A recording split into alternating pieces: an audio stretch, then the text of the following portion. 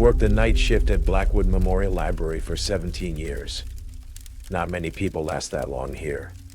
The day shift librarians come and go. Fresh faces with new degrees and eager smiles. Their world is simple, normal, safe. My world starts at 10 p.m. when they leave. The library sits on the edge of town, where streetlights end and the old growth forest begins. A Victorian monstrosity built in 1887 by my great-grandfather, Thomas Blackwood. Few connect the name to me. I prefer it that way. Most assume being a night librarian is boring, just shelving books in an empty building. They're wrong. The library is never truly empty after midnight. The first time I heard it, I was 23, a soft rustling from biographies, like someone turning pages. When I checked, there was no one there. You learn to recognize the sounds, the normal ones. Heating system groans, elevator hums, pipes knocking. And then there are the other sounds, pages turning when no one's there, whispers between stacks, footsteps that stop when you turn around. I'm writing this as a guide for whoever replaces me. The hiring manager probably told you this was cushy. They didn't mention the rules.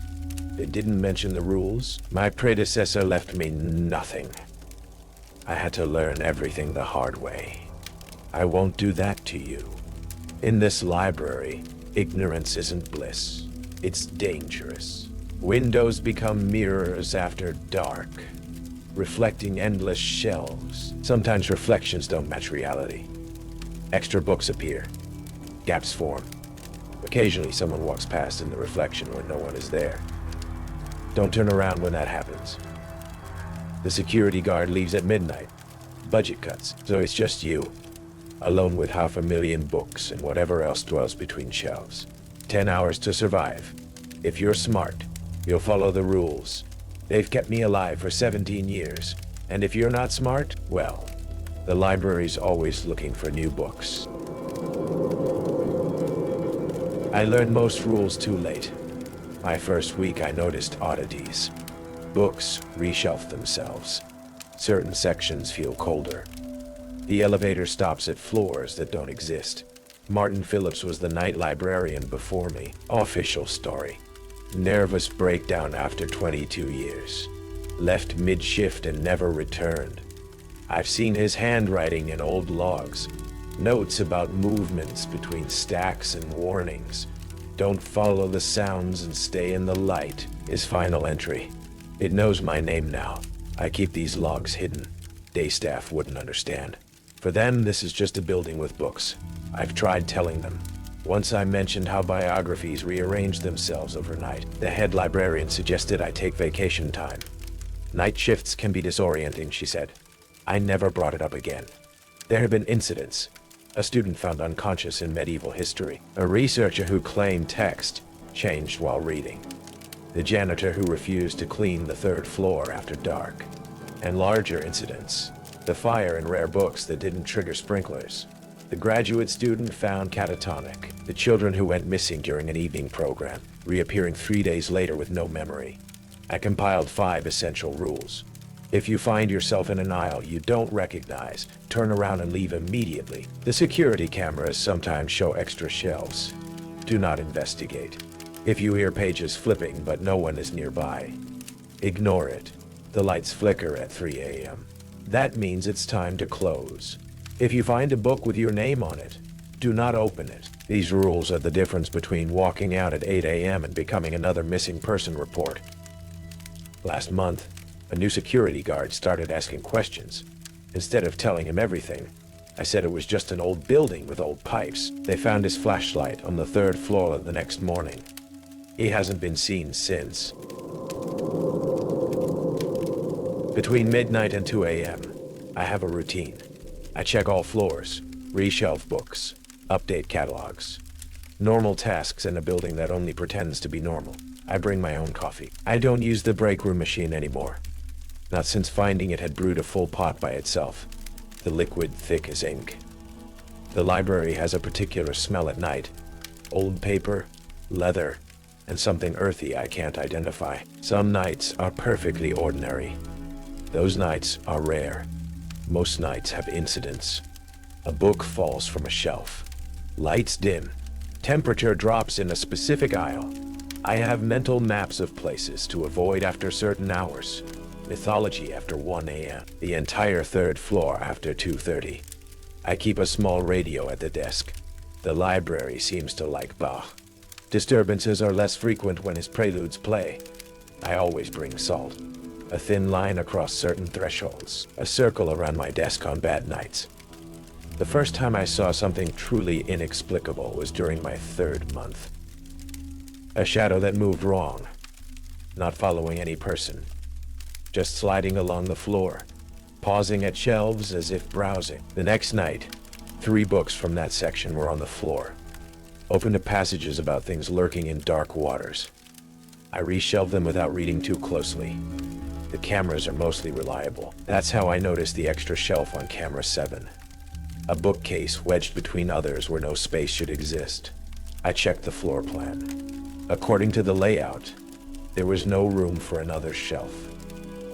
Yet there it was on camera 7. I should have followed rule 2. Do not investigate. But this was early in my tenure. I grabbed my flashlight and headed toward the reference section. The reference section looked normal when I arrived.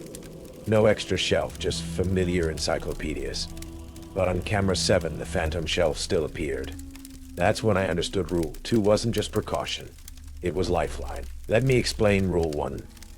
If you find yourself in an aisle you don't recognize, turn around and leave immediately. The building changes after midnight. An aisle might seem longer. By 2 a.m., entire sections shift. New corridors open. By 3 a.m., parts of the library don't correspond to any architectural plans. 2 years in, we hired an intern, Morgan, studying library science. She lasted 3 weeks. During her final shift, she went to reshelve in psychology and disappeared for 40 minutes. I found her in the children's section, shaking uncontrollably. The shelves wouldn't end, she kept saying. And then I saw myself. But I was wrong. My eyes were... She shuddered. Morgan never returned. I've had my close calls. Once, shelving in American history, I noticed the aisle growing longer with each step. I immediately turned back. Behind me, footsteps matched my pace. I kept my eyes forward until I reached the main desk. We've lost 3 pages and 1 janitor to unknown aisles. People who didn't know to turn back. Last year, I found my great-grandfather's original blueprint. It showed 7 floors, not 4. A note. Floors 5-7 removed from final construction due to structural concerns. But sometimes, late at night, the elevator buttons light up for floors that don't exist. Strange classification numbers appear after 2 a.m. Regular Dewey Decimal numbers interspersed with symbols I've never seen. Books with these designations appear and disappear throughout the night. I've started mapping the shifting layout. There's logic to it. The library doesn't transform randomly. It follows rules of its own. Or maybe that's just what it wants me to think. Rule 2 exists for a reason. The security cameras sometimes show extra shelves. Do not investigate. The cameras show more than extra shelves. Sometimes extra rooms, corridors that don't exist, doors where there should be walls. Ask David Chen, head of security 6 years ago. One December night, he noticed an extra glass case in special collections on camera 12, filled with glowing books. I'm going to check it out, he said after confirming it wasn't a glitch. I watched him on monitors. Camera 11 showed him entering special collections. Camera 12 showed him walking past where the case should be. There's nothing here. His voice crackled through the radio. On camera 12, I could see the glass case behind him, pages flipping rapidly. David, I said, the case is right behind you. He turned, saw nothing, then froze. Hearing something I couldn't, he walked forward, straight through where the case appeared on my screen. The moment he passed through, both he and the case vanished from camera 12. 3 days later, morning staff found his flashlight on a table in periodical. David himself was never found. The anomalies follow patterns. They last exactly 9 minutes and 27 seconds. Why that duration? The library has its own mathematics. Sometimes cameras show people after hours. Patrons browsing shelves. Their movements are too smooth. Occasionally, one will turn their head a full 180 degrees and stare directly at the camera. Last month, camera 9 showed 7 books sliding out from an extra shelf. The first letter of each title spelled, "Find Us." 3 weeks ago, I noticed something troubling. Every camera had a hand pressed against the lens from the other side. The next night, the anomalies resumed. But the barrier had thinned. I knew near, but the barrier had thinned. Whatever existed on the other side wasn't content to wait any longer. It was finding its own way through.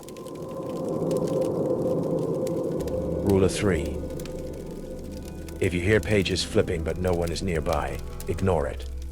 During my second month, I noticed deliberate page turning from various sections. The first time I investigated, I found an art history book open on a table, pages turning by themselves. I've learned to distinguish different types of readers by their sounds. The scholars are most common and least dangerous. Their page turning is methodical. They prefer educational materials and always return books properly. The skimmers are faster, more erratic. They favor reference materials. Then there are the devourers. Their page turning starts slowly, but accelerates until pages flip at impossible speed. They prefer obscure philosophy and special collections. If you hear pages turning with increasing speed, walk away immediately. 5 years ago, a graduate student named Elliot was working late. I found him staring at a book with pages turning rapidly by themselves. "They're reading to me," he whispered. "They're showing me what's between the words." When I turned him away from the book, his pupils were dilated until almost no iris was visible. Text scrolling across the black surfaces. The book slammed shut. Elliot collapsed unconscious. He woke up 2 days later with no memory of the incident, complaining of words that crawl. He dropped out the following week. 3 months ago, I found a bookmark in a book read by a devourer. Made of thin, translucent material, it contained a message. "We see you watching. We know you listen. Soon we'll turn your pages too." Last week, I heard writing from the empty biography section. Later, I found a biography of my great-grandfather with fresh ink on the final page. He built the library to keep them contained, not to let them out. When I woke the next morning, my fingers were stained with ink I couldn't remember using. Rule 4. The lights flicker at 3 a.m. That means it's time to close. At precisely 2:57 a.m., lights flicker 3 times. You have 3 minutes to prepare. My routine is precise. I close any books, shut down computers, ensure all doors between sections are closed. I return to the main desk, switch on the brass lamp, the only light that never flickers, and wait. At 3 a.m., the overhead lights go out. For 27 minutes, the library changes. The first time it happened, I was unprepared. I heard thousands of books shifting on shelves in perfect unison. My flashlight caught shadows moving between stacks, too tall and fluid to be human. At 3:27 a.m., the lights returned. I checked security footage the next day. Between 3:00 and 3:27 a.m., all cameras showed static. Frank Torres, the night janitor, ignored my warning one March night and stayed to clean the 3rd floor past 3 a.m. I heard his cleaning cart crash upstairs, followed by his fearful voice, suddenly silenced. Breaking protocol, I went looking for him. On the 3rd floor, I found his cart tipped over near the bathroom. From beneath the closed door, dark liquid spread across the floor. Inside, no Frank. But when my flashlight passed across the mirror, it didn't reflect the bathroom. It showed the library with 7 floors, shelves stretching to impossible heights, and tall figures with too many limbs examining books. In the center stood Frank, frozen in terror. I stumbled backward, dropping my flashlight. Something cold brushed my face. Not a hand, but something with too many fingers. A voice whispered. He stepped through. "Will you follow, librarian?" I ran back to the desk. At 3:27 a.m., the lights returned. Frank never came down. 3 days later, all bathroom mirrors cracked simultaneously. In one, I found a handprint pressed from the other side, with too many fingers. Sometimes at 3:13 a.m., I see dark liquid seeping from between certain books, thick like ink, but smelling like blood. I started to understand fragments of the whispers that fill the library during the dark hour. According to a book on ancient languages, the words haven't been spoken by humans in 12,000 years. But something in this library still speaks it, and I'm beginning to understand what they're saying. Rule of 5. If you find a book with your name on it, do not open it. These books simply manifest on shelves, as if they've always belonged there. The first one I found wasn't mine. A burgundy volume with Marjorie Winters in gold script. Marjorie was a regular patron. When I reached to open it, static electricity ran up my arm, and I returned it unopened. Marjorie never returned. 2 weeks later, her obituary appeared in the paper. More books appeared for other patrons. Each time, something happened to the person. Michael Chen abandoned his doctorate. Dr. Harrison became obsessed with excavating her basement. Thomas simply vanished. I began quarantining these books behind the reference desk. Then Patricia Moore found hers before I could intercept it. "Look at this," she laughed. "Someone's idea of a joke. Put it back," I warned. She opened it anyway. Her expression changed instantly to shock. "It has everything," she whispered. "My whole life. Things nobody knows." Her fingers trembled as she turned pages. "It has things that haven't happened yet." She slammed the book shut and left. She resigned the next day, leaving no forwarding address. I developed a theory. These books aren't predictions. They're contracts. By opening the cover, you consent to the story written inside. Yes, mine appeared 3 years into my employment. A black leather volume with silver embossing. Jonathan Blackwood. I've never opened it, but it reappears with increasing frequency. Recently, the blank cover changed. Below my name, gold script appeared. "Time is running out at 3:01 a.m. last night." My locked drawer opened by itself. My book rose into the air, pages turning toward the end. A pen hovered before me, offering itself. The book had turned to a signature line on the final page. I didn't sign. At 3:27 a.m., the book fell to the desk. I still haven't looked inside. Last week, a black leather book appeared on new arrivals. As I watched, gold lettering slowly formed a name. The name of my replacement. Your name. When you arrive for your first shift, it will be waiting. Remember Rule 5. If you find a book with your name on it, do not open it. Some stories are better left unread. 2 months ago, Blackwood Memorial hired Iris Chen as assistant night librarian. I noticed her hunger immediately.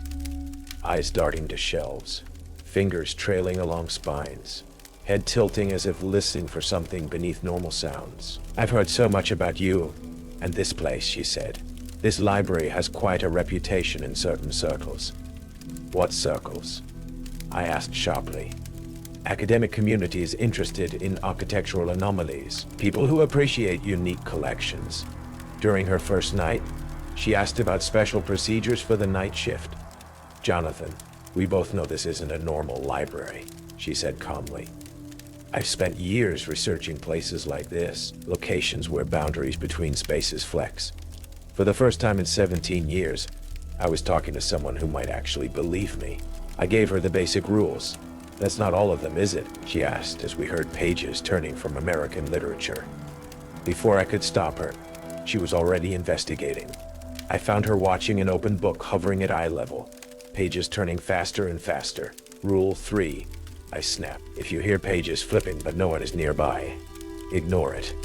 The book slammed shut and fell to the floor. Then it began to change, the cover bubbling, splitting open like a mouth. A vibration emerged that resonated in my bones. I pulled Iris to safety. "You could have been killed," I said, By a book? She looked confused. By what's inside the book? I told her everything. The shifting aisles, camera anomalies, the invisible readers, the 3 a.m. darkness, the personal books, all the rules I'd learned over 17 years.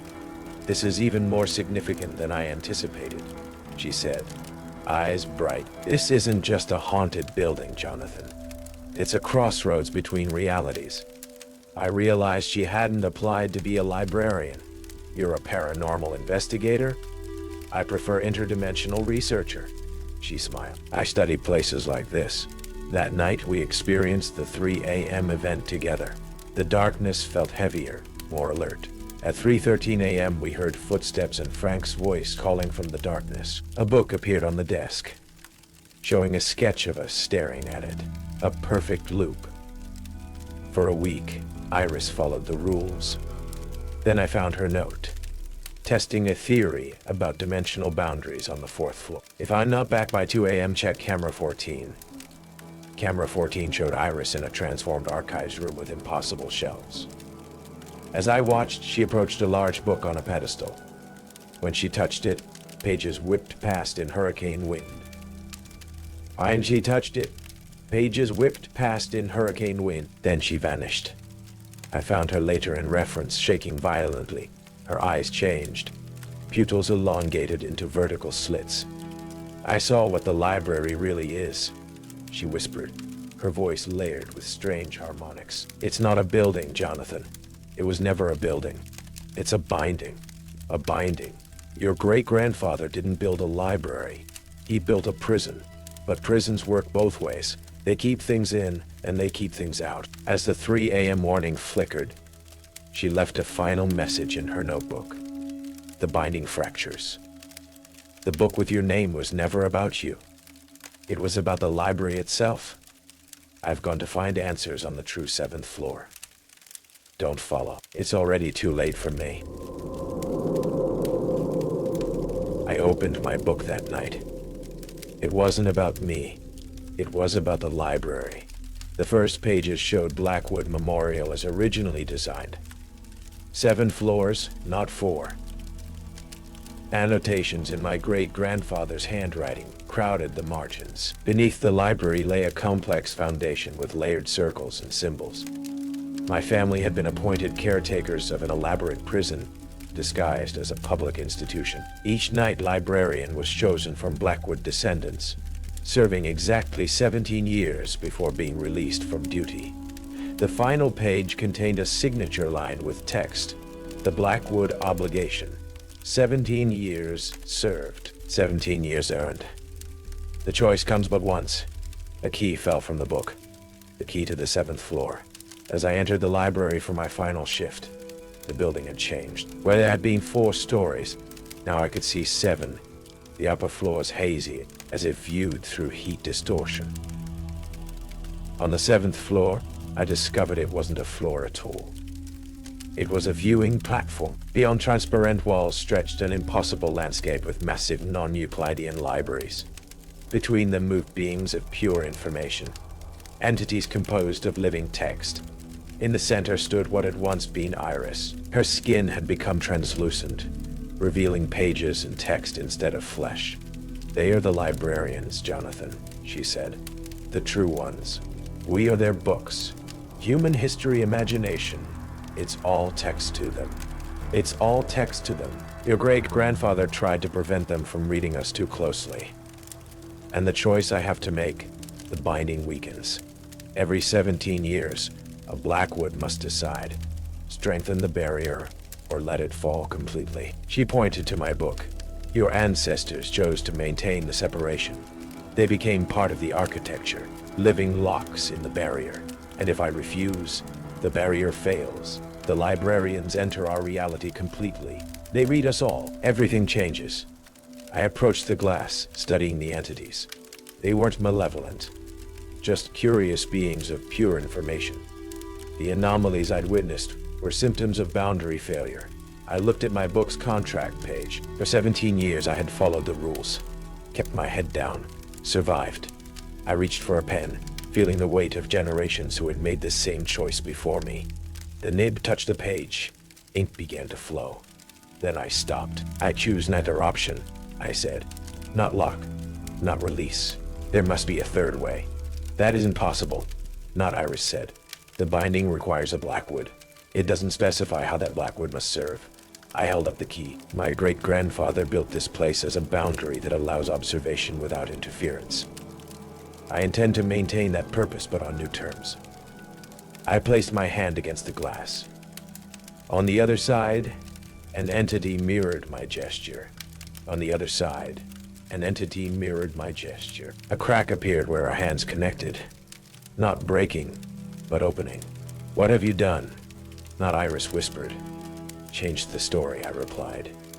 The entity extended itself through the opening, not to consume, but to communicate. I reached out in return.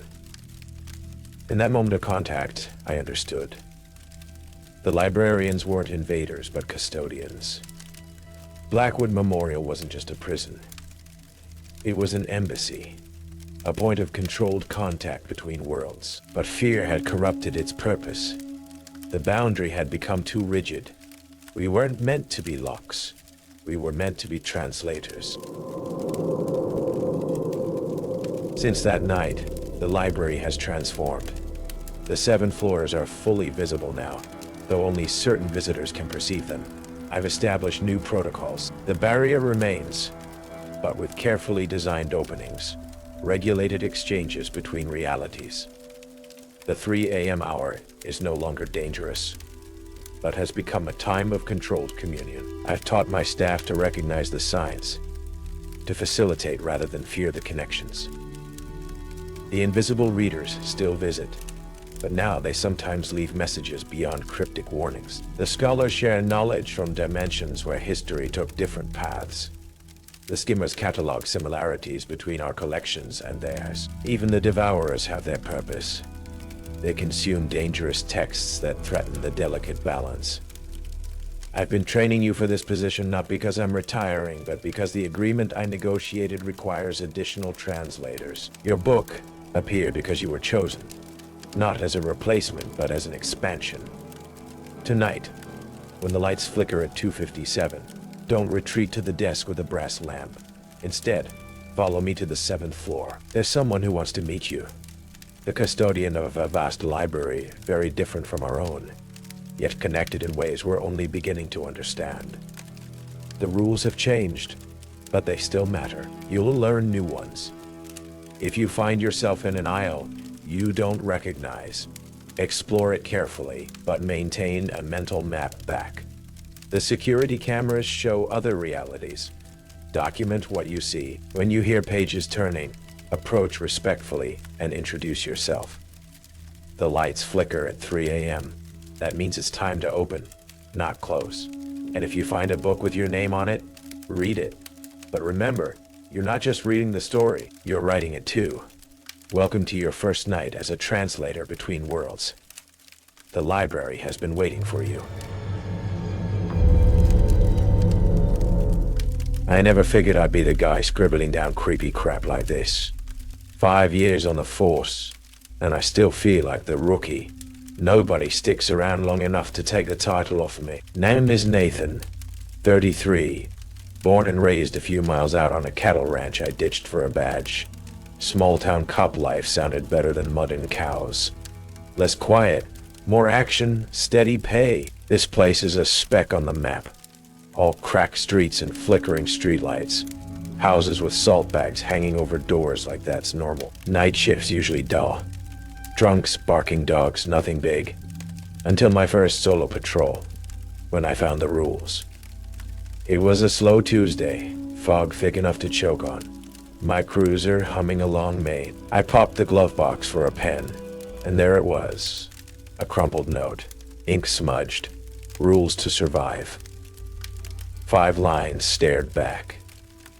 If you see someone walking alone past midnight, they're not human. Never pull over a car with blacked out windows. The streetlights will flicker before they come. Stay inside your patrol car. If your radio starts playing static, do not respond. The mayor's house is always empty at night. Do not investigate. I laughed. Small town hazing, right? Screw that, I muttered, tossing it on the dash next to my coffee. Clock hit midnight, and the streets went dead. No cars, no dogs, just fog curling like smoke. Then I saw him.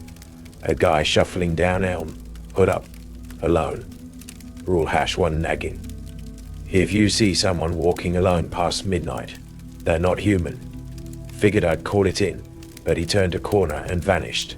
Gone like the fog ate him. I rubbed my eyes, muttering, what the hell? Streetlights buzzing overhead, steady for now.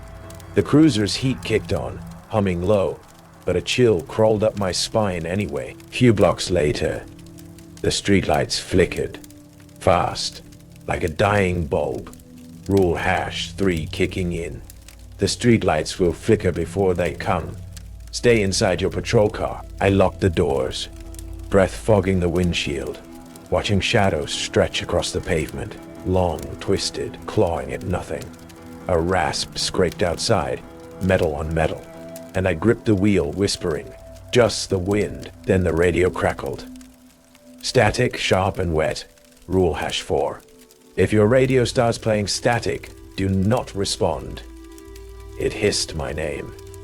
Nathan, low, like it came from under the seat.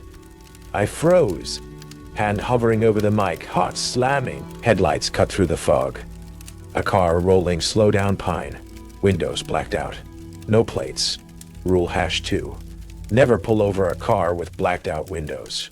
I let it pass, but it stopped 50 feet ahead, engine off, windows glinting like oil slicks. Something moved inside. Too tall, too thin, and a shadow oozed from the crack, dripping onto the asphalt.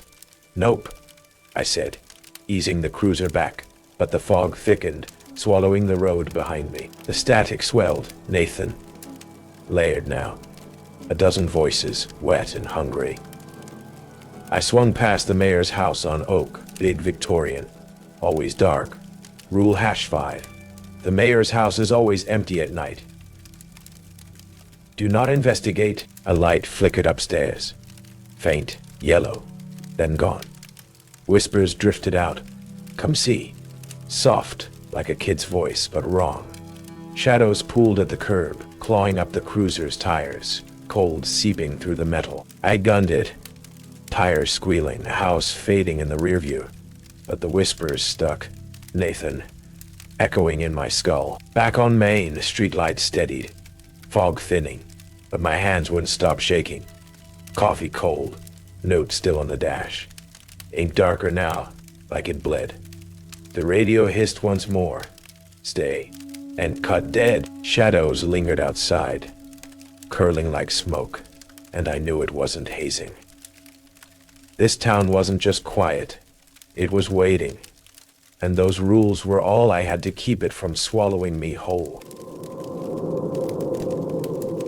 I didn't sleep after that first shift, just sat in my trailer, coffee gone cold, staring at the rules I'd shoved in my pocket. The paper felt heavier, ink smudged like it'd been wet. Nathan, still buzzing in my ears, low wet, like it came from the walls. Should I have called in sick, but I'm too damn stubborn. Next night, I rolled back into town, cruiser lights cutting through fog thicker than mud. The rules taped to the dash now. Rule #1 glaring. If you see someone walking alone past midnight, they're not human.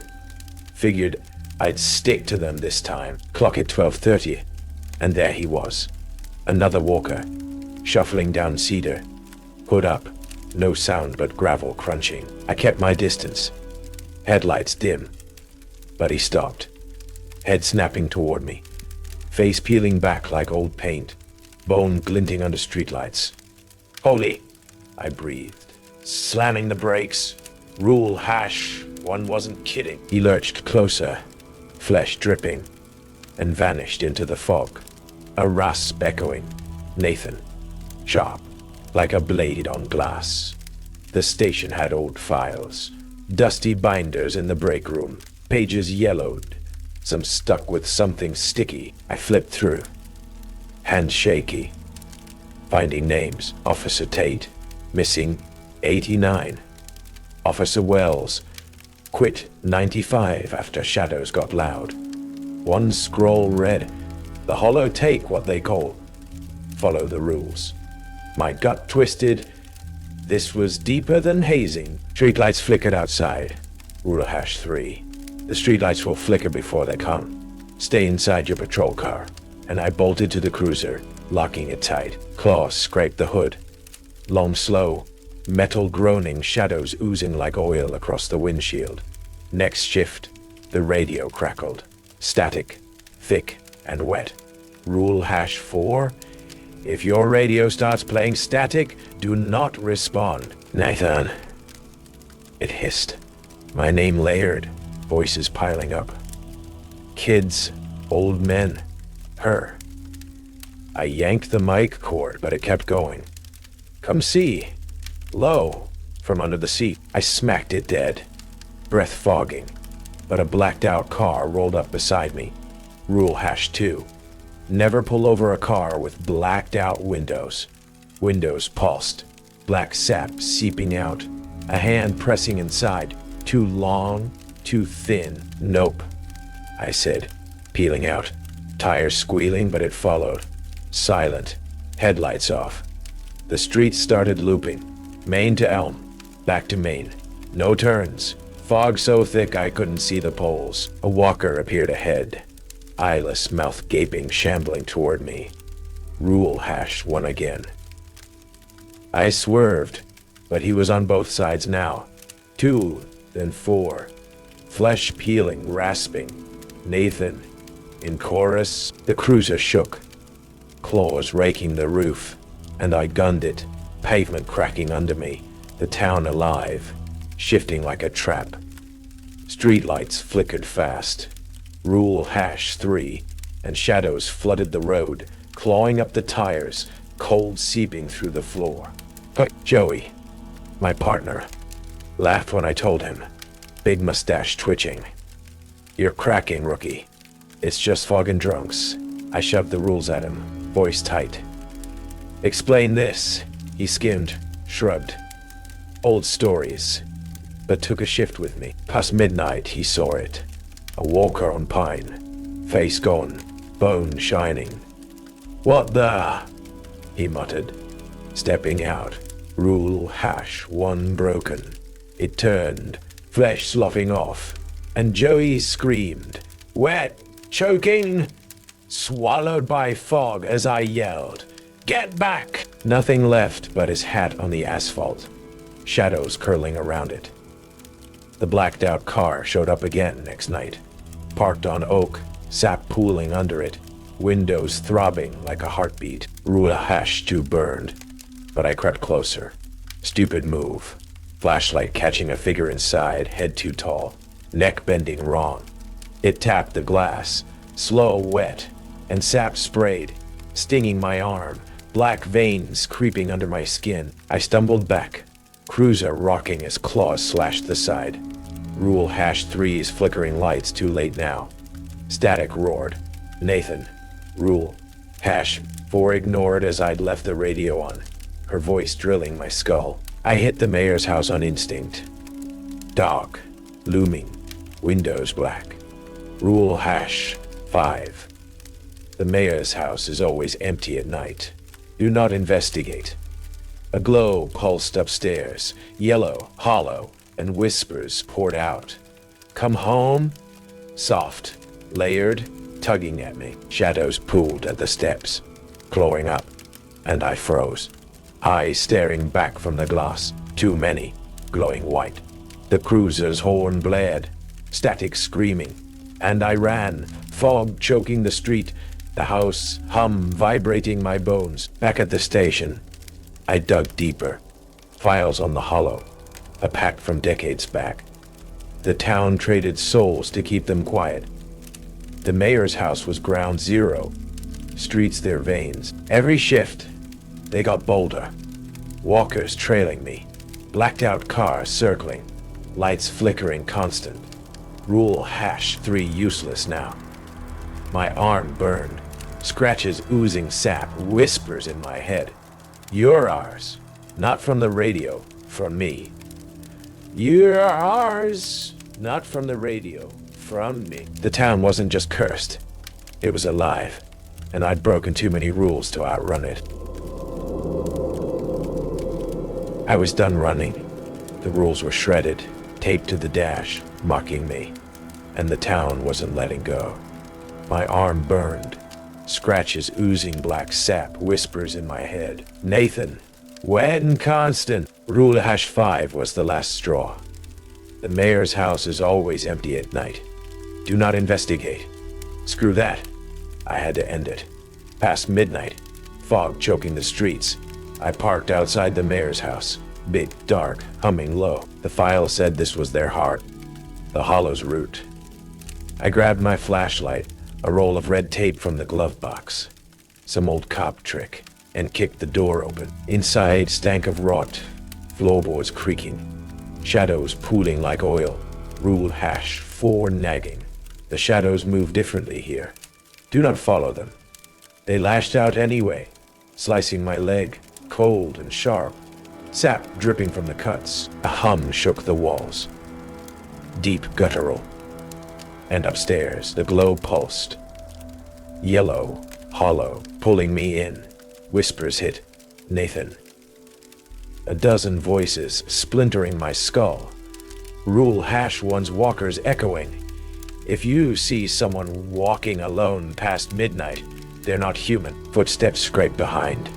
Joey, eyeless, flesh peeling, shambling down the hall. Come home. Her voice through his throat. I bolted upstairs, flashlight shaking, the hum deafening now. Streetlights outside flickered. Rule #3. The streetlights will flicker before they come. Stay inside your patrol car. But I was too deep. Asphalt splitting below, tires screeching as my cruiser rocked. The hollow rose from the shadows. Skeletal, 7 feet tall, eyes hollow and glowing, claws dripping sap. Mine. It rasped, voice fracturing my thoughts, and lunged, claws slashing my chest, cold fire searing through. I swung the flashlight. Crack, sap spraying, his arms sizzling, but it laughed, wet and low. The radio in my pocket blared, static screaming. Nathan. Rule #4. If your radio starts playing static, do not respond. I answered, get out. Voice raw, breaking it. And the hollow's eyes flared, whispers flooding. You're ours. Inside my head, a blacked out car crashed through the wall. Rule #2. Never pull over a car with blacked out windows. Windows oozing, sap flooding the room. A figure lurching out, head too tall, bending wrong. It grabbed me, claws sinking into my arm, sap mixing with blood, and I kicked free. Red tape spilling from my pocket. The house shook, walls cracking, streets outside splitting wider, walkers chanting Nathan. Rule #1 everywhere now. I tore the tape, wrapping a circle around me. Old superstition. And the hollow hissed, claws burning where it touched, ash flaking off. Not yours, I spat, shoving the flashlight into its chest. Metal sank deep, sap exploding, its scream shattering glass, a sound like bones snapping and flesh tearing. Joey's corpse lunged, claws outstretched, and I slammed the tape across his chest. Crack, sap gushing, body crumpling. The hollow towered closer, claws at my throat. Ours, whispers drilling, tempting me to give in. I bit my lip, blood dripping, and looped tape around its legs. Ash swirling, burning brighter. The car's hum peaked, sap flooding higher, and I yanked a rusted candelabra from the wall, jamming it into the hollow's chest. Sap erupted, its roar shaking the house, collapsing into mist. The streets stilled, lights steadying, fog thinning, Joey's hat rolling across the floor. The only sound left. I staggered out, blood and sap cacking my hands, the cruiser dented but alive. The hollow was gone, burned out, taped down, rules broken but beaten. right? My scratches pulsed, black veins creeping, a faint whisper, Nathan. Soft, like a promise. I drove off, town quiet, shadows still in the corners of my eyes. Maybe I'd won, or maybe I just bought time. Either way, the night wasn't done with me yet. I limped out of the mayor's house, flashlight dead, and slick with blood and sap, the cruiser waiting like a beat-up lifeline. The town was silent, streetlights steady, fog peeling back. No whispers, no hum, just my boots crunching gravel. Rule #5. The mayor's house is always empty at night. Do not investigate was a busted line now, but I'd torched the hollow, taped it down, watched it dissolve. Had to be over, right? I drove home, trailer lights flickering, and burned the rules in the sink, flames licking the paper to ash. Good riddance, I muttered, voice scratched raw, and quit the next day. No notice, just gone. Moved to the city, crappy apartment, horns blaring outside, a warehouse job stacking boxes. No fog, no shadows, just noise to drown out the quiet I'd grown to hate. The scratches on my arm scabbed over. 3 claw marks, itching like hell. But I kept my sleeves down, ignored the burn. Nights were beer and TV. Joey's eyeless face fading. The hollow's claws a bad dream. But sleep brought static. Rule #4 echoing. If your radio starts playing static, do not respond. Whispers hissing. Nathan, wet, soft, waking me in a sweat. Scratches warm and pulsing. A week later, my neighbor, a chain-smoking vet, mentioned something offhand. Saw a guy walking alone last night, past midnight, no face under the hood. Rule #1 hit. If you see someone walking alone past midnight, they're not human. And I laughed, shaky. Probably drunk, I said, but my gut nodded. That night, streetlights flickered outside. Rule #3. The streetlights will flicker before they come. Stay inside your patrol car. And shadows clawed up the walls, long and twisted, curling like smoke. Rule #4 again. I locked the door, but a hum started. Low sour, vibrating the floor. Dreams got worse. Blacked out cars rolling slow, windows oozing sap. Rule #2. Never pull over a car with blacked out windows. And I'd wake, counting breaths, whispers lingering. Come home. Soft, her voice now. The scratches bled one night. Black sap, not blood, staining my sheets. And I scrubbed them, cursing under my breath. My old radio unplugged in a box, crackled. Static spitting, Nathan. Rule #4 haunting me. I smashed it. Plastic splintering, but the whisper stayed. You're ours. Inside my head, not the air. Work kept me steady. Boxes don't claw. But a coworker left a tabloid on the table. Some blog leak. Town cops vanish after hollow shifts. Rules don't save you. My stomach dropped. Tate, Wells, others all gone eventually. I checked my phone later. A selfie from the warehouse.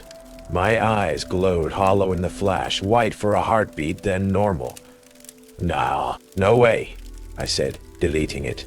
But the scratches flared, sap oozing onto my fingers, sticky and warm. Fog rolled in one night, thick, choking the city, and a thud hit the roof. Slow, clawing, like metal bending. I grabbed a bat, heart pounding, but the window showed nothing, just mist and neon. A shadow stretched across the floor, too long, claw-like. Rule #4 again, and I swung, back cracking plaster, the shape snapping back. The blacked-out car flashed in my mind. Sap pooling. And I poured salt at the door. Old habit, but it melted into sludge, stinking of rot. A knock came. Nathan, it's me. Joey's voice, low and wrong, layered with hers. Rule #1 burning. I peeked through the blinds. Fog pressed close, a figure swaying, tall, eyeless, shadows trailing. The scratches bled harder, sap dripping, my reflection in the bat showing hollow eyes. Rule #5's curse creeping in. Stay out, I whispered, voice breaking, and the knocking stopped, replaced by static, buzzing the walls. I sat there, bat in hand, fog clawing the glass. The city no safer than the town. The hollow wasn't gone. It marked me, and those rules were its leash, pulling me back. The scratches on my arm oozed, sap, black, thick, dripping to the floor. Rule #2's curse alive. Never pull over a car with blacked out windows. A hum started outside. Low, wet, like the mayor's house. Rule #5. The mayor's house is always empty at night. Do not investigate. Streetlights flickered. Rule #3. The streetlights will flicker before they come. Stay inside your patrol car. And shadows stretched across the room, clawing up my legs. Rule #4. The shadows move differently here. Do not follow them. A thud hit the ceiling. Slow, dragging, claws scraping plaster, dust falling. Fog thickened, and a figure loomed outside. Tall, eyeless, whispering. Nathan, Rule #1. If you see someone walking alone past midnight, they're not human. More joined. Walkers chanting my name, flesh peeling in the mist. My radio buzzed, static screaming. Nathan, Rule #4 broken again as I rasped. Who's there? My voice not mine. Hollow now. The scratches burned, sap flooding my veins, hands turning claw-like, skin hardening like asphalt. The mirror showed me. Eyes glowing hollow, white and endless. The hollow staring back. No! I croaked, bat slipping, and blacked-out cars circled outside. Windows oozing, engines humming her hum. Shadows lashed, coiling my arms, pulling me to the window. Fog swallowing the city. The town's streets cracking through. Hours. Her voice rasped inside my skull. And I answered, yes, all rules gone. The mayor's house loomed in my mind. Alive, pulsing, its glow flooding my eyes. I'm still on the night beat. The hollow now me, my voice whispering. Nathan, calling from the fog, from the shadows. The rules were a trap, not a shield, and I'm their voice now, waiting. If you see a walker past midnight, hear static on your radio, or pass a car with blacked out windows, run. I'll find you anyway, claws dripping, eyes hollow, patrolling streets that never end.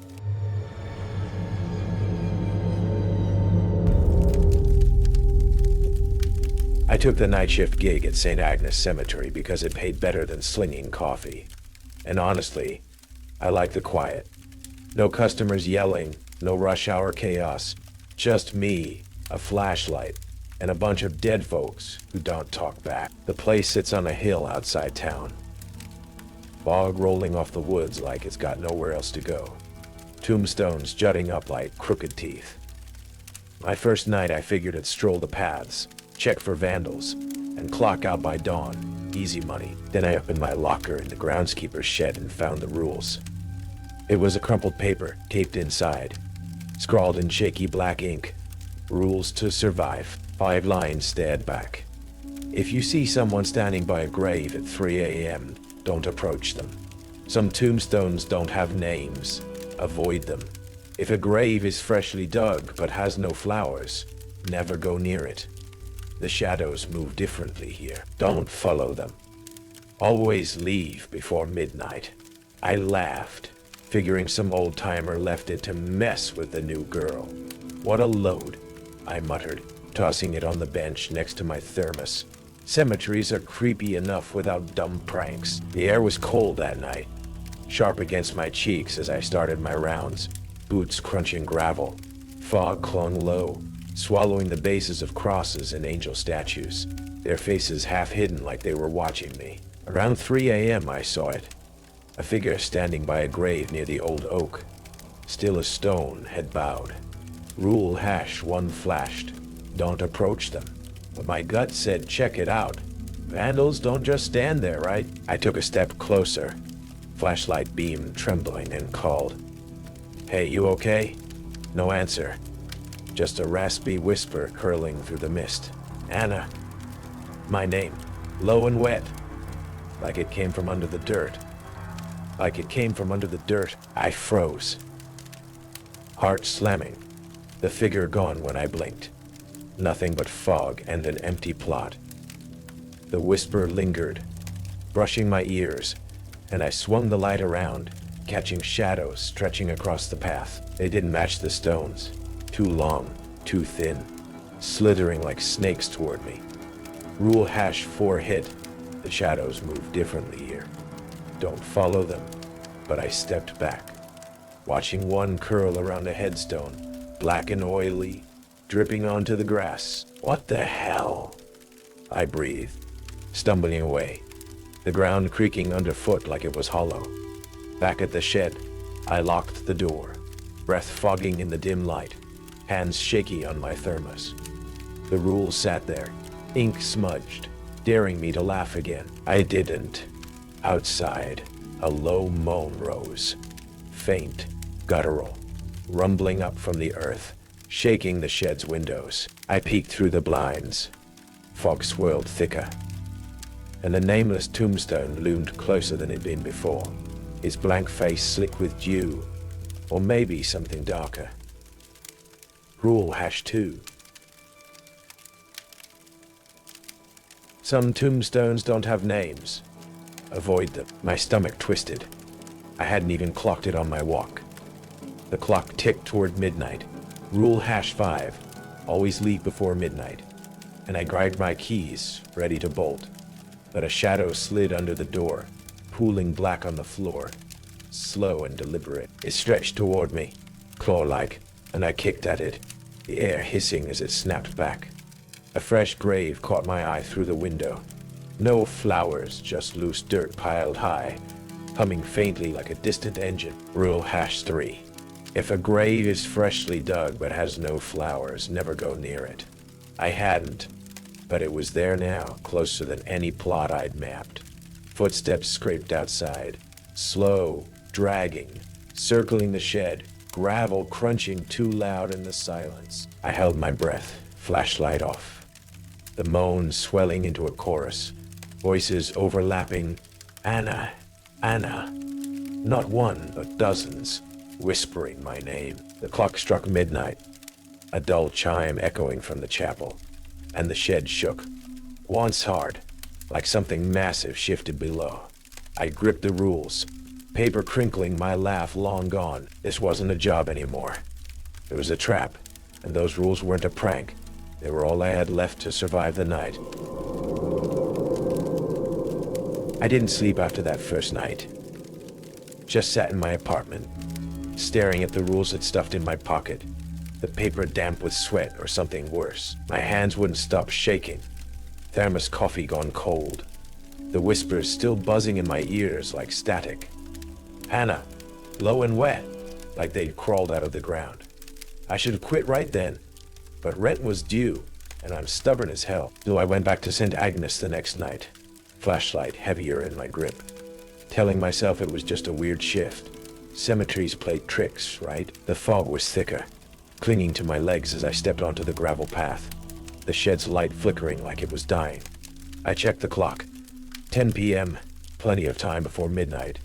Rule #5 nagging at me, always leave before midnight. The nameless tombstone was closer now, maybe 10 feet from the shed, its blank face glistening, wet streaks trailing down like tears.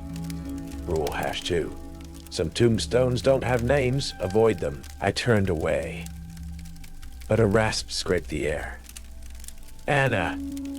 sharp from its direction, and I froze, my name echoing off the stones.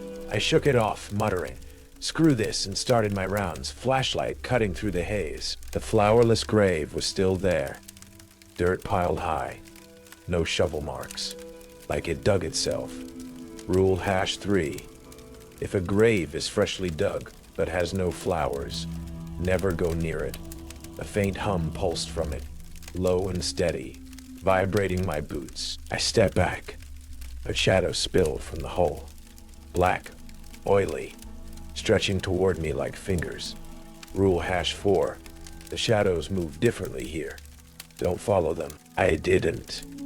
But they curled anyway, brushing my ankle, cold as ice, and I bolted down the path. The cemetery logs were my next move. Old binders in the shed, dusty and warped. Some pages stuck together with something sticky. I flipped through, hands trembling, finding names of past keepers. John H., missing 92. Clara T., quit 98 after. Shadows got loud. One entry smeared with brown. Red, the nameless take what they call. Don't break the rules. My gut twisted. This wasn't a prank. It was a warning, and I'd already screwed up half of it. A thud hit the shed door, slow, heavy, like a fist testing the wood. I peeked out. Nothing but fog, and that damn tombstone. Closer again, 5 feet now. Ben, the day shift guy, showed up early next night. All grins and dumb jokes. Heard you had a spooky one, Anna. Ghosts messing with you. I shoved the rules at him. Voice tight. Read this and tell me it's funny. He skimmed it, chuckling. 3 a.m. Shadows? You're nuts, but promised to check it out. At 3 a.m., I saw him through the shed window, strolling toward a figure by the oak. Rule #1. If you see someone standing by a grave at 3 a.m., don't approach them. Benno! I yelled, banging the glass. But he waved me off, cocky as hell. The figure turned, tall, gaunt, face a blur, and Ben screamed, a wet choking sound, swallowed by the fog as he vanished. I ran out, flashlight shaking, gravel crunching too loud, but he was gone. No blood, no tracks, just the oak creaking overhead, branches swaying with no wind. Shadows slithered across the path, faster now, pooling under my feet. Rule #4 again, and I stumbled back, heart slamming.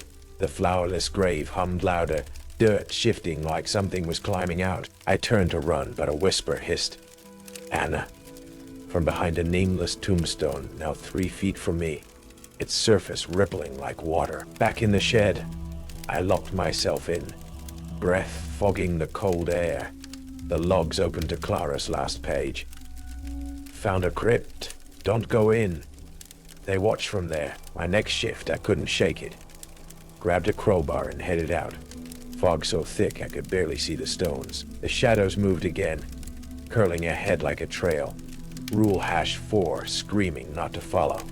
But I did, tracing them to a sunken crypt, its iron door ajar, mist leaking out like breath. A moan rumbled inside, deep, hollow, shaking my bones, and I gripped the crowbar tighter.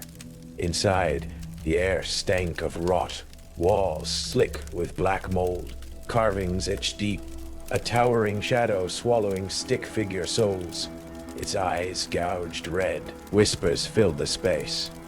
Anna, Anna. A dozen voices, wet and overlapping, drilling into my skull. I swung the light. A nameless tombstone stood in the center, pulsing faintly, my reflection in it showing black, hollow eyes staring back. Rule #2 broken just by looking. My nose bled, warm and coppery, dripping onto the stone, and it drank it, the pulse quickening. Footsteps scraped behind me, slow, dragging, and I spun, light catching a figure in the doorway. Ben, or what was left of him. His face was gone, just a blank stretch of skin, arms dangling, shadows oozing from his chest. Anna, he rasped. Her voice now, not his. Rule hash, one haunting me again. I swung the crowbar, cracking his shoulder, sap like blood spraying, but he lurched closer, hands clawing. The crypt shook, carvings glowing red, and I ran, tripping over roots that weren't there before.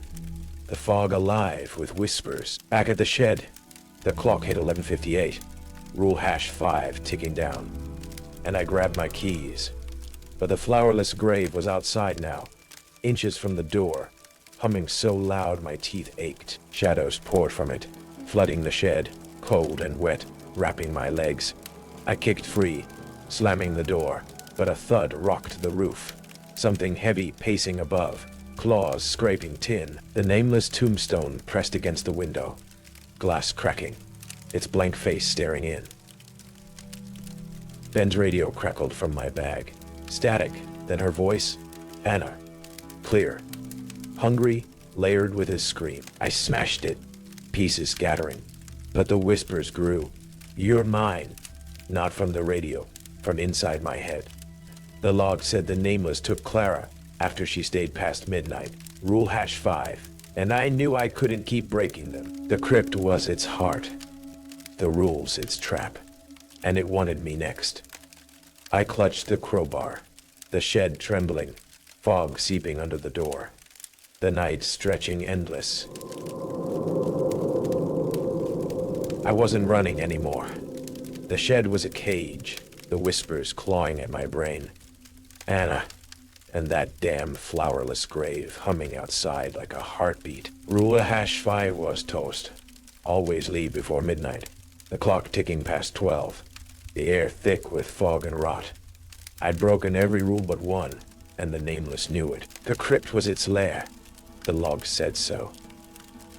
And if I didn't end this, it'd take me like it took Ben. I grabbed a crowbar, a bag of salt from an old kit in the shed, some trick I'd read about, and headed out, boots crunching gravel, the cemetery alive around me.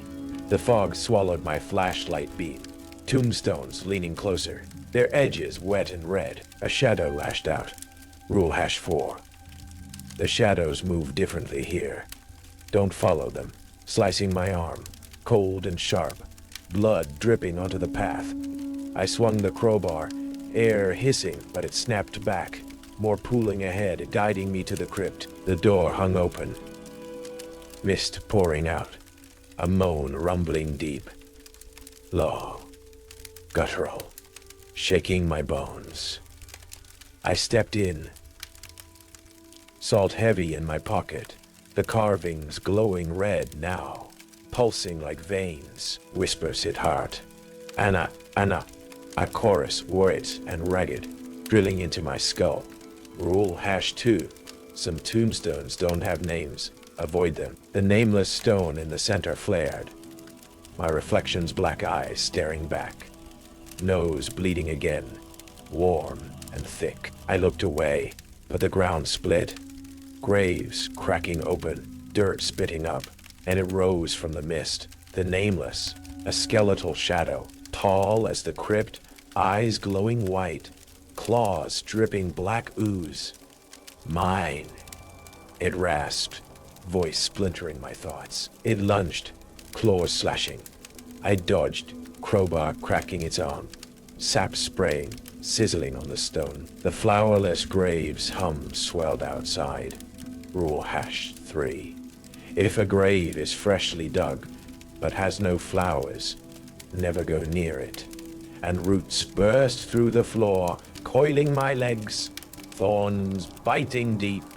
Get off! I yelled, breaking rule hash 1's echo. If you see someone standing by a grave at 3 a.m., don't approach them. As Ben's corpse staggered in, eyeless, mouth gaping, shadows oozing from his chest, he grabbed my arm, cold and wet, whispering, Anna. Her voice through his lips. I tore free, salt spilling from my pocket. I scooped it, hurling it at the nameless. It screeched, a sound like glass shattering and flesh tearing, ash flaking from its ribs as the salt burned.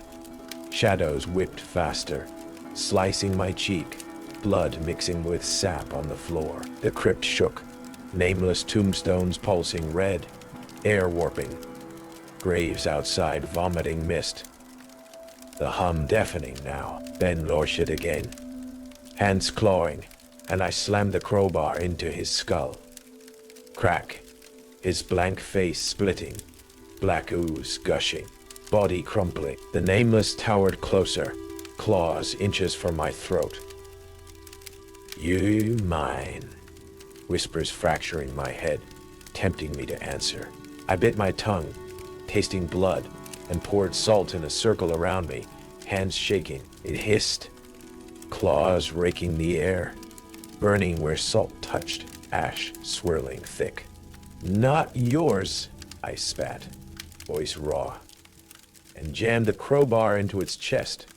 Metal sank deep, sap exploding, its scream shaking the walls, rocks tumbling, road slashed from the floor, thorns piercing my legs.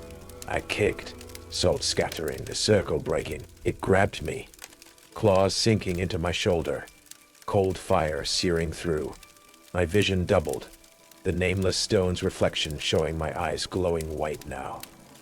Now, Anna, it whispered inside my skull, and I swung wild, crowbar cracking its jaw, teeth scattered, ooze splattering. The flowerless graves hum peaked, earth splitting wider, shadows flooding in. Rule hash 4 again, everywhere now. I yanked across from the wall. An old iron thing rusted, and stabbed it into the nameless chest. Salt clinging to the metal. It roared, ash erupting, claws thrashing, then collapsed, mist swallowing its form, the crypt stilling. Grace outside fell silent, the hum fading, tombstones dulling to gray. I staggered out, blood dripping, shoulders screaming, the fog thinning under a real moon. No extra glow, no whispers. The shed loomed ahead, door hanging open, my flashlight dead on the path. I sank against it, breathing hard, salt caked on my hands, the crowbar slick with ooze. It was over. Had to be. The nameless was gone, burned out. The rules gripped loosening, but my scratches pulsed, black veins creeping under the skin, and a faint whisper brushed my ear. Anna. Soft, distant like a promise. I wiped the blood from my face. The cemetery too quiet now. Shadows still in the corners of my eyes. Maybe I'd won, or maybe I just pissed it off more. I stumbled out of the crypt, crowbar dragging on the gravel, my shoulder throbbing like hell, blood and sap mixing down my arm. The cemetery was quiet, too quiet, no whispers, no hum.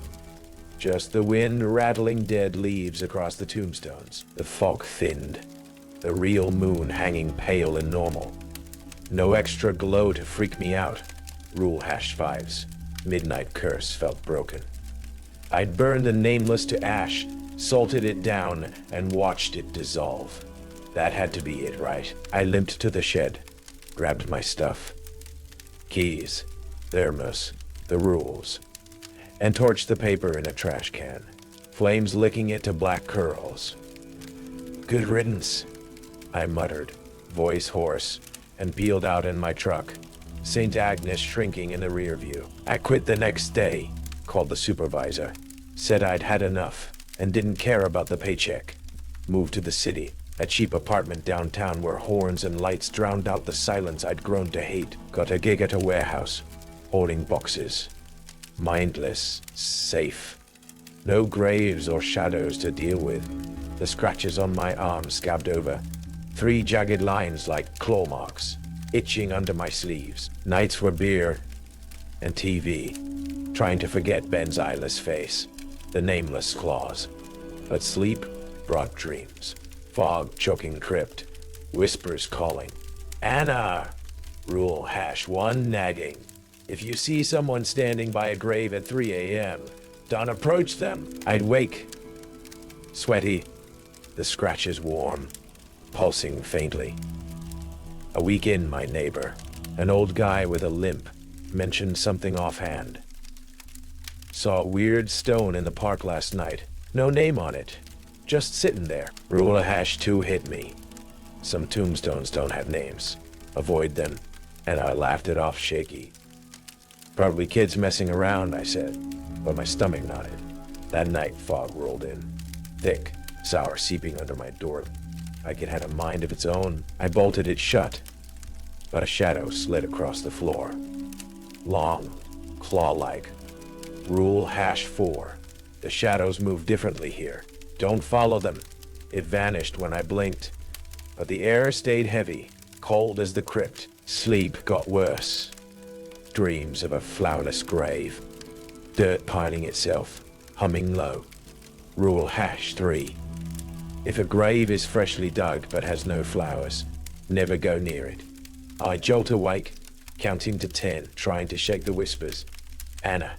That lingered after. The scratches bled one night, black sap staining my sheets. Not blood, and I scrubbed them clean, cursing under my breath. My radio crackled during a storm. No station, just static spitting. Anna. Her voice soft and hungry. I yanked the plug, hands trembling. The sound echoing in my skull anyway. Work kept me sane. Boxes don't whisper. But a coworker left an old newspaper on the break table. Some blog leak about St. Agnes. Gravekeepers vanish after surviving. Rules don't save you.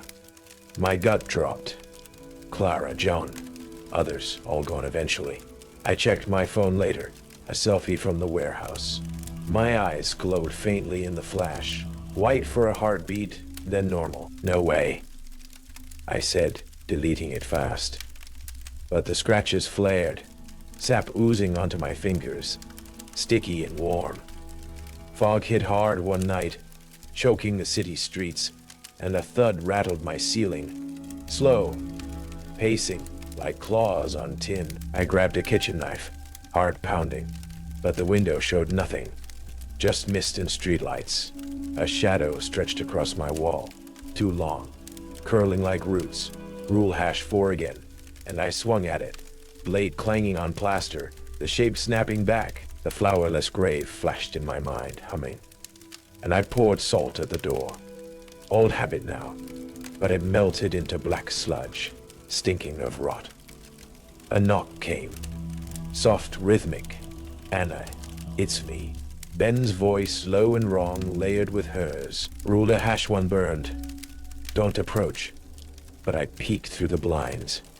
Fog pressed close, a figure swaying, tall, faceless, shadows trailing like smoke. The scratches bled harder, sap dripping to the floor. My reflection in the knife showing hollow eyes staring back. Rule #2's nameless curse creeping in. Stay out, I whispered, voice cracking, and the knocking stopped, replaced by a hum, vibrating the walls. I sat there, knife in hand, fog clawing at the windows. The city no safer than the cemetery. The nameless wasn't gone. It marked me, followed me, and those rules weren't protection. They were bait. My shadow twitched again, claws curling, and I knew it wasn't over. It'd wait, patient as death, whispering my name till I broke. I sat in my apartment, knife gripped tight, the fog pressing against the windows like a living thing. The scratches on my arm bled sap, black, thick, dripping onto the floor. Rule #2's curse alive. Some tombstones don't have names, avoid them. A hum started outside, low and steady, like that flowerless grave. Rule #3.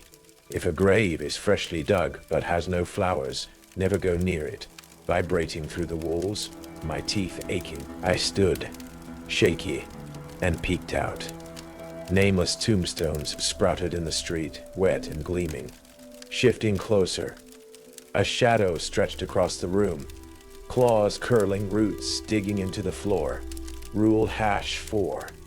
The shadows move differently here. Don't follow them.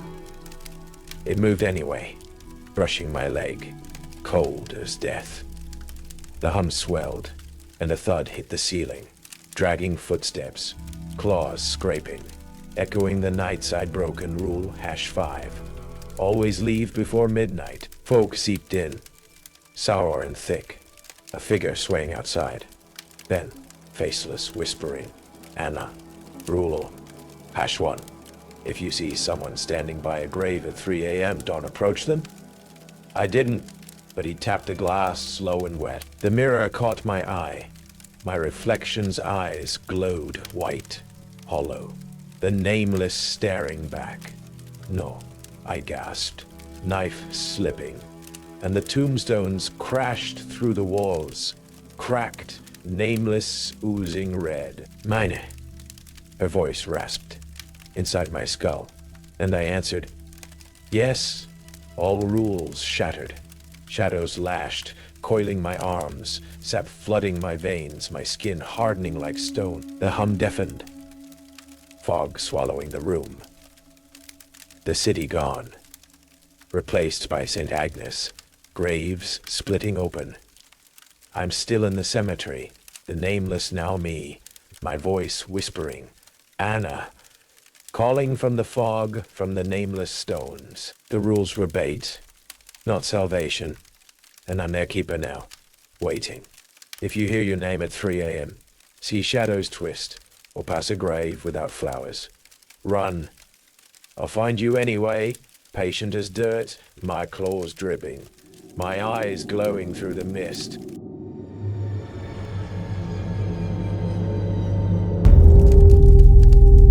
I wasn't expecting much when I rolled into this shithole town. Just another gig. Another stack of unsolved cases. Name's Laura Kane, 38.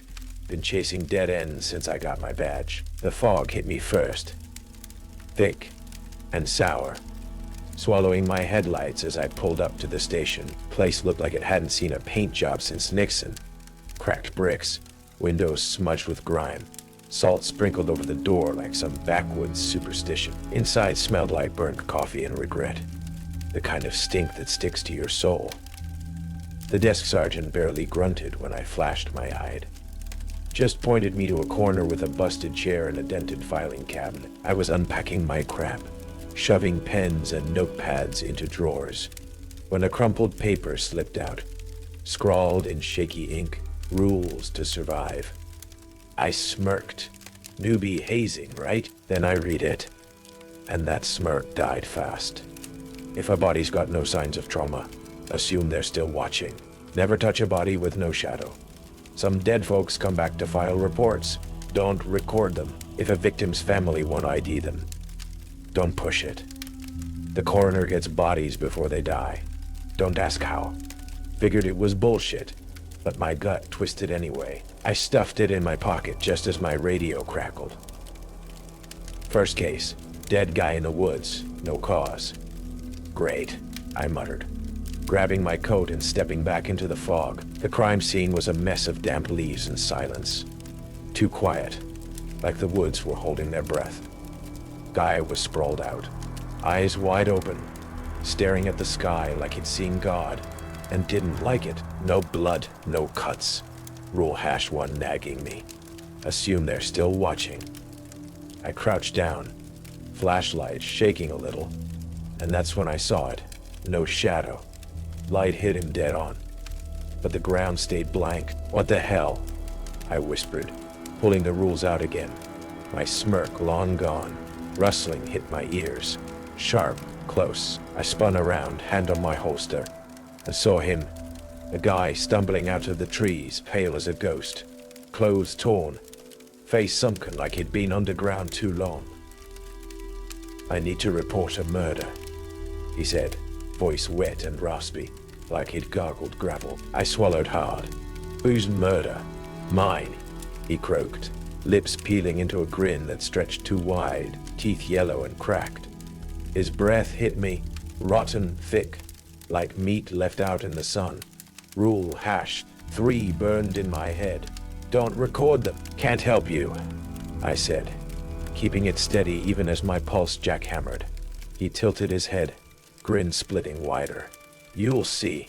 he hissed, then shuffled back into the fog, footsteps fading to nothing. I stood there, frozen, flashlight beam shaking in the mist. The body's eyes seemed to shift, locked on me now, and a low hum buzzed from the trees, like static off a busted radio. This wasn't some small-town prank. These murders weren't normal, and deep down, I knew I just stepped into something I couldn't outrun. Something watching me right back. I didn't sleep that night, just sat in my motel room. The dead guy's grin burned into my head, coffee going cold on the nightstand. The fog outside pressed against the window like it wanted in, and every creak of the shitty mattress sounded like footsteps. Those rules were crumpled on the table, ink looking wetter, like they'd been bleeding. Rule hash 1 stuck with me. If a body's got no signs of trauma, assume they're still watching. And I kept glancing at the mirror, half expecting those wide eyes to stare back. Next shift, I hit the station, hands shaky as I flipped through old case files. Yellowed pages, coffee stains, names scratched out. Found a report from '92. Detective Hargrove quit after bodies wouldn't stay put. Another from '87. Officer Pike, missing. Last seen at the morgue. A scribbled note in the margin. They watch you back. Follow the rules. My stomach flipped. This wasn't hazing.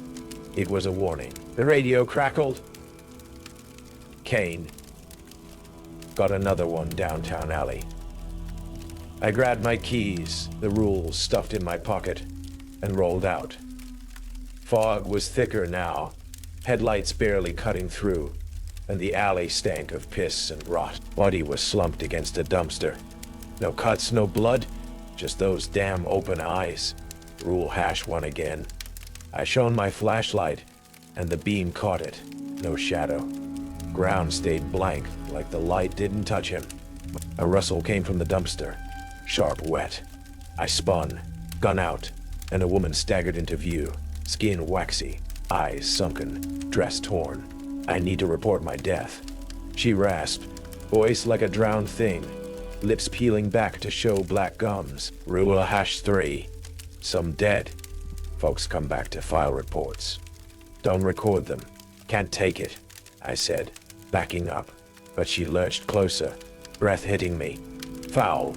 Like a sewer grate. You'll learn, she hissed, then melted into the fog, leaving a wet smear on the pavement.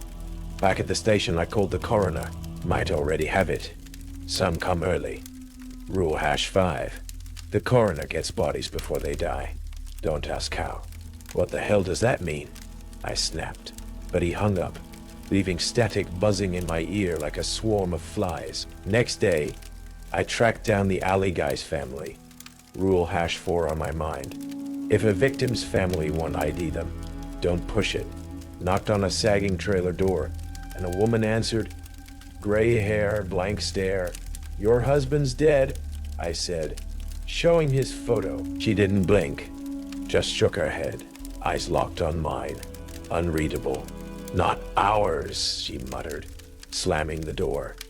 Her kid peeked through the window, same dead stare, and I felt their eyes boring into my back as I walked away. The morgue was my next stop. Cold, sterile, lights flickering like they were dying. Earl was hunched over a slab, humming off-key, scalpel glinting.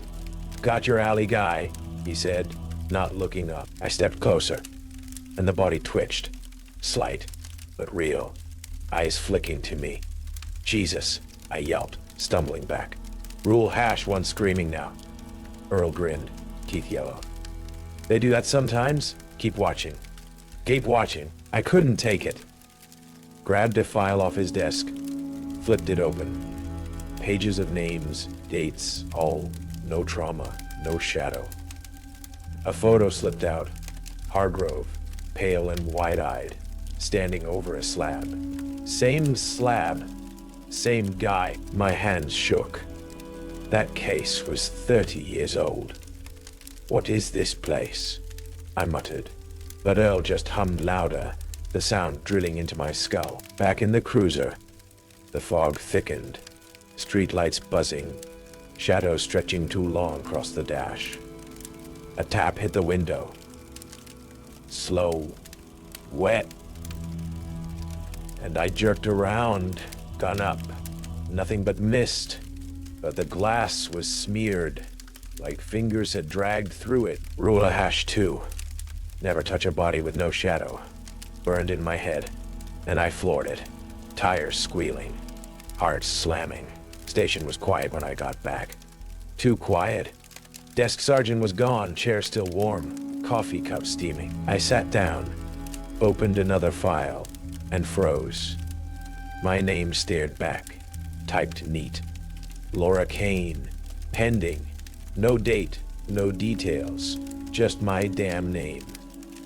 A hum started, low buzzing from the vents, and the lights flickered, casting my shadow sharp on the wall. Then it moved. Slid left when I went right. No way, I whispered, bolting up. But the hum grew, vibrating my teeth. Phone rang, shrill, cutting through the buzz. I snatched it. Caney, I barked. Silence. Then a voice. Wet, familiar. You're late, Laura. The alley woman. Line went dead, and the lights cut out, plunging me into black. Footsteps echoed. Slow, deliberate, coming from the hall. I gripped my gun, flashlight shaking, beam catching a figure. Waxy skin, no shadow. Grinning that sick grin.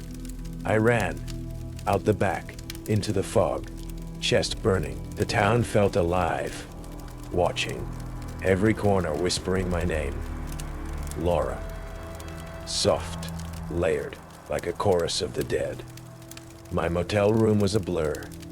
Grabbed my bag, scribbled a note. Follow the rules or axed. The mirror caught my eye. No shadow behind me, just blank glass. I froze, breath fogging, and the scratches on my arm. New, raw, started bleeding, slow and dark. The hum followed me out. The town's pulse, and I knew I'd broken too much to walk away clean. I couldn't keep running from it.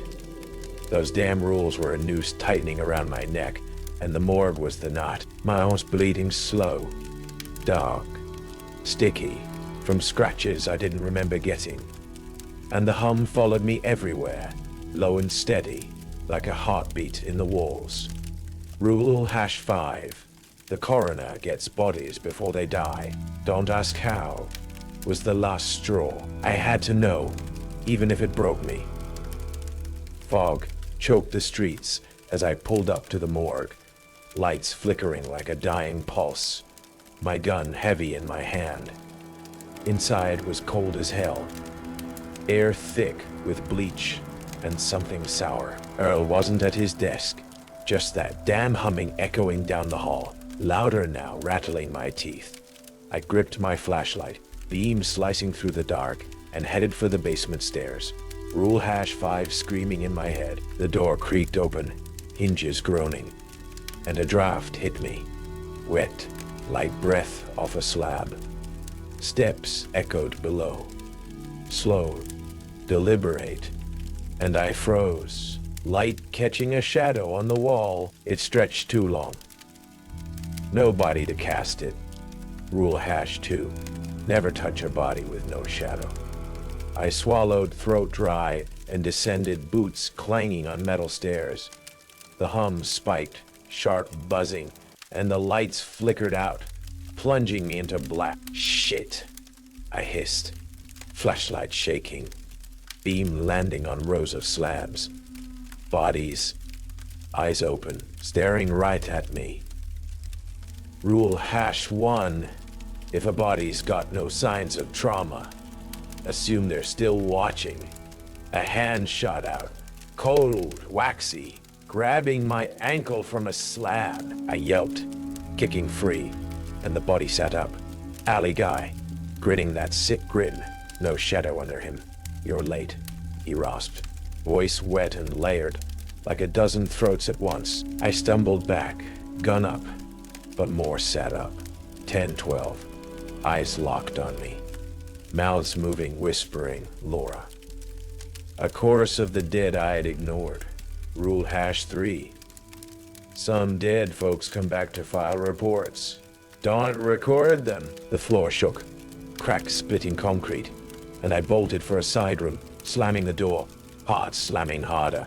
My flashlight caught a filing cabinet, rusted, spilling papers, and I yanked one out. My name again, Laura Kane, pending, with today's date scratched in fresh ink.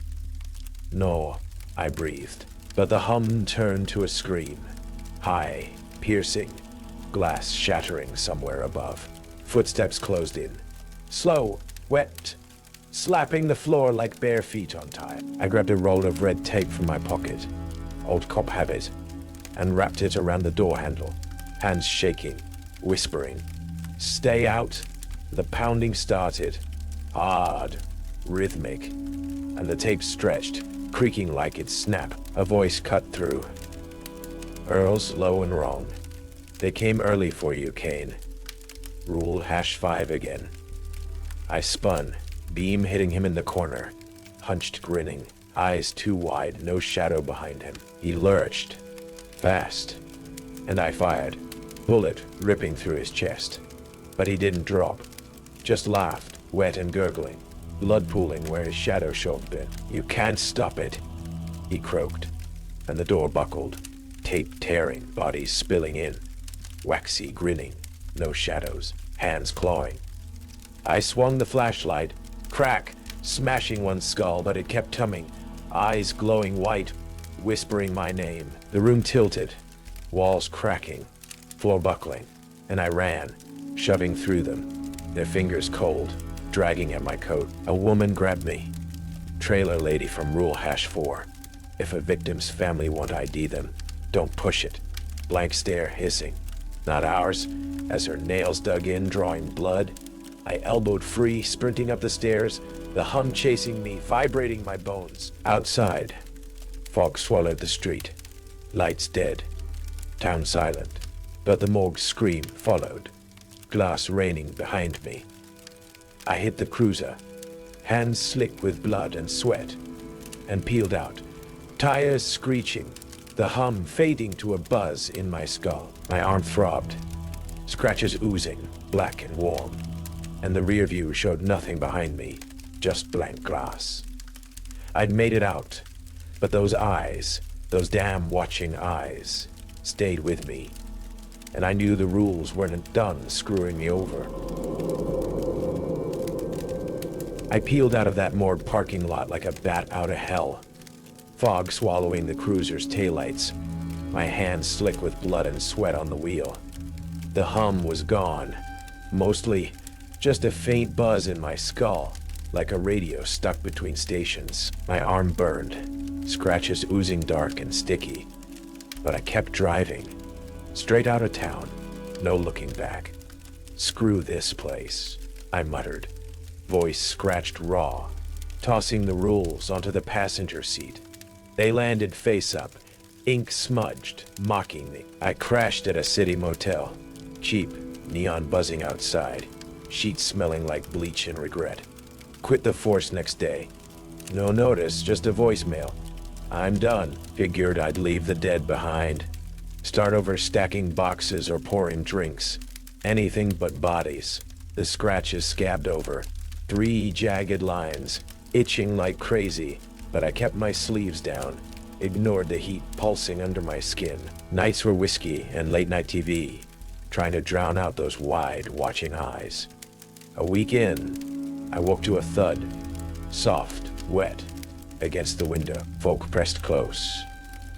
Thicker than it should be in this far from town, and I grabbed my old service pistol, heart kicking up. Peeked through the blinds. Nothing but mist curling like smoke. Then it came, a tap, slow and deliberate like nails on glass. "Rule #2 nagged me. Never touch a body with no shadow." And I checked the mirror fast. My shadow was there, shaky but real. Just the wind, I told myself. But my grip tightened on the gun. Sleep didn't come easy after that. Dreams of waxy hands clawing my legs, Earl's grin stretching too wide. One night, the TV flickered. Static buzzing, loud and sharp. Rule #3 whispering. Some dead folks come back to file reports. Don't record them. A voice cut through. Laura. Wet. Familiar. The alley woman's rasp. I yanked the plug, screen going black, but the buzz stayed humming in my ears, my teeth aching. Next morning, a neighbor, some twitchy guy with a beard, knocked on my door. Saw a lady outside last night, just standing there staring up at your window, he said, scratching his neck. No shadow though. Weird, right? My stomach dropped. Rule #1. If a body's got no signs of trauma, assume they're still watching? Probably drunk, I lied, slamming the door. But my hands shook, scratches flaring hot. Days blurred. Whiskey didn't help anymore. Found an old newspaper in the lobby. Local rag. Headline buried on page 6.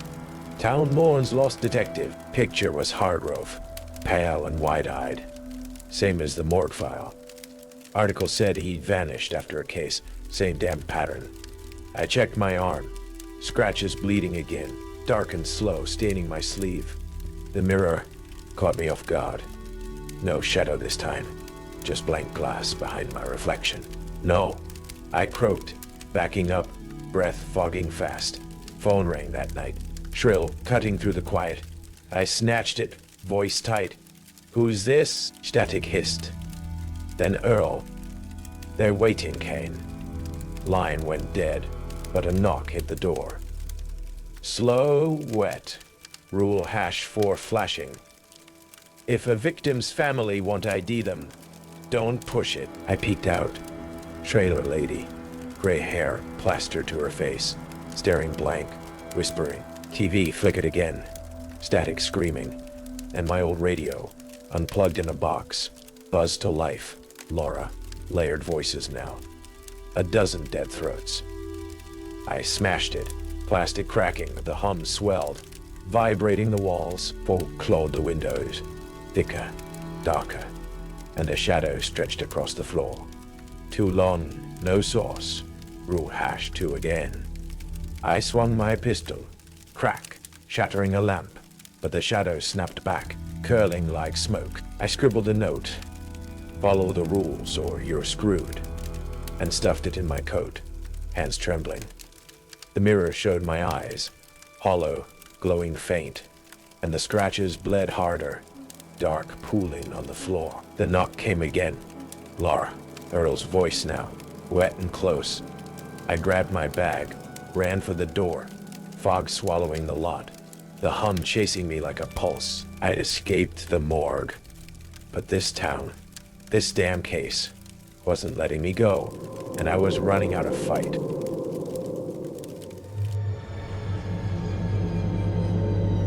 I've worked nights at Westfield Plaza Mall for 14 years. Most people don't last 6 months. The pay's mediocre, the hours wreck your sleep schedule, and the silence, that hollow emptiness of a place designed for crowds. It gets to you, but those aren't the real reasons people quit. The mall sits on the edge of town, a sprawling 2-story structure built in the early 90s boom years. Glass skylights, polished tile floors. A massive central atrium with that fountain everyone throws pennies into. During the day, it's all bright lights and background music, the constant hum of commerce and conversation. At night, it's different. The mall breathes differently after closing. I started here because I needed the job. My Uncle Ray was head of security back then. Retired now, if you can call it that. More accurate to say he couldn't handle it anymore. His hands shake when you mention the place. Never talks about why. Most malls this size have a team for night security. Budget cuts left just me. 1 guard, 46 doors, 8 hours of darkness. The company installed more cameras to compensate. Sometimes I think that made things worse. You see more when you're watching everything at once. My office sits near the west entrance. Nothing fancy. Desk chair, bank of monitors showing grainy feeds from throughout the building. The day shift guys call it the fishbowl because of the glass walls. Let shoppers see security is present. Makes me feel exposed at night. The first time I noticed something was wrong happened during my second week. 3 in the morning. Halfway through a shift so quiet, I was fighting to stay awake. Movement on monitor 6 caught my eye. Women's fashion at Delaney's. Just a flicker, a shift in the shadows. I watched the screen, finger hovering over the button that would cycle to the next camera.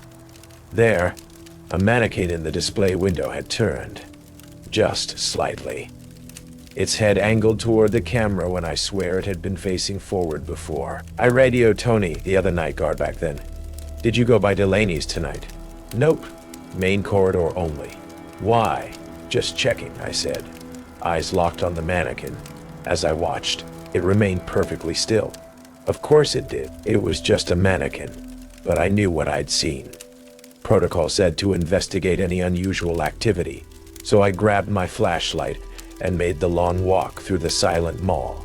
My footsteps echoed off marble floors and glass storefronts. That sound, lonely footsteps in an empty mall, still haunts my dreams. The mannequin was facing forward when I arrived, positioned exactly as it should be.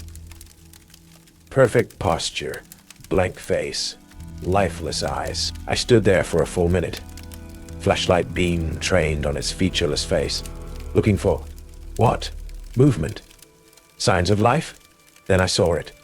Tiny scuff marks on the platform beneath its feet, like it had pivoted, just slightly. The next night, I purposely noted the positions of every mannequin visible from the security desk.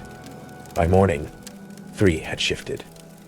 Not dramatically, just slight adjustments in posture or orientation. Anyone else might not have noticed, but I did, and once you start noticing, you can't stop. That was the beginning. The first rule I learned through experience rather than training. If a mannequin is facing a different direction than before, do not fix it. Tony quit 2 weeks later. Found a job in construction, outdoor work, daylight hours, smart man. The company hired a replacement, then another, then another. Nobody stays long on night shift at Westfield Plaza. Nobody except me. Maybe I should have left too, but by the time I understood what was happening here, it was already too late. The mall had marked me somehow. I belonged to it, or maybe to them. If you're reading this, you're probably my replacement. I'm sorry about that. The job listing didn't mention the specifics, did it? Just night security officer, experience preferred. They never tell you about the mannequins. The night shift has its own protocol. Not the official guidelines in the employee handbook. That's just basic security stuff. I'm talking about the other rules, the unwritten ones. The ones that keep you alive until morning. The ones that keep you alive until morning. I learned them the hard way. Nobody warned me because nobody lasted long enough to pass them down properly. But over the years, I formalized them. 5 simple rules that night guards at Westfield Plaza need to follow. Rule 1. If a mannequin is facing a different direction than before, do not fix it. Rule 2. Some mannequins appear in stores that don't sell clothing. Ignore them. Rule 3. If you see a mannequin in the food court, leave the area immediately. Rule 4. Do not look at their faces for too long. They might start looking back. Rule 5. If you see a mannequin standing inside the security office, clock out and never return. Breaking these rules has consequences, the kind that don't make it into incident reports, like what happened to Marcus Kennedy. He was hired 2 years after I started. A former cop who thought mall security was beneath him. Treated the night shift like a joke. I tried to explain how things worked, but he just laughed. Mannequins moving around. What is this? A horror movie? He crumpled my list of rules and tossed it in the trash. I've dealt with actual criminals, man. I'm not afraid of department store dummies. His third night, he radioed me from the East Wing. Hey, someone's messing with the displays at Wilson's Shoes. Got a mannequin in there that definitely doesn't belong.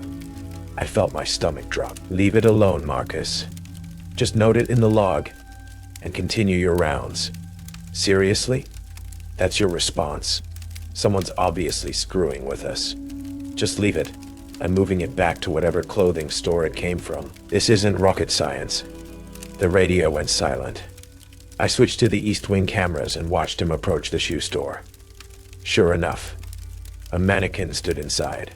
Tall, female-shaped, positioned near a display of running shoes. This was already breaking Rule 2, but Marcus was about to make it worse. The camera feed flickered as he entered the store. When it cleared, he was already grabbing the mannequin's arm, trying to drag it out. The image quality was poor, but I could see him struggling, like it was heavier than expected. Then he looked up at its face. The feed cut out for 3 seconds. When it returned, Marcus was backing away, hands raised defensively. The mannequin hadn't moved, but something had changed. Even through the grainy footage, I could tell Marcus was terrified. He left his shift early that night, called in sick the next day, then never came back. I found his uniform folded neatly in the locker room a week later. No resignation letter, no final paycheck request, just gone. The day security team doesn't experience any of this. For them, mannequins are just mannequins. They joke about display teams rearranging things overnight, about store managers trying different layouts. They've never seen a mannequin turn its head to follow their flashlight beam. Never noticed how some of them have fingernails that weren't there the day before. Day shift handles shoplifters, lost children, and medical emergencies. Our job is different. We're not here to protect the mall from people. We're here to protect people from the mall, or whatever inhabits it after hours. 3 security guards have disappeared since I started. 7 more quit without notice. 2 had nervous breakdowns. The official reports cite everything from personal problems to workplace stress. Management doesn't ask questions. They just keep hiring replacements. The mall's general manager once pulled me aside and asked why I've stayed so long. I told him I needed the job. He studied me for a moment, then nodded like he understood something deeper. Some people fit here, he said. Others don't. I've often wondered what he meant by that. Whether he knows. Sometimes I catch him watching the mannequins during closing hours, his expression unreadable. The last guard before you, Alex Chen, lasted almost 8 months. Pretty good run. Smart kid. Took the rules seriously once he realized I wasn't joking. Then one night, he broke Rule 4. Spent too long studying a mannequin's face in the Nordstrom display. The next night he claimed it had his eyes. I told him he was imagining things, but I'd seen it before. The beginning of the end. 3 nights later, he didn't show up for his shift. His apartment was found empty, bed made, car still in the parking lot. The only strange detail, a shopping bag from Westfield Plaza sitting on his kitchen table. Inside was a single glove, the kind used on mannequins. Remember the rules. They're not suggestions. They're the only thing standing between you and whatever watches from behind those glass eyes. Not every night at Westfield Plaza is a nightmare. That's the thing about this job. The stretches of normalcy almost make you doubt yourself. Almost. Between rounds, I catch up on paperwork, incident reports, maintenance requests, schedule adjustments, regular security stuff. The mall has all the typical problems.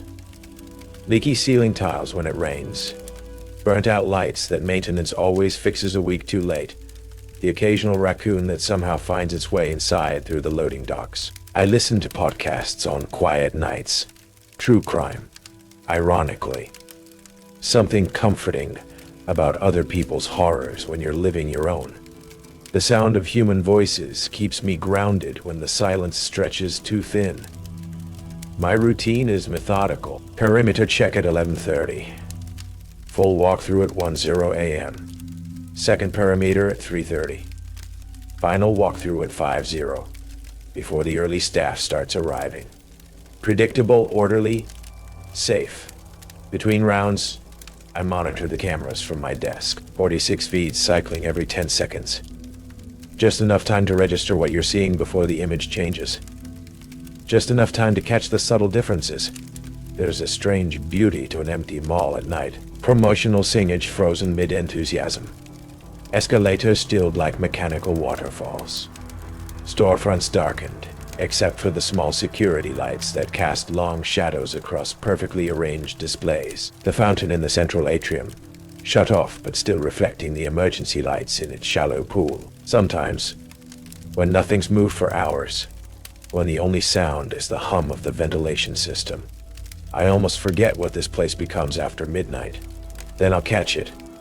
A flash of movement at the edge of a camera frame, a display that doesn't look quite right anymore, a mannequin whose hand was open and is now closed. Subtle changes, nothing dramatic. They're careful that way.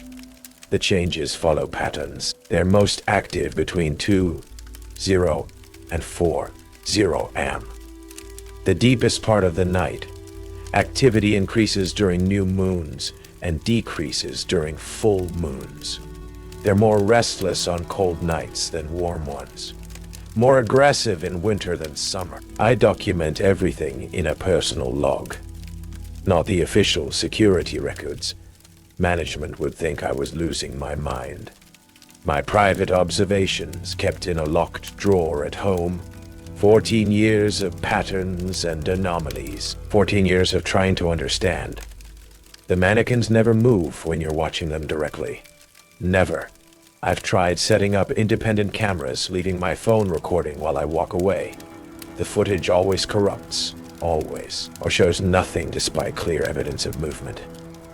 But there are ways to catch glimpses of their activity. Reflections sometimes work, seeing them in the polished floor or darkened windows while your back is turned. Security mirrors installed at corridor intersections will occasionally capture movement if you approach from the right angle. Last Christmas season, I caught one in motion for the first time. I was checking camera 14, men's department at Macy's, when the feed momentarily distorted. Digital static rippled across the screen for 2 seconds. When the image cleared, a male mannequin that had been adjusting a scarf was frozen with its arm half raised. I switched to camera 15, which showed the same area from a different angle. The mannequin was completely still, posed exactly as display staff had left it hours earlier. I checked the timestamp on both cameras. Camera 14 was running exactly 2.7 seconds ahead of camera 15. That's when I realized they exist slightly out of sync with our time, moving in the fractions of seconds between moments, using the gaps in our perception. That night, I started checking the timestamps on all cameras. Every single one was slightly different, microseconds off from each other. Not a technical glitch. Deliberate. 3 nights later, I arrived to find every camera synchronized to the exact same time. The technician's report said it was routine maintenance. The mannequins didn't move for a week after that, like they were recalibrating, learning the new system. When they started again, it was worse than before. More frequent, more deliberate. A female mannequin from evening wear would appear in children's clothing. A child mannequin would show up in housewares. Nothing dramatic enough to cause real concern among day staff. Just enough for me to notice. Just enough to let me know they knew I was watching. That's what gets to you eventually. The awareness behind it all. The calculated nature of the movements. These aren't random animations of inanimate objects. There's intelligence guiding it. There's intelligence guiding it. Patient. Methodical. Waiting, I see. The first rule is the most important. If a mannequin is facing a different direction than before, do not fix it. Sounds simple enough. You notice a mannequin has turned slightly since your last round. Just leave it alone, note it in your log, and continue your patrol. But this rule is harder to follow than you might think. Human instinct pushes us to correct what's wrong, to restore order. That instinct can get you killed at Westfield Plaza. That instinct can get you killed at Westfield. The mannequins turn in stages. First night, maybe 5 degrees. Just enough to make you question your memory. Did it always face that way? Am I remembering correctly? Second night, another 5 degrees. By the third or fourth night, it's fully facing the opposite direction. They're testing you, watching how you react. Early in my time here, I didn't understand the significance. I'd straighten them occasionally, thinking it was just kids messing around after hours, or careless cleaning staff bumping displays. That's when I started experiencing the headaches. Brutal migraine-level pain would hit suddenly, usually around 3 a.m. Nosebleeds followed. Then auditory hallucinations. Whispers that seemed to come from everywhere and nowhere. The symptoms stopped the night. I decided to leave the mannequins alone. Let them face whatever direction they wanted. The headaches disappeared. The nosebleeds stopped. The whispers faded. They were warning me.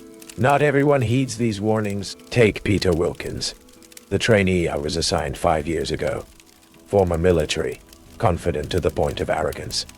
He was convinced night shift was an easy gig, just walking around an empty building, checking locked doors. His third night, we separated to cover more ground.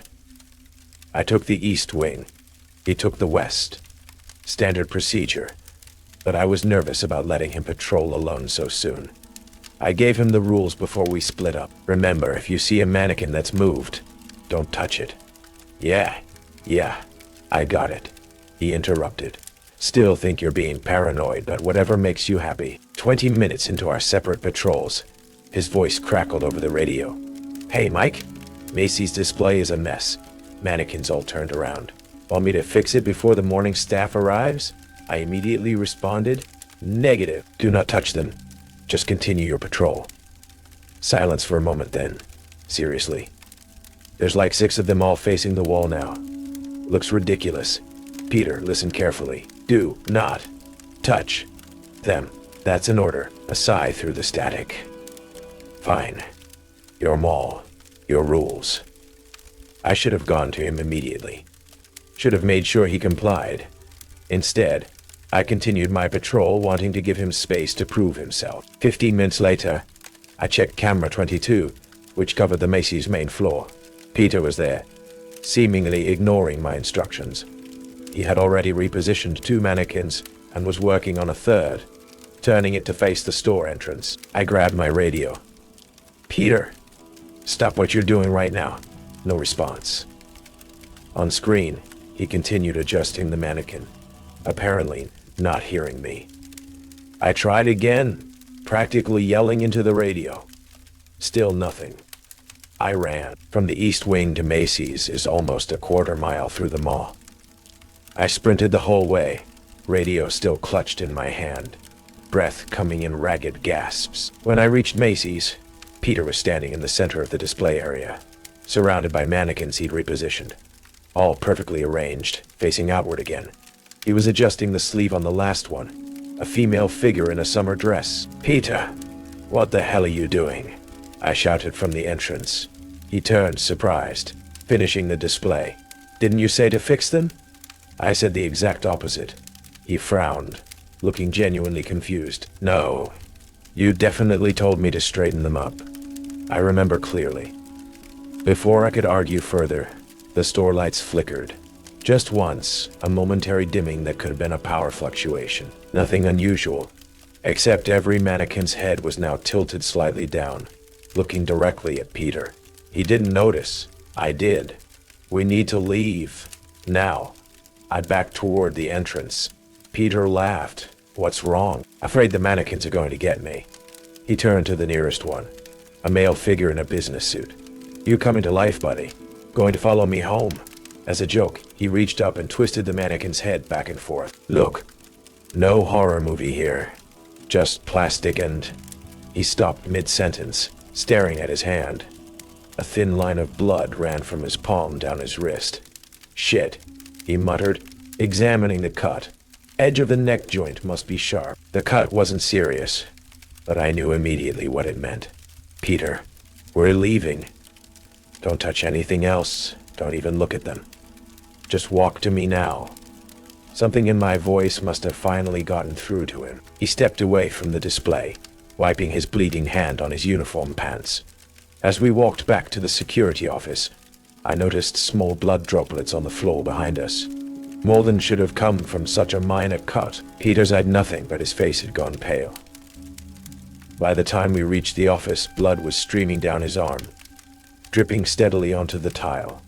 The small cut had somehow widened, deepened, though he hadn't touched it again. Shit, this really stings, he finally said, voice tight with pain.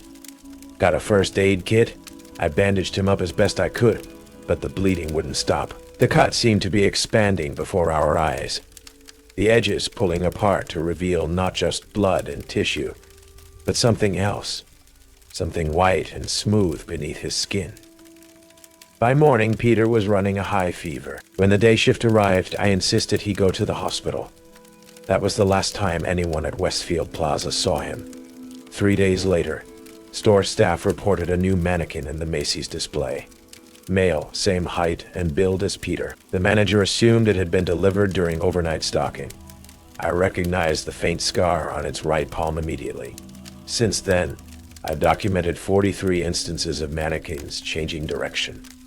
I've left every single one untouched. Sometimes I swear they turn back on their own after a few days, as if satisfied I've learned my lesson. Other times they stay facing their new direction permanently, watching areas of the mall they didn't watch before, expanding their territory, their awareness. The day staff rearranges them eventually, never noticing anything unusual. Just another task in their daily routine. But I've seen the maintenance logs. Complaints about unexplained cuts and scratches from handling the mannequins. Small injuries that take too long to heal. The mall is full of bandaged fingers. Little sacrifices being collected day by day. Rule of 2 takes some getting used to. Some mannequins appear in stores that don't sell clothing. Ignore them. Your first instinct will be to return them to a clothing retailer. To restore order. Don't. Just like Rule 1. This is about respecting their movements, their choices. Mannequins belong in clothing stores, department stores, fashion boutiques, anywhere garments need display. Not in electronics shops, not in bookstores, not in kitchenware or jewelry or sporting goods. Yet they appear in these places regularly, standing among products they have no business modeling. The first time I noticed this phenomenon was during my second year. I was checking the Barnes & Noble when I spotted a female mannequin standing in the cookbook section. Just standing there, one hand extended as if reaching for a book. No clothing to display, no logical reason for being there. I radioed my supervisor at the time. This was before I worked alone. There's a mannequin in the bookstore. Should I move it back to wherever it came from? There was a long pause before he responded. What mannequin? In Barnes & Noble? By the cookbooks. Someone must have put it there as a prank. Another pause. Mike, I'm looking at the bookstore on camera. 8 right now. There's no mannequin. I was staring directly at it. A slender female figure. Bald head, generic features. Articulated joints visible at the elbows and neck. Standard store mannequin. It's right here, I insisted. About 6 feet tall. Female form, no clothes on it. I'm coming to your location, he said, voice tight. Don't touch anything until I get there. When he arrived 5 minutes later, the mannequin was gone, vanished. He thought I was seeing things. Suggested I take a break, get some coffee. Yet, I knew what I'd seen. 2 nights later, the same mannequin appeared in the food court Starbucks. Then in the Brookstone, then the Apple store. Each time, visible to me but apparently invisible on the security cameras. Each time, gone before I could show anyone else. I started documenting these appearances, mapping them across the mall. They weren't random. The mannequins were moving in patterns, concentric circles expanding outward from their home stores. Exploring, browsing, shopping, in their own way. The day staff never reports these out-of-place figures. I'm not sure they can see them at all. But occasionally, store managers complain about merchandise being moved overnight. Small items found in different locations than where they were left. Inventory counts that don't match the sales records. Things disappear from non-clothing stores. Small things at first. A cookbook, a phone charger, a pair of scissors, then larger items, a blender, a laptop, a television. The theft reports pile up, but security cameras never catch the culprits. Management blames shoplifters with increasingly sophisticated techniques. I know better. 2 years ago, Victor Garcia took over the electronics store across from the food court, former retail manager from Chicago. no experience with the peculiarities of Westfield Plaza. During his first month, he found a mannequin standing near his premium headphone display one morning. Assumed it was a mistake from the cleaning crew or a prank from the teenagers who hung around the mall. He dragged it out himself, left it in the corridor for the morning staff to deal with. Didn't think anything of it. That night, I found 2 mannequins in his store. The original one, back in the exact same spot, plus another by the smartphone accessories. The next morning, Victor found them and removed them again, more annoyed than concerned. Called security to complain about the idiots moving display fixtures into his store. The third night, there were 4 mannequins scattered throughout his small electronics shop. The fourth night, 8, each positioned near high-value merchandise, each perfectly still, each oriented toward the store entrance like sentinels. By the 5th night, Victor was spooked enough to stay late and see for himself what was happening.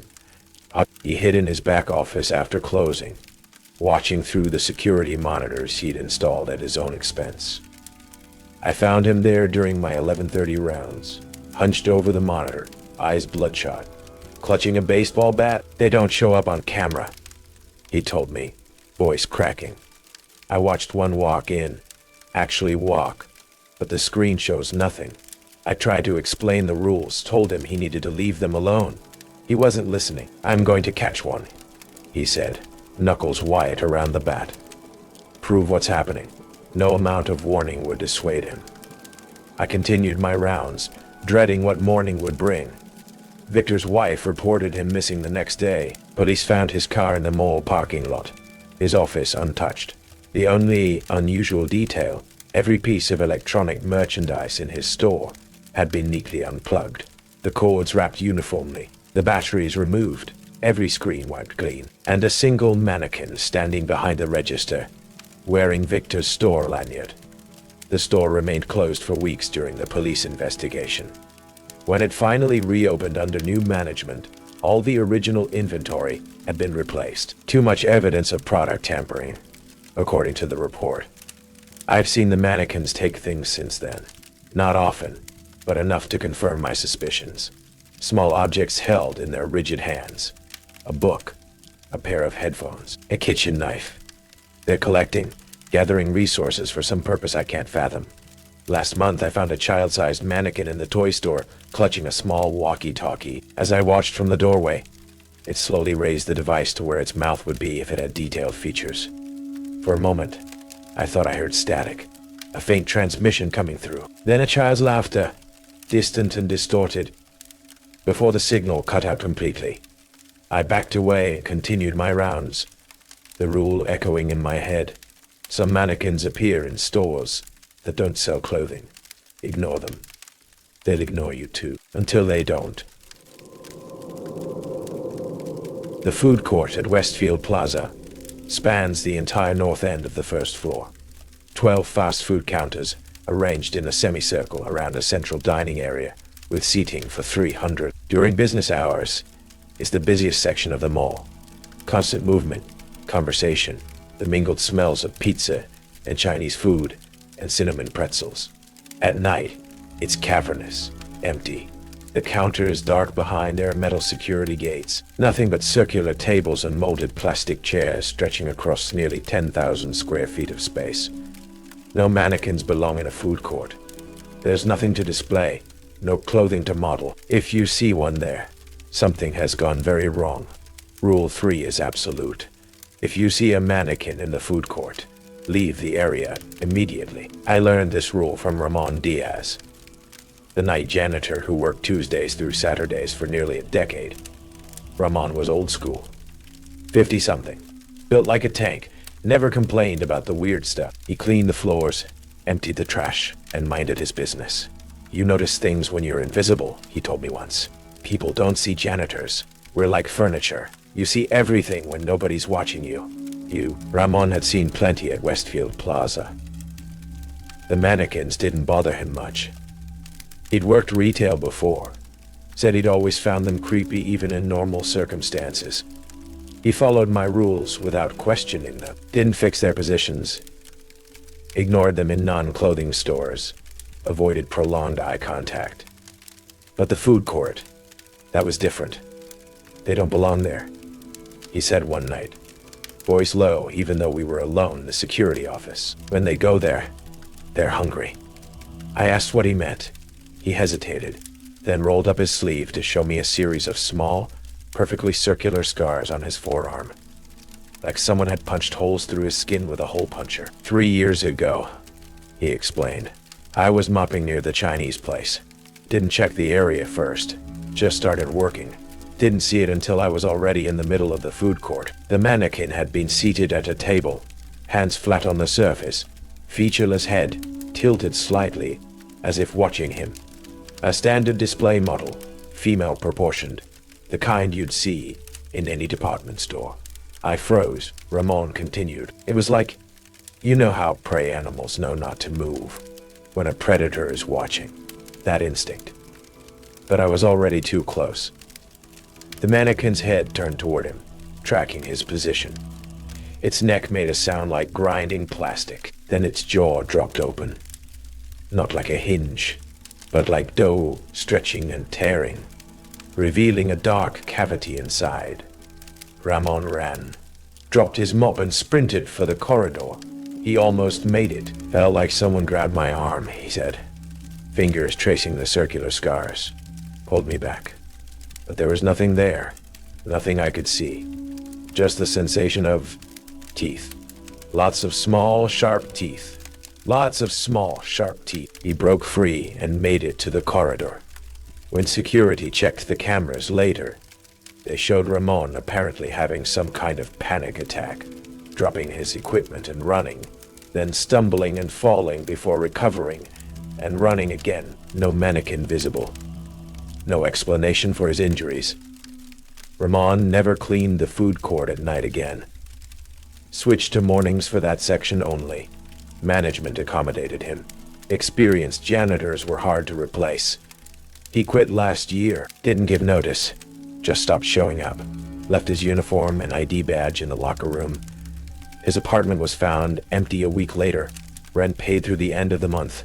The scars on his arm taught me to take Rule 3 seriously. Since then, I've documented 14 appearances of mannequins in the food court. Each followed a specific pattern. They only appear between 2:15 and 4:30 a.m. The deepest part of night. They're always seated, never standing. They always choose tables with the best view of the main entrances to the food court. And they're always found after someone breaks one of the other rules. It's like punishment, a response to disrespect. Break Rule 102. And within days, Rule 3 comes into play. The stakes escalate. I have protocols for food court mannequins.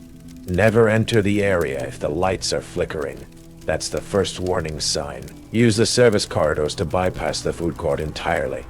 If you absolutely must check the area, use reflections or security mirrors to look around corners first. And if you see one, leave.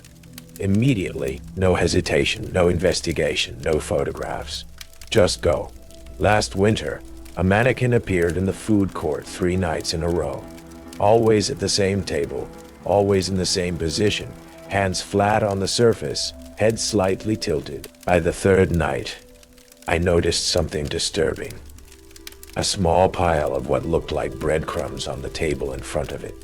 On the 4th night, the pile had grown. Not just breadcrumbs now, but what appeared to be small food scraps. A piece of lettuce, a fragment of hamburger bun, crumbs of chocolate cookie. On the 5th night, the mannequin was gone, but the table was smeared with something dark and sticky. The mall's cleaning log showed the table had been wiped clean the evening before. Whatever the substance was, it had accumulated overnight. I've checked purchase records for every food vendor in the court, compared them with inventory reports and waste logs. There's a discrepancy, small but consistent. Food disappears, not enough to trigger major concerns, just enough to notice if you're looking for it, just enough to feed something that's learning to eat. 3 weeks ago, I broke my own rule. I had to know, after spotting a mannequin at a corner table. I retreated as usual, but set up a small camera. not connected to the main security system. Hidden in a fake plant near the corridor entrance. Battery-powered, self-contained, triggered by motion. When I retrieved it the next morning, the battery was drained completely, but had captured something. 10 seconds of footage before failing. The mannequin at the table perfectly still. Then a slight movement, the plastic head turning toward the camera. The jaw dropping open, stretching impossibly wide. Inside, not darkness, but rows upon rows of small, perfectly formed teeth. Human-like, but too many. Arranged in concentric circles down a throat that shouldn't exist. Then, static. The mannequin wasn't there when the morning staff arrived. Neither was the camera. It had been taken from its hiding place, the battery removed, but left in its place was a small pile of what looked like plastic shavings. White, slightly curved fragments that resembled fingernail clippings or teeth. I've never understood why retail mannequins are designed the way they are. Why bother with facial features at all? They're meant to display clothing, not engage with customers. A featureless oval would serve the purpose. Instead, we give them approximations of human faces. Smooth, simplified, but undeniably face-like. Eyes without pupils. Noses without nostrils. Mouths that can't speak. Almost human, but not quite. That's what makes them unsettling even under normal circumstances. Rule 4 exists for a reason. Do not look at their faces for too long. They might start looking back. The mannequins at Westfield Plaza have standard features. Nothing remarkable about them during daylight hours. Generic, mass-produced faces designed to blend into the background of the shopping experience. But at night, if you watch them long enough, details start to emerge. Subtleties you hadn't noticed before. The slight curve of an eyebrow. The faint suggestion of laugh lines. The barely perceptible hollow beneath cheekbones. They become more defined the longer you observe them. It's a trap. An invitation. They want you to keep looking. 4 years ago, we hired a night guard named Sophia Chen. Art school graduate. Couldn't find work in her field. Took the security job to pay the bills. Sophia was good, methodical, observant, took the rules seriously after her first encounter with a mannequin that had turned to watch her walk past. But she had an artist's eye for detail. Couldn't help studying things, analyzing forms and structures. That's what got her in trouble. Have you ever really looked at them? She asked me one night, about 2 months into her employment. I mean really looked. I try not to, I replied, focusing on the security monitors. Their faces aren't as generic as they seem. She pulled out her phone, showed me a series of photographs she'd taken during daytime hours, close-ups of various mannequins around the mall. See how this one has a slightly wider nose bridge, and this one has a more pronounced chin? They're individualized. I glanced at the photos. Uncomfortable. Maybe different manufacturers. No, that's what I thought too. But they're all from the same company, Retail Display Solutions. Got the info from the mall's procurement records. Sophia, I started warning in my voice. I know. Don't look too long, but I'm an artist. I notice these things. She scrolled to another photo. And this one in Nordstrom, I swear its face is different than it was last week. More defined somehow. I took her phone, closed the photo app, stopped documenting them, stopped studying them. It's not safe. She laughed it off, but I could see the fascination had already taken root. She'd broken Rule 4 without realizing the consequences were already in motion. A week later, Sophia radioed me during her rounds, voice tight with excitement or fear. I couldn't tell which. Mike, the mannequin in Dillard's evening wear section. It has irises now, actual detailed irises, light blue. I swear, it didn't have those yesterday. Don't look at it, I said immediately. Turn around and continue your patrol. But this proves they're changing. Sophia, turn around. Now. Silence for a moment. Then, fine. Then, fine. But I'm coming back during day hours tomorrow. Going to photograph the changes. She never got the chance. That night, during her final round at 5 a.m., Sophia failed to radio in from the East Wing. Protocol said to check cameras, then investigate if there was no visual. Camera 31 showed her standing in Dillard's facing a mannequin display. Just standing there, completely motionless, her flashlight hanging limp at her side. She'd been in that position for 20 minutes according to the timestamp. I ran. Found her exactly as the camera showed, standing before a female mannequin in a blue evening gown. Sophia's back was to me, her posture unnaturally stiff. Sophia? Oh, no response. I approached slowly, circled around to see her face. Her eyes were wide open, unblinking, fixed on the mannequin's face. Her mouth hung slightly open like she was about to speak but had forgotten how. The mannequin was staring back. Its formerly blank eyes now had detailed irises, light blue, exactly as Sophia had described. But more than that, the entire face had changed, become more defined, more human. It looked like Sophia, not exactly more like a sister or close relative.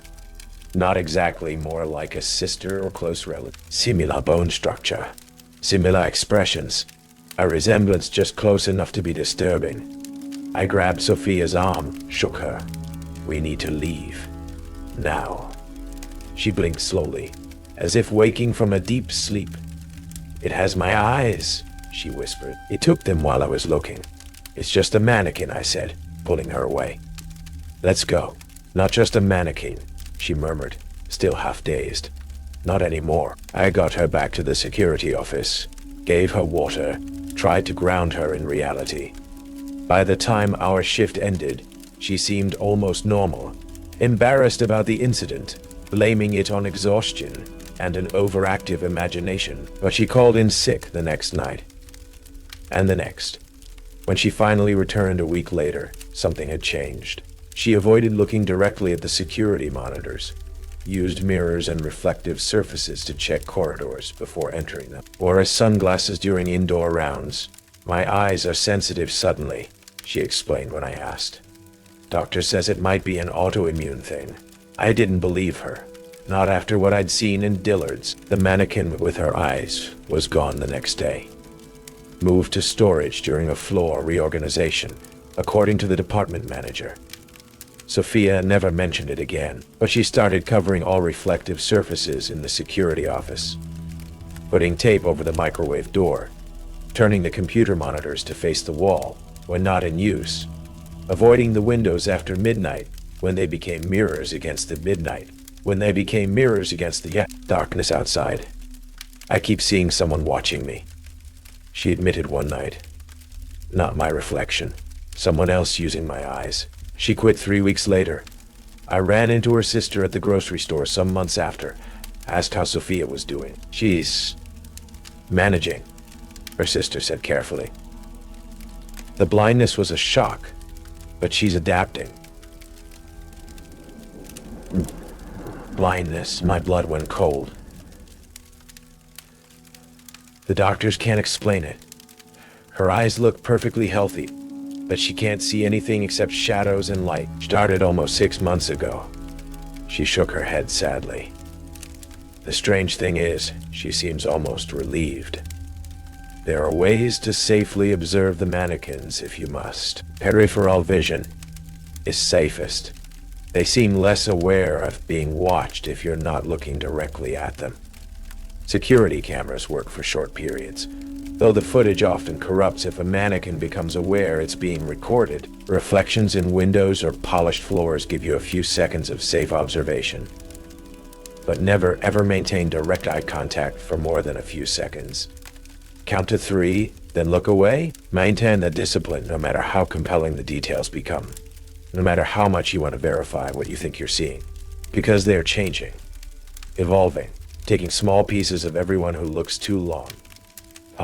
A security guard's blue eyes, a cleaner's distinctive chin, a shopper's dimpled smile, becoming more human, one stolen feature at a time.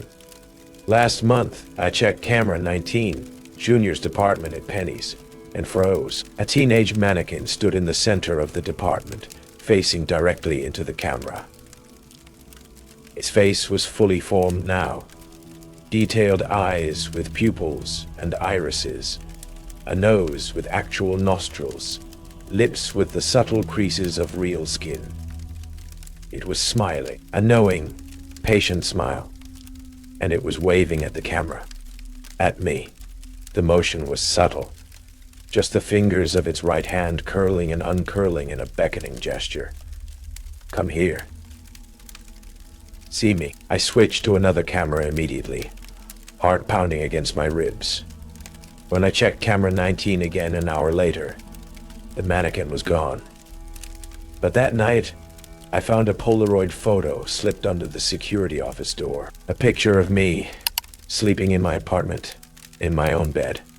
I live alone. My doors were locked. On the back of the photo, written in what looked like lipstick, I see you too.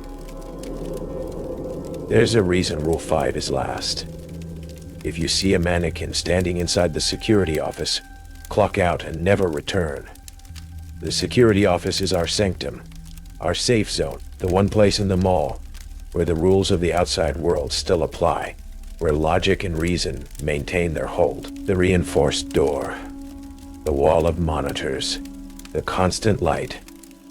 These create a barrier between us and whatever inhabits the mall after hours. When that barrier is breached, there's nowhere left to hide. In 14 years, I've never had a mannequin enter my office. Not once. They've stood outside sometimes, positioned in the corridor just beyond the glass walls, visible but not encroaching, testing boundaries, letting me know they could come in if they wanted to, but choosing not to. An uneasy truce. I follow the rules. They keep their distance. But 3 night guards before me weren't so fortunate. Their stories are buried in incident reports filed away in storage, carefully worded to avoid any suggestion of the supernatural. Reading between the lines, though, the pattern is clear. Daniel Reeves, 2003. Security log shows he reported a mannequin inside the office at 3:17 a.m. Called for backup, but no other guards were on duty that night, due to budget cuts. No further entries in the log. His uniform and badge were found neatly folded on the desk the next morning. He was never seen again. Official record, resignation without notice. Letitia, Washington, 2007. Security camera footage shows her entering the office for her break at 2:45 a.m. The feed cuts to static for 8 minutes. When it resumes, the office is empty. A maintenance request filed that morning notes the need to clean an unidentified substance from the office floor. Letitia's car remained in the employee parking lot for 6 weeks before being towed. Official record, abandonment of post. James Holbrook, 2009. The last entry in his log. It's in the office now, standing in the corner. Tried to leave, but the door won't open. It keeps changing when I look away. More human each time. It knows my name. His fingerprints were found on the inside of the ventilation duct above the desk, suggesting he had tried to escape that way. The duct was too narrow for a human adult to pass through. Official record, nervous breakdown, hospitalized. These incidents have common elements. All occurred between 2:30 and 3:30 a.m. All involved guards who had worked at the mall less than 6 months. All were preceded by escalating encounters in the weeks before, as if leading up to the final confrontation. The mannequins don't just appear in the office randomly. They work up to it. Looking back through my notes, I can see how they test each new guard. Minor violations of the first 4 rules, gauging responses, learning the guard's thresholds and reactions. It's a process of evaluation. They're determining who can be broken, who can be replaced. The warning signs are consistent. Personal items moved when you're not looking. Keys disappearing, then reappearing in unlikely places. The sense of being watched even when cameras show empty corridors. Cold spots near the office door. The smell of plastic and department store perfume with no source. When these signs appear, experienced guards know to be vigilant, to follow the rules more strictly than ever. to avoid giving offense. I had my closest call 4 years ago. There had been increasing activity for weeks. Mannequins changing positions more frequently, appearing in unusual locations, standing in formations that made no commercial sense. A female mannequin from Nordstrom appeared in 5 different stores over 3 nights, each time positioned closer to the security office. On the 4th night, I found my coffee mug arranged with 5 others from the break room, all positioned in a circle on my desk. My personal keys were placed in the center of the circle. The mugs were warm to the touch. I took it as the warning it was. Followed procedures I'd developed over the years. Salt across the office threshold. An old superstition, but the mannequins seemed to respect certain boundaries. Extra lights installed, eliminating any shadows in the corners. A mirror positioned to show the corridor outside, without having to turn my back to the door. Most importantly, I stopped making rounds that week. Monitored everything from the cameras, never leaving the office. Mall management wasn't happy about the reduced coverage, but I claimed a sprained ankle, bought myself time. The activity gradually subsided. The mannequins returned to their usual patterns. The threat receded. Not everyone recognizes the warnings. The night guard before you, Kevin Mitchell, missed all the signs. His jacket found hanging on a mannequin in Macy's. His coffee cup filled with what looked like water, but smelled like chemicals. His phone showing missed calls from numbers that didn't exist. I tried to warn him. Showed him the rules, explained the patterns. He laughed it off. Thought I was hazing the new guy or losing my mind after too many night shifts.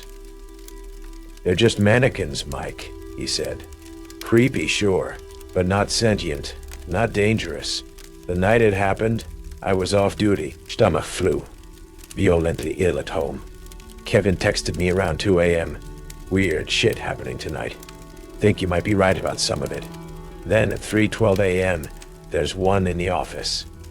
Standing by the door. Not sure how it got in. Trying to stay calm. At 3:17 a.m. It's moving when I'm not looking. Getting closer to the desk. All cameras showing static. At 3:23 a.m. Face changing. Looks familiar now. Can't leave. Door won't open. My last text from him. 3:26 a.m. It has my voice now. I called mall management. Demanded they send someone to check on him. By the time the manager arrived at 4:15 a.m., the office was empty. Kevin's uniform and badge folded neatly on the desk. His car keys placed precisely in the center. His cell phone nowhere to be found. The next day, a new mannequin appeared in the window display at Dillard's. Male, similar build to Kevin. The store manager didn't recognize it. Assumed it had been delivered with the new merchandise. It was positioned looking directly at the security office. Its face had features now. Detailed eyes. A nose with distinctive shape. Lips formed in a slight smile. Kevin's face. Not exactly. More generic. Simplified. But the resemblance was unmistakable. When I approached for a closer look, its head turned slightly to follow my movement, though no one else in the crowded store seemed to notice. I've been watching it for 3 weeks now. It doesn't move during business hours, maintains perfect mannequin stillness. But at night, it changes position constantly. The cameras show it in different departments, different stores, always returning to its display before morning, always watching the security office. Last night, I found a new employee badge on my desk. The photo was Kevin's, but the name printed beneath it was mine. The access code written on the back wasn't my current code, but a different sequence altogether. The mannequins are getting impatient with me. 14 years is a long time for one guard to survive. The mall wants someone new, someone who doesn't know the rules yet. Someone like you. If you see a mannequin in the security office, you'll understand why Rule 5 exists. It's not just a warning sign. It's the end game. The final move in whatever this is. Don't try to remove it. Don't try to communicate with it. Don't assume the day's shift will help you. They won't see it even if it's standing right in front of them. Just leave. Walk out the door, get in your car, and drive. Don't go home. They know where you live before you even start working here. Go somewhere new, somewhere far away, and never, ever look back at the mall as you're leaving. You might see them all watching you from every window, every doorway, dozens of them, standing perfectly still, heads turned in unison to follow your departure, waiting to see if you're really gone, waiting to see if you're coming back. I didn't plan to still be here. 14 years in the same dead-end security job watching mannequins stalking the darkness. This wasn't my life plan. Every year I tell myself I'll quit, find something normal. Every year I stay. The truth is more complicated than fear or obligation. This place gets under your skin, into your blood. After enough time, you start to wonder if you could function in the normal world anymore. If you even belong there. Then Aiden Carter arrived, and everything changed. Management hired him without consulting me, though I'm supposedly in charge of night security now. Just sent an email. New assistant night guard starting Monday. Please train accordingly. Aiden was 24, fresh out of college with a criminology degree and ambitions for police academy next year.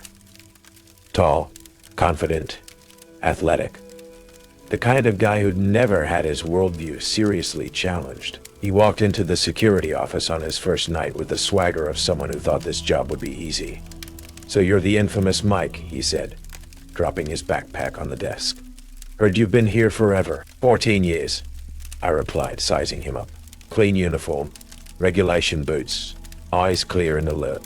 No idea what he was walking into. Damn, that's commitment. Not sure I could do more security that long without losing my mind. He grinned, oblivious to the irony. "So what's the drill?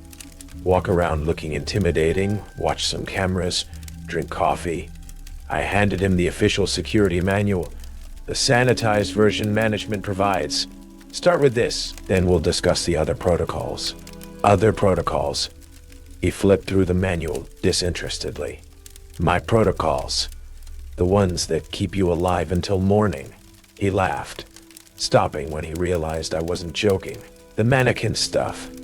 Someone in HR mentioned you had some unusual theories."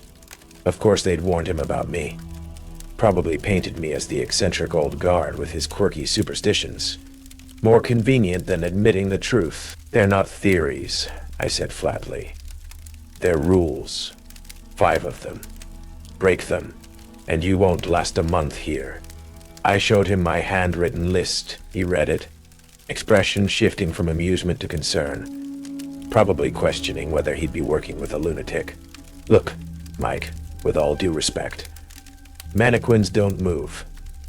They're literally inanimate objects. During the day, yes, and at night they... what? Come alive. Dance around the mall." His tone was gentle, the kind used with delusional people. "Not exactly, but they change. Move. Watch." I pointed to the monitors. He nodded politely, clearly humoring me. "Sure thing. I'll keep an eye out for any dancing mannequins." "This isn't a joke, Aiden." Kevin Mitchell had the same attitude. "Now there's a mannequin with his face in the Dillard's window display." That gave him pause. "The guy I replaced. What happened to him?" "Officially, he quit without notice. Left his uniform folded on the desk." "Sound familiar? It's happened before. It'll happen again if you don't follow the rules." Aiden's expression hardened slightly. "Look, I appreciate the advice, but I deal in facts. Evidence. If these mannequins are really moving around, we should be able to document it, right? Set up our own cameras, get proof. Others have tried. Equipment malfunctions. Footage corrupts. Some things resist documentation." He shook his head. "Everything can be documented with the right approach. Maybe what you're experiencing is..." "Don't." I cut him off. "Don't try to explain it away as exhaustion or hallucinations or stress. I know what I've seen." An uncomfortable silence fell between us. He clearly thought I was delusional. I couldn't entirely blame him. I'd have thought the same 14 years ago. "Let's start the training," I finally said. First night, We stick together. Tomorrow we can discuss your theories about my mental state. The first part of the shift went smoothly. I showed him the standard protocols, checking locked doors, monitoring cameras, documenting any maintenance issues. He was attentive, professional, clearly taking the official duties seriously. It was 1:17 a.m. when we saw the first anomaly, a mannequin in Nordstrom that had turned approximately 20 degrees since our previous round. "That's moved," I said quietly, pointing to it from a safe distance. Aiden frowned. "Or we're remembering its position wrong. Human memory is notoriously unreliable." I photographed the displays at the beginning of each shift. I showed him my phone, the image clearly showing the mannequin in its previous position. He studied the photo, his certainty wavering slightly. Could be a different angle making it look changed. We can debate this all night. The important part is rule 1. If a mannequin is facing a different direction than before, do not fix it. Why would anyone fix it anyway?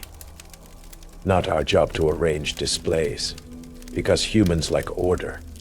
We instinctively want to correct what seems wrong. Just remember, don't touch them, no matter how wrong their position seems. He nodded, still skeptical but willing to follow protocol for now. By 2:30 a.m., we'd encountered 3 more moved mannequins. Aiden's skepticism was cracking slightly around the edges. He stopped offering alternative explanations. Just watched silently, keeping his distance as I had instructed. Then we found the mannequin in the electronics store. A female figure standing beside a display of laptops, one plastic hand resting on the most expensive model. "Okay, that's definitely weird," Aiden admitted. "Why would anyone put a mannequin in an electronics store?" Rule 2. Some mannequins appear in stores that don't sell clothing. Ignore them. Ignore them. Shouldn't we at least report this? It could be part of a theft scheme. Someone planning to break in later. "It's not thieves," I said firmly. "Just keep walking." He followed reluctantly, looking back over his shoulder. "This doesn't make sense. Someone is messing with the displays." We completed our 3 a.m. round without further incident. Returned to the security office for a coffee break. Aiden was quieter now, processing what he'd seen, trying to fit it into his rational worldview. "Let's say, hypothetically, something strange is happening with the mannequins," he finally said. "Have you ever tried to investigate systematically? Motion sensors, tripwires, anything like that? Everyone tries to investigate at first. It never ends well. But with modern technology, it's not about technology. The mannequins know when you're watching them, when you're trying to catch them. They don't like it." He leaned forward. "That implies consciousness, intelligence." "Yes, that's impossible. Many things seem impossible until you experience them firsthand." He ran a hand through his hair, frustrated. "I need evidence. Something concrete." I considered him carefully. His skepticism wasn't merely stubbornness. It was his entire worldview at stake. I remembered feeling the same way once. "Fine, one piece of evidence. But we follow my protocols exactly." I took him to Dillard's, to the display where Kevin's mannequin stood. In the 3 weeks since Kevin disappeared, the mannequin had become more detailed, more human. The resemblance was undeniable now. "This is new," I explained. "Arrived the day after Kevin vanished. Look at the face." Aiden studied it carefully, maintaining his distance as instructed. "It reminds me of someone. The ID photo on your security badge. Kevin Mitchell." He pulled out his badge, compared the photo to the mannequin's face. His expression shifted from skepticism to unease. "Similar bone structure," he admitted. "But mannequins often have generic human features. This one didn't always have those features.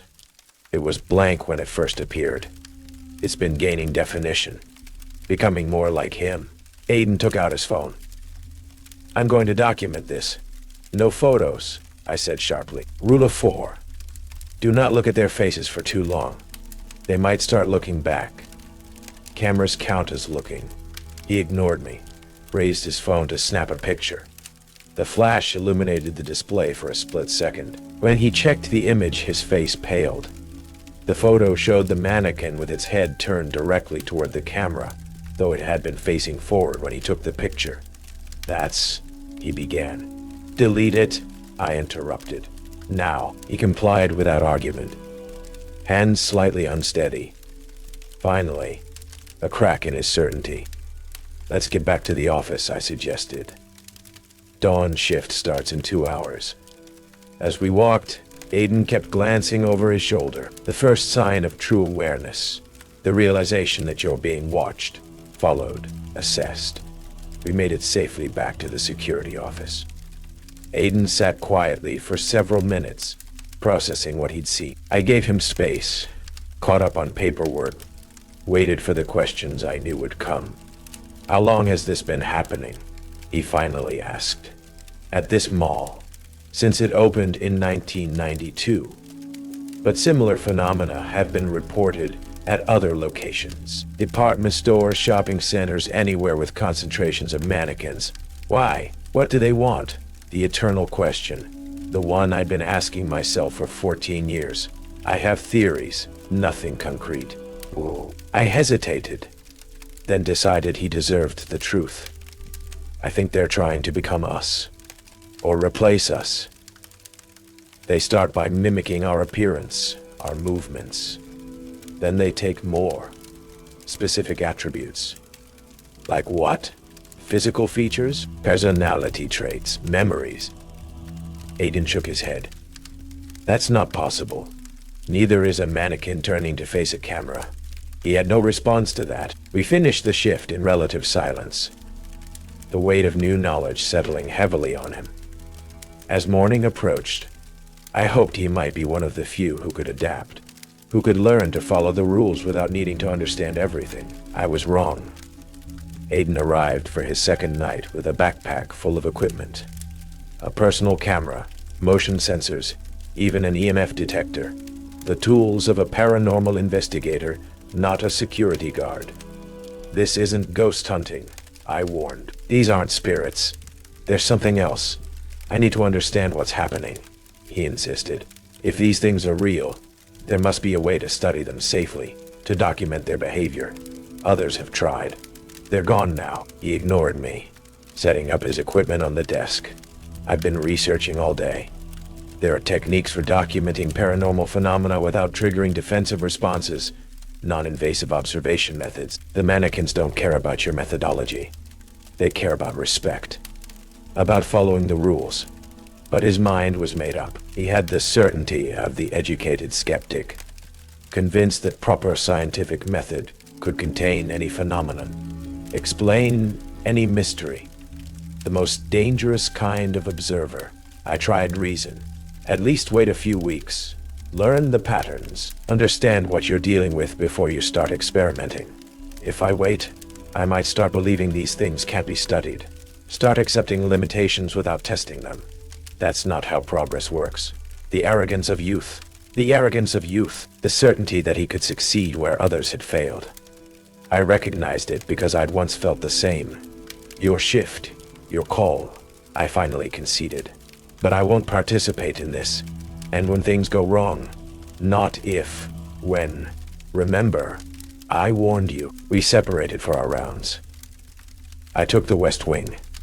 He took the east, carrying his camera and sensors. I completed my patrol methodically, by the book, respecting the boundaries I'd learned through painful experience. When I returned to the security office at 2 a.m., Aiden was already there, reviewing footage on his camera with growing excitement. "I got something," he said without looking up. Clear movement. A mannequin in the juniors department turned its head while I was in the next aisle. "Got it on video." My stomach tightened.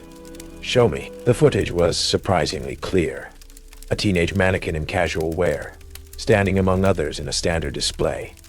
As Aiden's camera panned away, then back, the head had rotated approximately 15 degrees toward the camera. "See?" He was triumphant. "Documented proof. Deleted. Now." "What?" "No." This is evidence. It's a mistake, I said firmly. They know you're recording now. They'll escalate. He scoffed. That's ridiculous. They're not conscious, not in that way. They're responding to stimuli, like any natural phenomenon.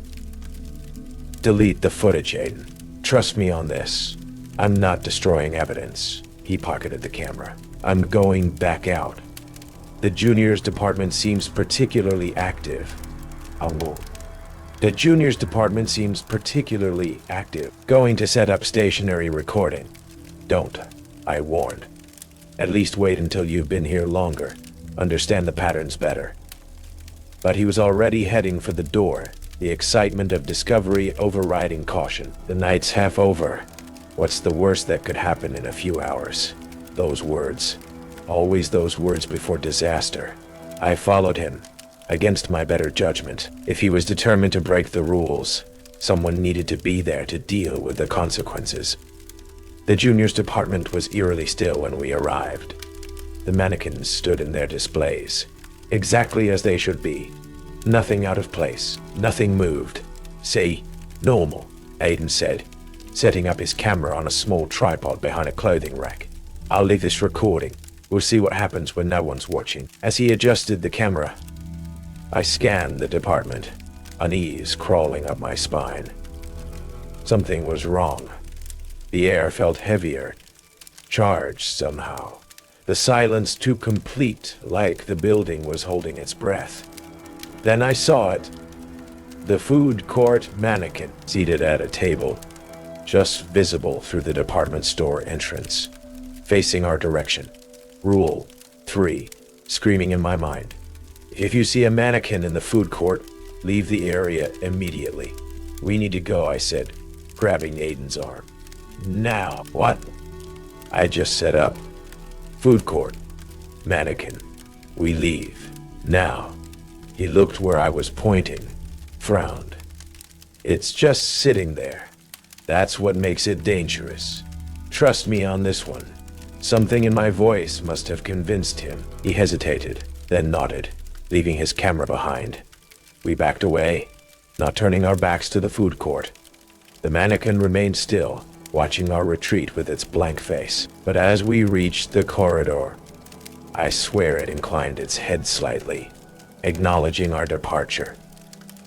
What was that about? Aiden asked once we were safely away. Rule 3 exists for a reason. Food court mannequins are the most dangerous kind. They appear when the others are agitated, when someone's breaking the rules, like filming them. Exactly like filming them. A heavy silence fell between us. For the first time, Aiden seemed to be taking the rules seriously. What happens now? He asked quietly. We finish our shift. Stay together. No more filming. Maybe they'll settle down. We retreated to the security office, monitored the cameras for the rest of the night. The food court mannequin disappeared after 20 minutes. Aiden's camera, when we checked the footage the next morning, had been crushed. The plastic housing cracked like it had been squeezed in a powerful grip.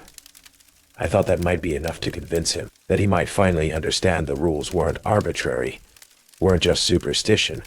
I was wrong again. They destroyed my camera, Aiden said, turning the crushed device over in his hands. Something with enough strength to crack reinforced plastic. We were sitting in my car, in the mall parking lot, the morning sun doing little to dispel the chill of the night's events. Neither of us had wanted to discuss this inside the building. Now do you understand? They don't want to be documented. He nodded slowly, his skepticism finally giving way to acceptance. What else have you collected? Any physical evidence over the years? I hesitated, then popped my trunk. Inside was a metal lockbox I'd kept for over a decade. My personal archive of mannequin evidence. Things I couldn't explain away, couldn't rationalize. Most attempts to collect evidence fail, I explained, unlocking the box. Electronics malfunction. Photos blur. Measurements change overnight, but occasionally something survives.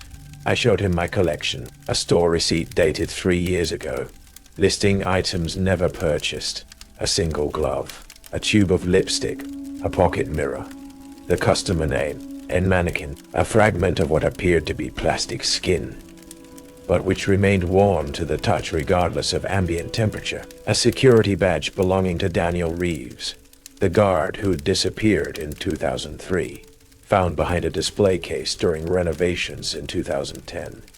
The photo showing a face with the smooth, featureless quality of a mannequin. A maintenance log with entries I never wrote, in handwriting, that evolved from childish scrawl to perfect penmanship over 6 pages. I've been documenting subtle changes in the mannequins for years, I explained, showing him a series of dated photographs.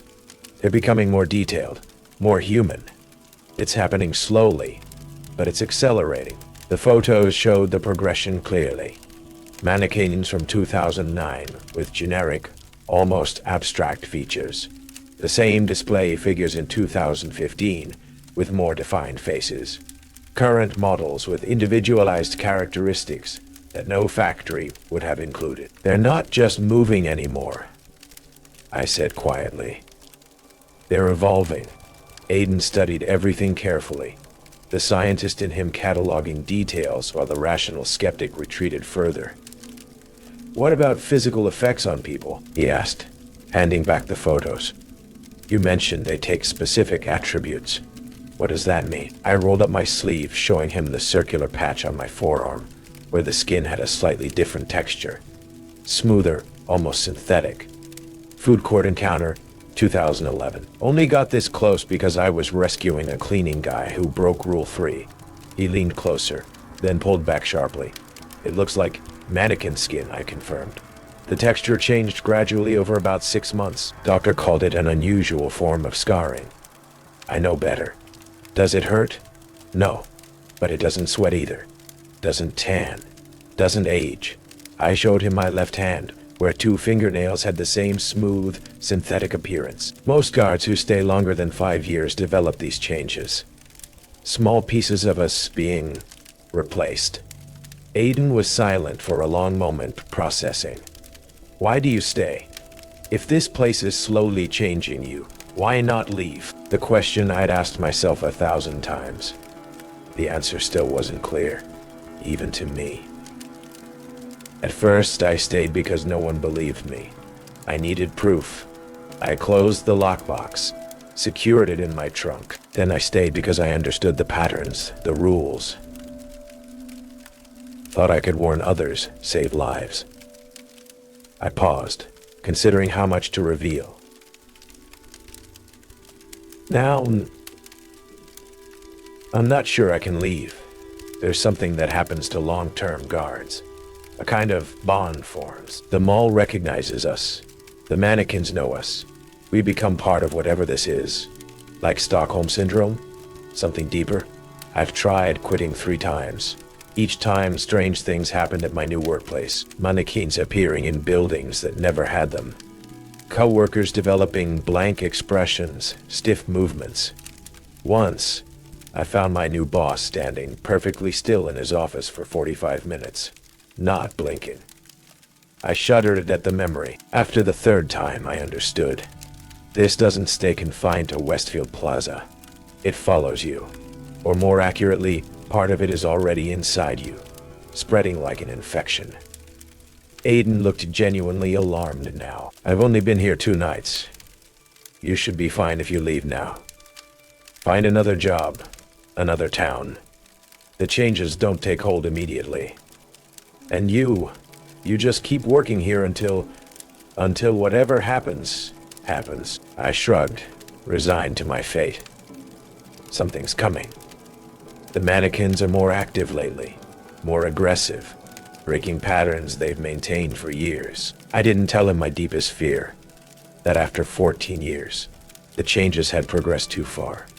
That too much of me had already been replaced, cell by synthetic cell. That one morning I might wake up and find my skin had hardened overnight. My joints become visible hinges, my features simplified to an approximation of humanity. So that's it? No fighting back? No finding a way to stop them? Aiden's voice had an edge of desperate determination. People have tried. Fire doesn't work. The material doesn't burn properly. Breaking them just creates smaller pieces that continue moving. One guard tried bleach chemicals. Nothing worked. And the retaliation. I shook my head. Always worse than the original offense. The sun was fully up now. The mall parking lot beginning to fill with employee vehicles. Our conversation would have to end soon. These weren't topics for daylight hours. I'll quit, Aiden decided. Give notice today. Find something else. Probably wise. But remember, no photos, no samples, no evidence. Leave everything here. Leave everything here. Don't take any part of this with you. He nodded. Solemn now. The cockiness of the previous night completely gone. We parted ways in that parking lot. The morning light creating the illusion of safety, of normality. Aiden walked to his car with the slightly dazed look of someone whose fundamental understanding of reality had been shattered overnight. I watched him go, wondering if he would actually escape. If any of us ever truly could. Aiden gave his notice that day. Worked 2 more nights under my supervision and left. Followed all the rules during those final shifts. Asked thoughtful questions. Treated the mannequins with cautious respect. I thought he might be one of the lucky ones. Someone who glimpsed the truth and managed to walk away before it was too late. I was wrong. Again. 3 weeks after his departure, I received a text from an unknown number. They're here. My apartment. Standing in corners. Don't move when I watch directly. Need help. I called immediately. No answer. Tried again an hour later. Still nothing. The next day, I drove to the address from his employment records. The apartment manager let me in after I showed my security badge and made up a story about Aiden leaving personal items at work. The apartment was empty. Not just unoccupied, completely cleared out. No furniture. No personal belongings, nothing to indicate anyone had ever lived there. Except for one thing. A mannequin standing in the center of the living room. Male, Aiden's height and build. Featureless face, but with the faintest suggestion of his bone structure emerging from the smooth plastic. One arm extended, hand open as if reaching for help. I backed out of the apartment, heart pounding. The building manager saw nothing unusual when he checked. To him, the apartment was simply empty, ready for the next tenant. Aiden's case wasn't entered into my mental rulebook as a failure, but as a confirmation. The mannequins don't stay confined to the mall. Their influence spreads, their reach extends, and once they've marked you, distance provides no safety. That was 2 months ago. Since then, the activity at Westfield Plaza has intensified. Mannequins changing positions multiple times per night. Appearing in unusual locations with increasing frequency. More detailed faces emerging weekly. The security cameras showing unexplained static during critical moments, and the most troubling development. Mannequins from other locations appearing in our mall. Department store models I don't recognize. Display figures with different manufacturing hallmarks. Even antique mannequins with wooden joints and hand-painted features. They're gathering. Concentrating, preparing. Last week, I found 3 of them in the food court at once. An unprecedented event. They sat at different tables, arranged in a triangle, all facing the center. Nothing in the middle, just empty space, waiting. I've developed new protocols, adjusted the rules to account for the escalation. But the truth is, I'm running out of time. The mall knows it. The mannequins know it. I know it. Which brings me to you, reading this guide, my replacement, whether you realize that's what you are or not. You've been selected for reasons beyond your understanding, perhaps because you have qualities they find interesting. Perhaps because you're particularly suitable for replacement. Follow the rules I've outlined. All 5 of them, without exception. They've kept me alive for 14 years. They might do the same for you. Rule 1. If a mannequin is facing a different direction than before, do not fix it. Rule 2. Some mannequins appear in stores that don't sell clothing. Ignore them. Rule 3. If you see a mannequin in the food court, leave the area immediately. Rule 4. Do not look at their faces for too long. They might start looking back. Rule 5. If you see a mannequin standing inside the security office, clock out and never return. I'm adding a 6th rule. one I've only recently confirmed through bitter experience. Rule 6. If you see a mannequin that resembles someone you know, avoid all contact with that person. They've already been replaced. This guide is my legacy. My warning. I have left copies in various locations. The security desk, the employee break room, even sealed in plastic and hidden in air ducts. The mannequins find most of them. Destroy them before anyone can read them. But perhaps this copy will reach you. I won't be here to train you personally. By the time you start your first shift, I'll be gone. Not in the way Aiden and the others disappeared. I've made different arrangements. A final attempt to break the cycle. Tonight, I'm going to break Rule 5 deliberately. I've placed a mannequin in the security office myself. One from storage, with a cracked face and missing arm. A damaged vessel, unsuitable for their purposes. When my shift starts, I'll sit across from it. Maintain eye contact and wait. Force a confrontation on my terms, not theirs. Will it work? Probably not. But after 14 years, I'm tired of just surviving, of following rules created by entities I don't understand. Sometimes you have to force the game to change. So if you're reading this, remember the rules. Watch the mannequins carefully, but never for too long. Respect their movements, their territories, learn their patterns. And if you ever open the supply closet on the second floor and find a mannequin that looks somewhat like me, perhaps older, perhaps with more defined features than the others, just nod politely and close the door. Some night guards never leave Westfield Plaza. Not really. We just change positions.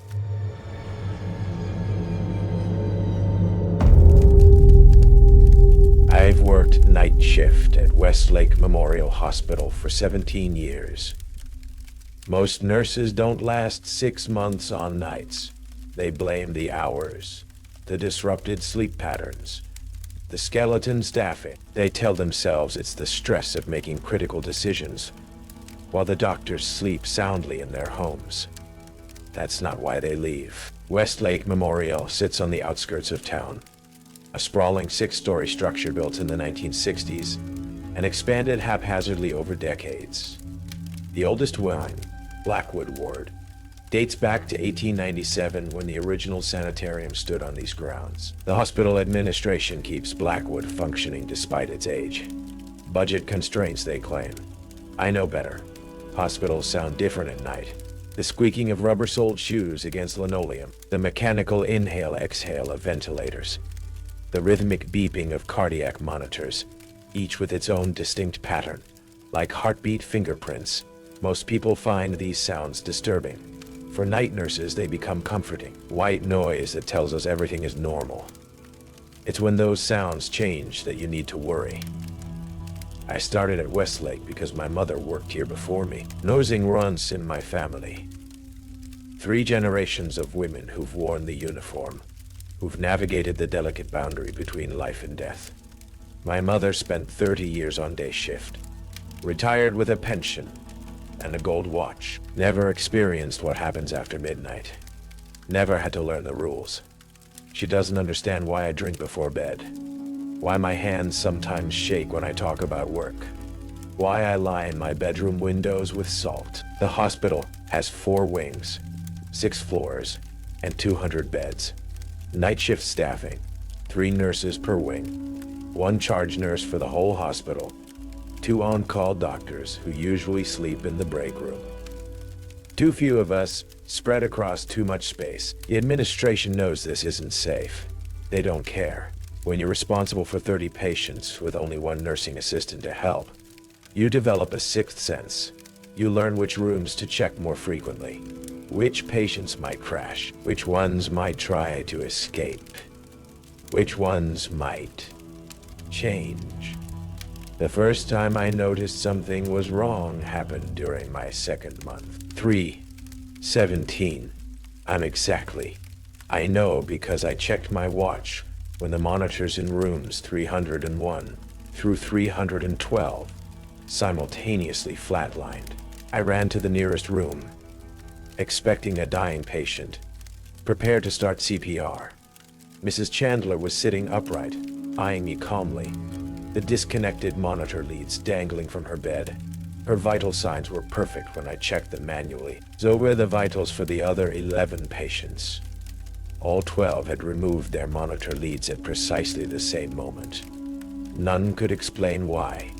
I reported the incident to my supervisor. She attributed it to faulty wiring, to monitor glitches, to coincidence. Told me not to worry. But when my shift ended, she followed me to the parking lot and pressed a folded piece of paper into my hand. "Rules for night shift," she whispered. "Don't share them. Don't lose them. Don't ignore them." I thought she was being dramatic. I was wrong. Looking back, I should have quit then. Found a day position at a different hospital, but by the time I understood what was happening at Westlake Memorial, it was already too late. Something about this place marks you, claims you. Once you've seen what walks these halls after midnight, you can never truly leave. If you're reading this, you've probably just accepted a position on night shift. The orientation didn't mention the special protocols, did it? The peculiarities of certain patients. The rooms you should avoid. They never do. Night shift has its own protocol, not the official policies in the employee handbook. Those are just basic nursing procedures. I'm talking about the other rules, the unwritten ones, the ones that keep you alive until morning. The ones that keep you alive until morning. I learned them gradually, painfully, one inexplicable incident at a time. But over the years, I formalized them. 3 critical rules that night nurses at Westlake Memorial need to follow. Rule 1. If a patient looks at you but has no pupils, pretend not to notice. Rule 2. If a patient who was in a coma suddenly speaks, do not engage in conversation. Rule 3. If all the patients sit up at the same time, turn off the lights and hide. Simple, straightforward, non-negotiable. Follow them, and you might survive until retirement. Break them, and well, there's a reason we have such high turnover. Like what happened to Nurse Davidson. She transferred to nights from the pediatric ward.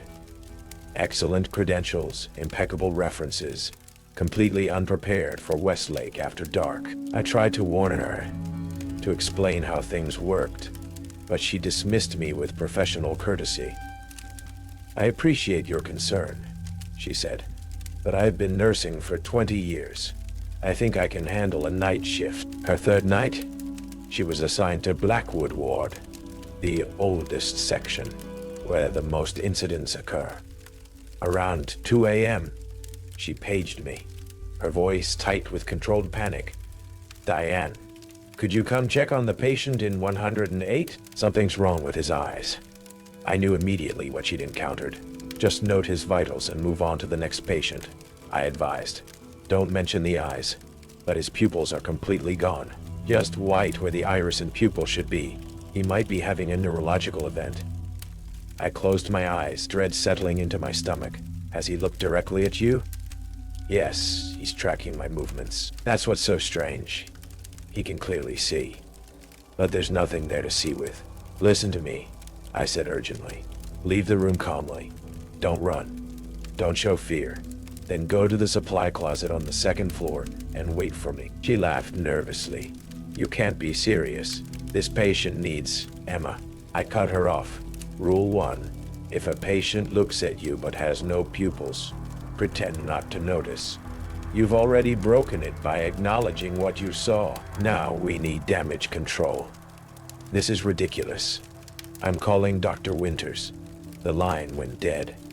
I rushed to Blackwood Ward, taking the stairs because the elevators are unpredictable after midnight. By the time I arrived, Nurse Davidson was nowhere to be found.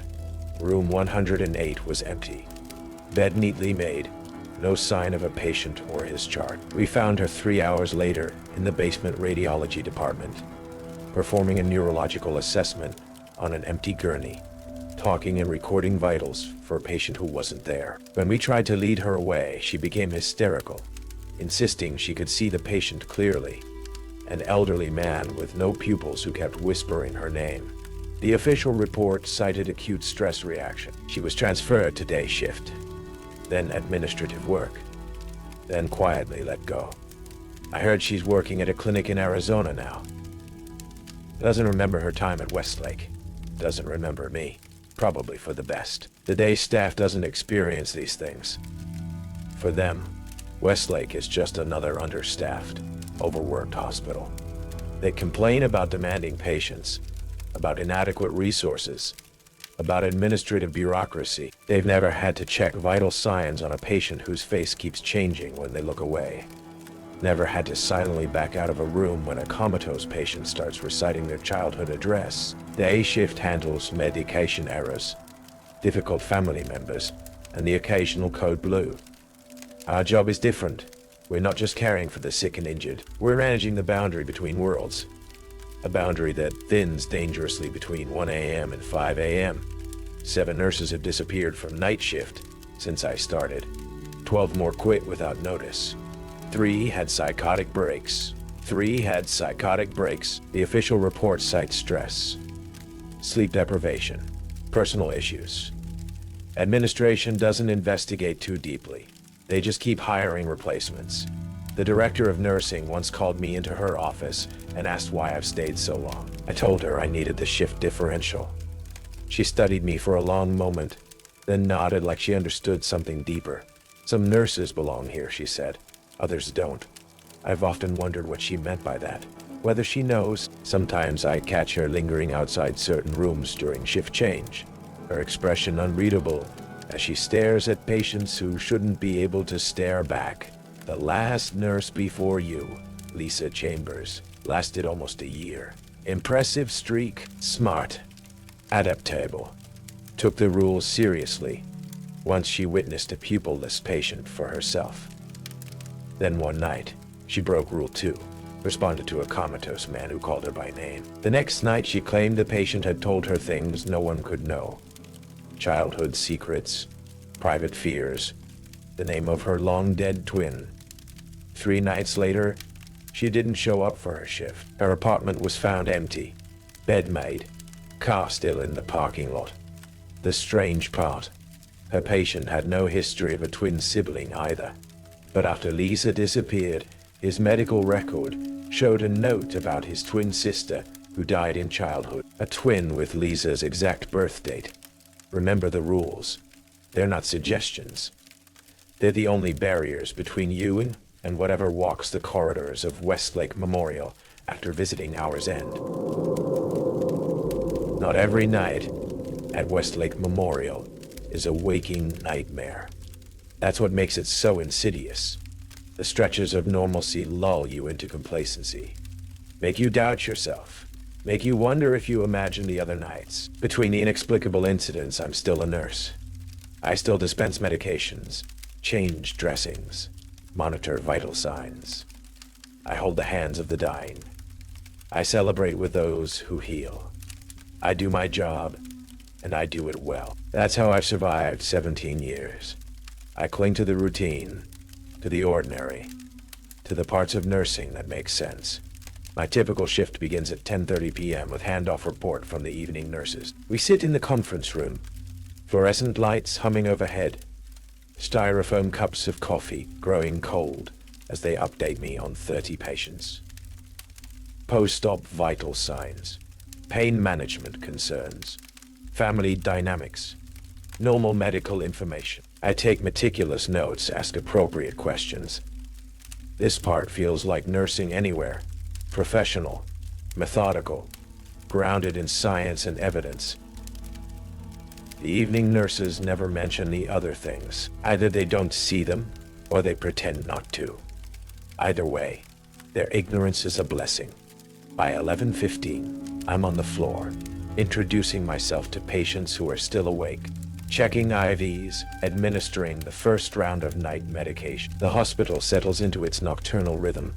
Call lights blink occasionally. The cleaning staff mops the corridors, their squeaking carts echoing against tile floors. Monitors beep steadily. Everything normal. Everything as it should be. This is when I do my best work. Mrs. Garcia in 432 needs her wound redressed. Mr. Peterson in 415 is recovering from hip surgery and needs help to the bathroom. The young woman in 427 is frightened about tomorrow's procedure, and I spend extra time answering her questions, easing her fears. This is nursing as I was taught to practice it. Compassionate, competent, human. The midnight medications go out on schedule. I document meticulously, check orders, prepare for the 2 a.m. vitals check. Everything running smoothly, efficiently, normally. Then one of them arrives, and the hospital shifts. It's subtle at first. The corridor lights seem dimmer, though nobody's touched the switches. The distances between rooms stretch imperceptibly longer. The monitors continue beeping, but their rhythms desynchronize, creating discordant patterns that set my teeth on edge. This is when I start my special protocols, the ones I've developed through years of trial and error. I wear a small silver charm around my neck. Nothing religious, just something old, something with history. I've noticed they respect age. I keep a pen with red ink in my pocket. Never use it for charting. Just keep it there. I don't look directly into darkened rooms before entering. Always turn the lights on first. Small precautions, small routines, small barriers between normal nursing and whatever waits in the shadows after midnight. By 2 a.m., the strangeness escalates. Coal lights blink in rooms where patients are heavily sedated. The temperature drops in certain corridors. Always the same ones.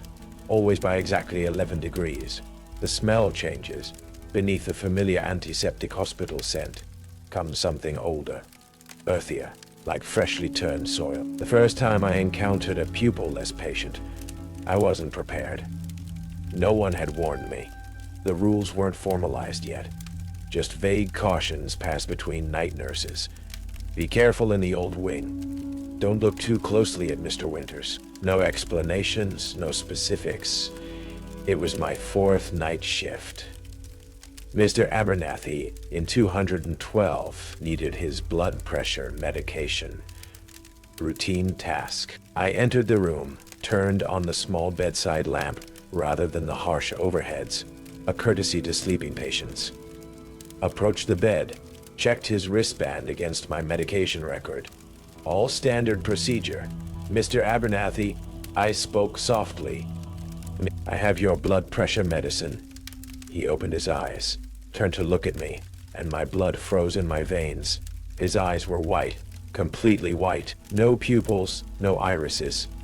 Just blank white orbs that somehow tracked my movements with terrible precision. Nurse Diane, he said. My name tag not visible in the dim light. Your mother worked here too, didn't she? Before the accident? My mother had never had an accident. She'd retired normally, was still alive and well. I did what any rational healthcare professional would do.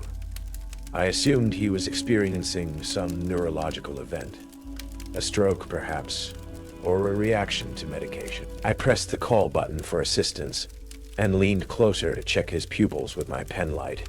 His hand shot out, fingers closing around my wrist with impossible strength for an 87-year-old cardiac patient. His grip was ice cold, the skin dry like paper.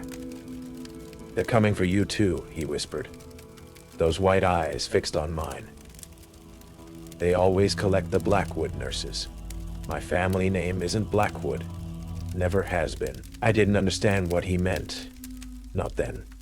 Another nurse responded to my call, and the moment she entered the room, Mr. Abernathy released me. When I looked back at him, his eyes were normal. Pale blue irises, pupils reacting appropriately to my pen light. He seemed confused by our presence, asked politely for a glass of water, remembered nothing of our conversation. My colleague saw nothing unusual.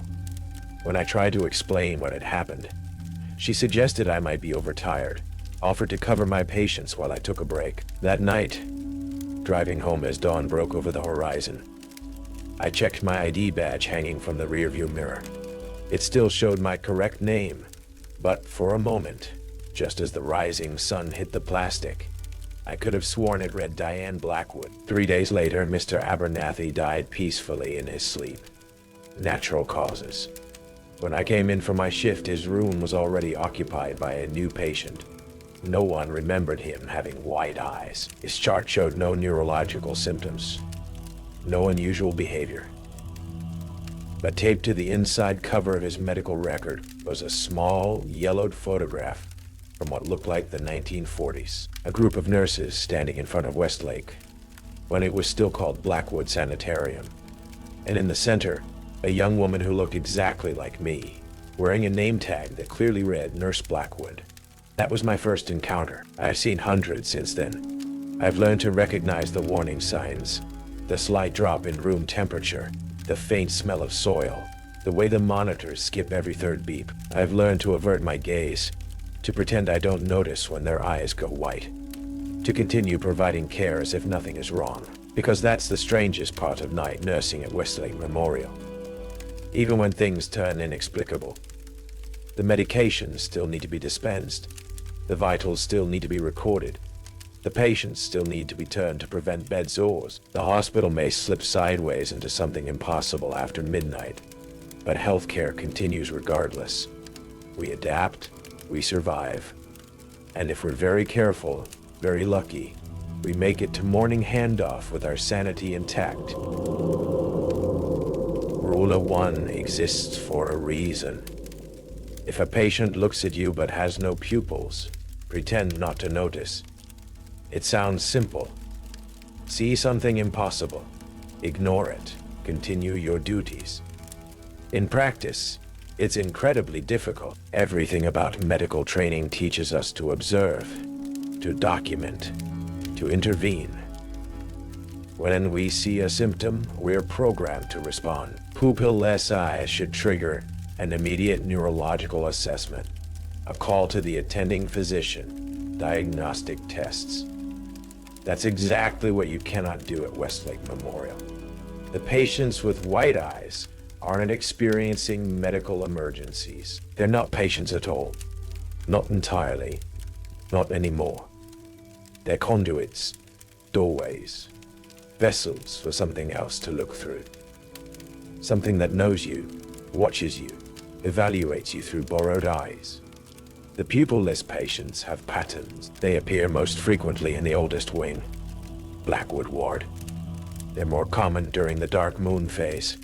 They increase in number during the anniversary week of the hospital's founding. They're never children, never younger than 25, as if whatever uses them respects certain boundaries.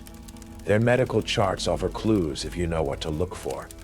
Birth dates that don't match their apparent ages. Admission dates that conflict with hospital records. Next of kin listed as people who died decades ago. Small inconsistencies that day shift never notices, that the doctors explain away as clerical errors. 6 years ago, a nurse named Michael Reed transferred to nights from the emergency department. Trauma nurse, former military medic, confident to the point of arrogance.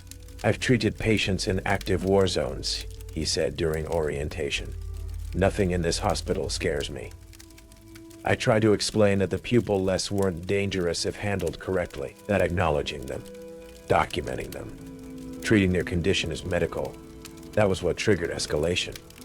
Michael didn't believe me, not until his 5th night, when he encountered Mrs. Winters in 307. He entered her room for 2 a.m. vitals, standard procedure. Found her sitting upright in bed, awake despite the sedatives she'd been given for her fractured femur. He later told me her eyes were normal when he first approached, dark brown with appropriate pupillary response.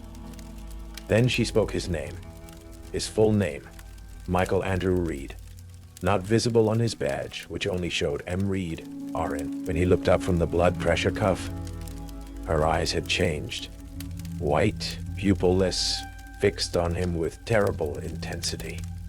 Michael did everything wrong. He asked her about her eyes. Documented possible neurological event in her chart, called the on-call physician. Performed a detailed assessment, including pupillary response tests. Treated it as a medical emergency. By the time I answered his page for assistance, it was too late. I found him standing perfectly still beside Mrs. Winters' bed, staring into those white eyes. His vital signs chart dangling from limp fingers. His face was blank, eyes wide, breathing so shallow I had to check his carotid pulse to confirm he was alive. "Michael," I said, carefully keeping my gaze away from Mrs. Winters, "we need to leave the room now." No response. I touched his arm, ice cold. "They're showing me things," he whispered. "In the basement. Under the basement. The original foundation. The first hospital." Mrs. Winters smiled, an expression that didn't belong on her elderly face. Too wide, too knowing. "He sees now," she said, her voice layered with others, deep and high simultaneously, an impossible chorus of voices emanating from one throat. "He understands what lies beneath." I knew better than to acknowledge her words. Instead, I focused on Michael, physically turning him away from the bed, guiding him toward the door. "Medical emergency in 307, I said loudly, for the benefit of anyone who might be listening. "Patient experiencing possible stroke symptoms. Nurse read. Please call a code."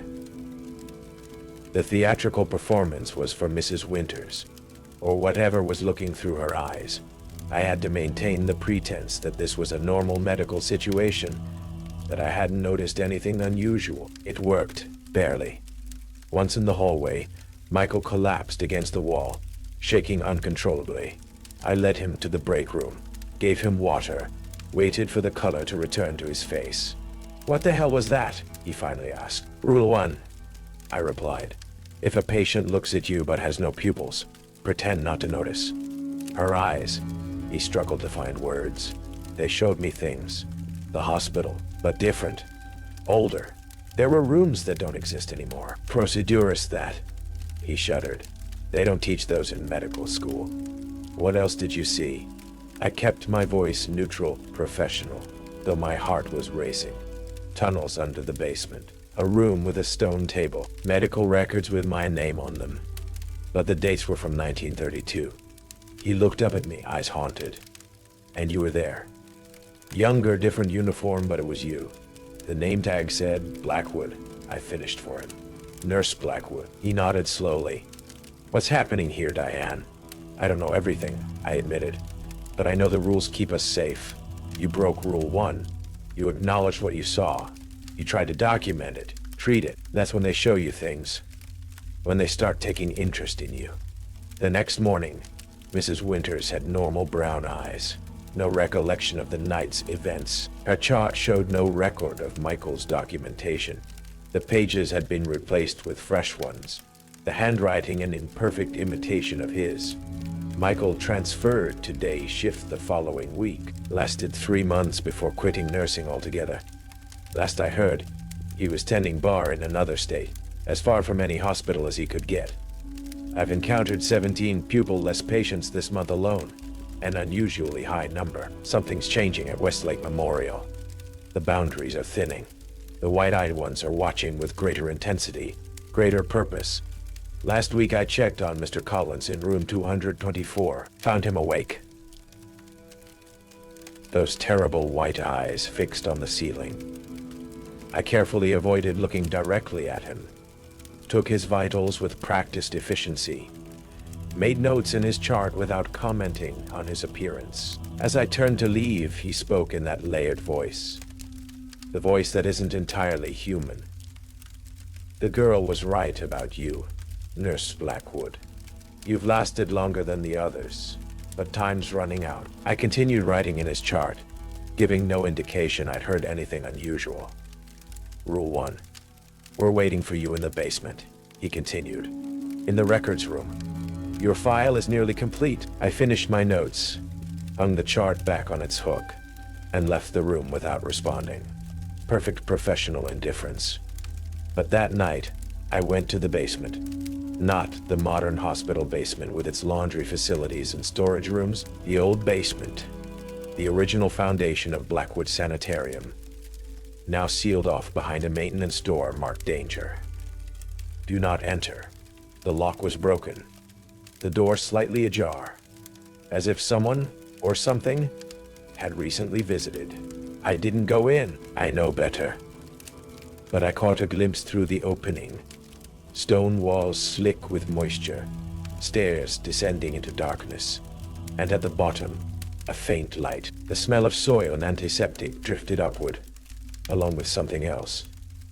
The rustling sound of papers being sorted, of files being opened and closed. Someone was down there reviewing records. My records, perhaps. I replaced the broken lock with a new one for maintenance. Reported the door as a safety hazard. But I know the new lock won't keep them contained for long. Nothing does. They've been here since the beginning. Watching through borrowed eyes, waiting for something. Collecting information. Collecting us. The pupil-less patients are their windows. Their way of seeing into our world while they prepare for whatever comes next. So remember Rule 1. When you see those white eyes tracking you across the room, when you feel that terrible gaze evaluating your every movement, pretend you don't notice. Continue your duties. Act normal. And whatever you do, don't look too long into those empty white eyes. Don't let them know you can see them seeing you, because once they know you're aware, once they know you understand what's happening at Westlake Memorial, they'll start showing you things. Things buried in the hospital's history. Things buried in your own past or future.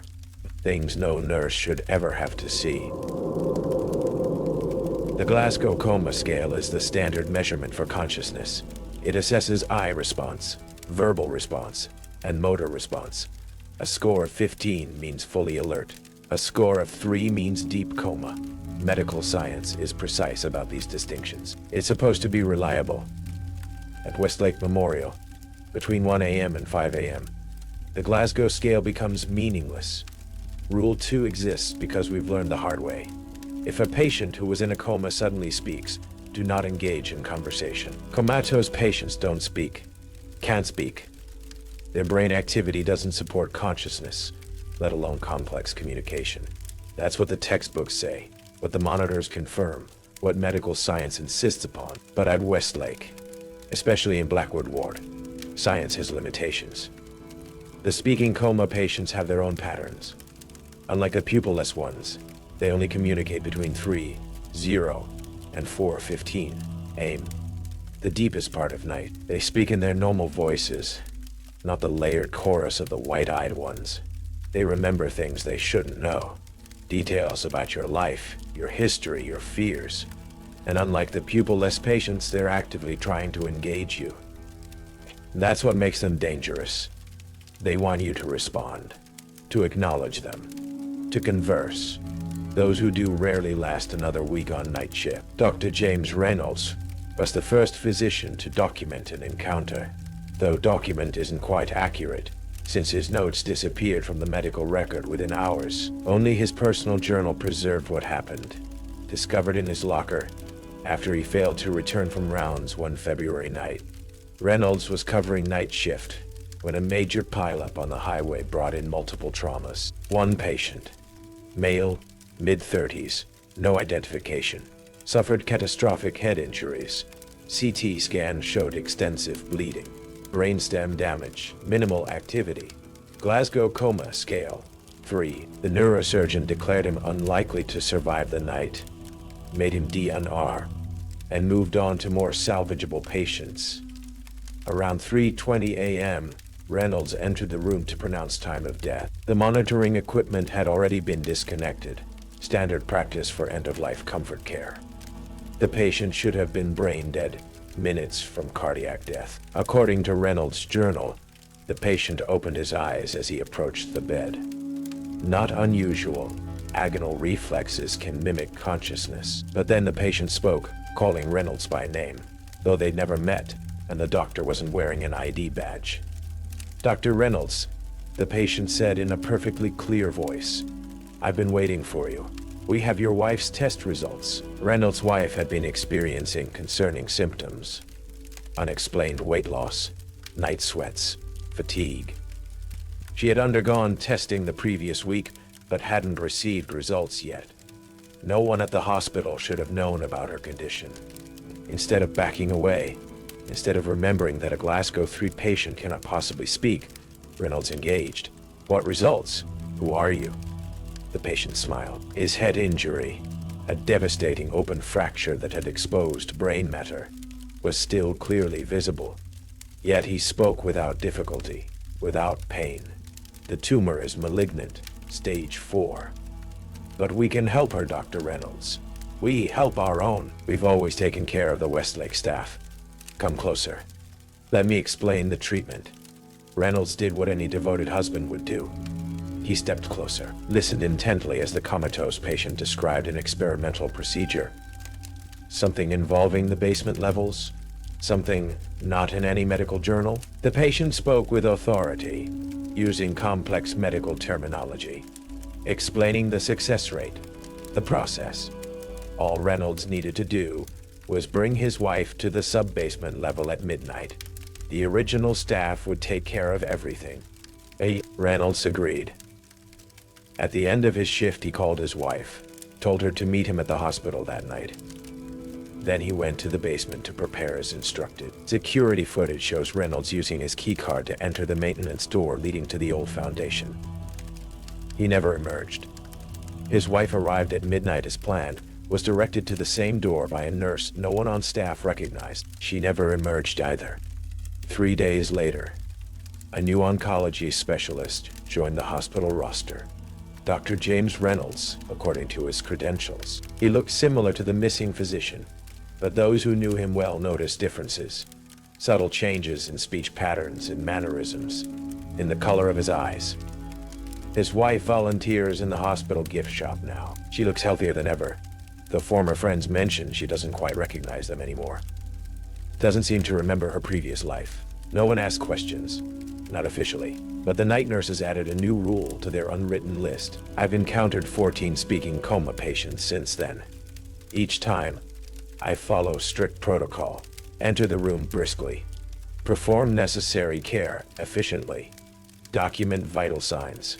Do not make eye contact. Do not respond to anything they say, no matter how compelling, how personal, how enticing. It's harder than it sounds. The human instinct to respond when addressed is nearly overwhelming. Oh, when someone speaks your name, looks directly at you, asks a question, your brain is wired to engage. 4 years ago, a coma patient in 317, elderly woman, massive stroke, no brain activity on EEG, called to me as I changed her IV fluids. Diana, she said, her voice incongruously youthful from her damaged body. I know why you can't remember anything before you started working here. I continued adjusting the drip rate, kept my eyes on the fluid bag. Your file is special, she continued. Different from the others. You've been here before, you know. Many times. Different bodies, different lives, but always the same role. The observer, the record keeper. My hands trembled slightly, but I maintained silence, focused on the task. Don't you want to know who you really are? Why you dream about the stone table?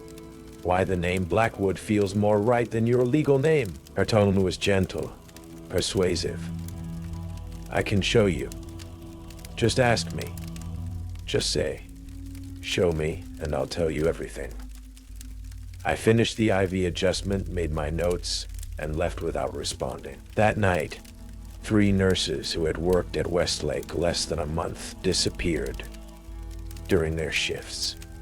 Their lockers contained personal items that didn't belong to them. Photographs of families they didn't have. Keys to houses they'd never lived in. The temptation to engage is strongest when they offer answers. Night nurses at Westlake accumulate questions about the hospital's history, about the strange incidents, about their own experiences that don't quite make sense. The speaking coma patients offer resolution, explanation, understanding. That's the trap. They know exactly what you want most. Last month, we admitted a John Doe, male, approximately 40, found unconscious near the hospital with no identification. Showed a massive subdural hematoma. Neurosurgery performed an emergency craniotomy, but advised he would likely remain in a persistent vegetative state if he survived at all. Glasgow Coma Scale, 4. During my 3 a.m. rounds, I entered his room to check vital signs. Found him lying perfectly still, Eyes closed, breathing tube in place, exactly as he should have been. The ventilator whooshed rhythmically. The monitors beeped steadily. Nothing unusual, until I turned to leave. "Your sister misses you," he said, though the breathing tube should have made speech impossible. "She's been waiting 67 years for you to remember." I froze, my back to the bed, hand on the door handle. "I don't have a sister. Never had one, at least not that I remember. The accident wasn't your fault, Diane. The hospital fire. All those patients in Blackwood Sanitarium. You tried to save them. I didn't respond, didn't turn, didn't acknowledge. Rule 2. Ask me," he urged, his voice edging closer, though I hadn't heard movement. "Ask me about the fire, about your sister, about why you keep coming back to this place life after life." I opened the door, stepped into the hallway, closed it firmly behind me, leaned against the wall, heart pounding, fighting the overwhelming urge to go back in, to ask, to know. The next morning, John Doe was exactly as medical science said he should be. Deeply comatose, unresponsive, intubated. The day nurse reported no changes overnight. The neurologist noted continued poor prognosis in his chart, but taped inside my locker was a photograph I'd never seen before. Black and white, dated 1952. Two nurses in old-fashioned uniforms standing in front of Blackwood Sanitarium. One was the version of me I'd seen before in other impossible photographs. The other, younger, smaller, but with the same eyes, same features, had a name tag reading Sarah Blackwood. My sister, in a life I don't remember. 3 days later, John Doe died. Natural causes. Expected outcome given his injuries. But as we prepared his body for the morgue, I noticed something clutched in his right hand. A small, charred fragment of fabric. The corner of a nurse's cap, with the letter is embroidered in faded thread. I didn't take it. Didn't report it. Some artifacts from the night shift are best left undisturbed. Remember Rule 2. The coma patients want you to engage because engagement forms a connection, opens a door, gives them access to something beyond your understanding, and whatever speaks through those unconscious patients, whatever knowledge they offer, whatever truths they promise, the price is always higher than you're prepared to pay.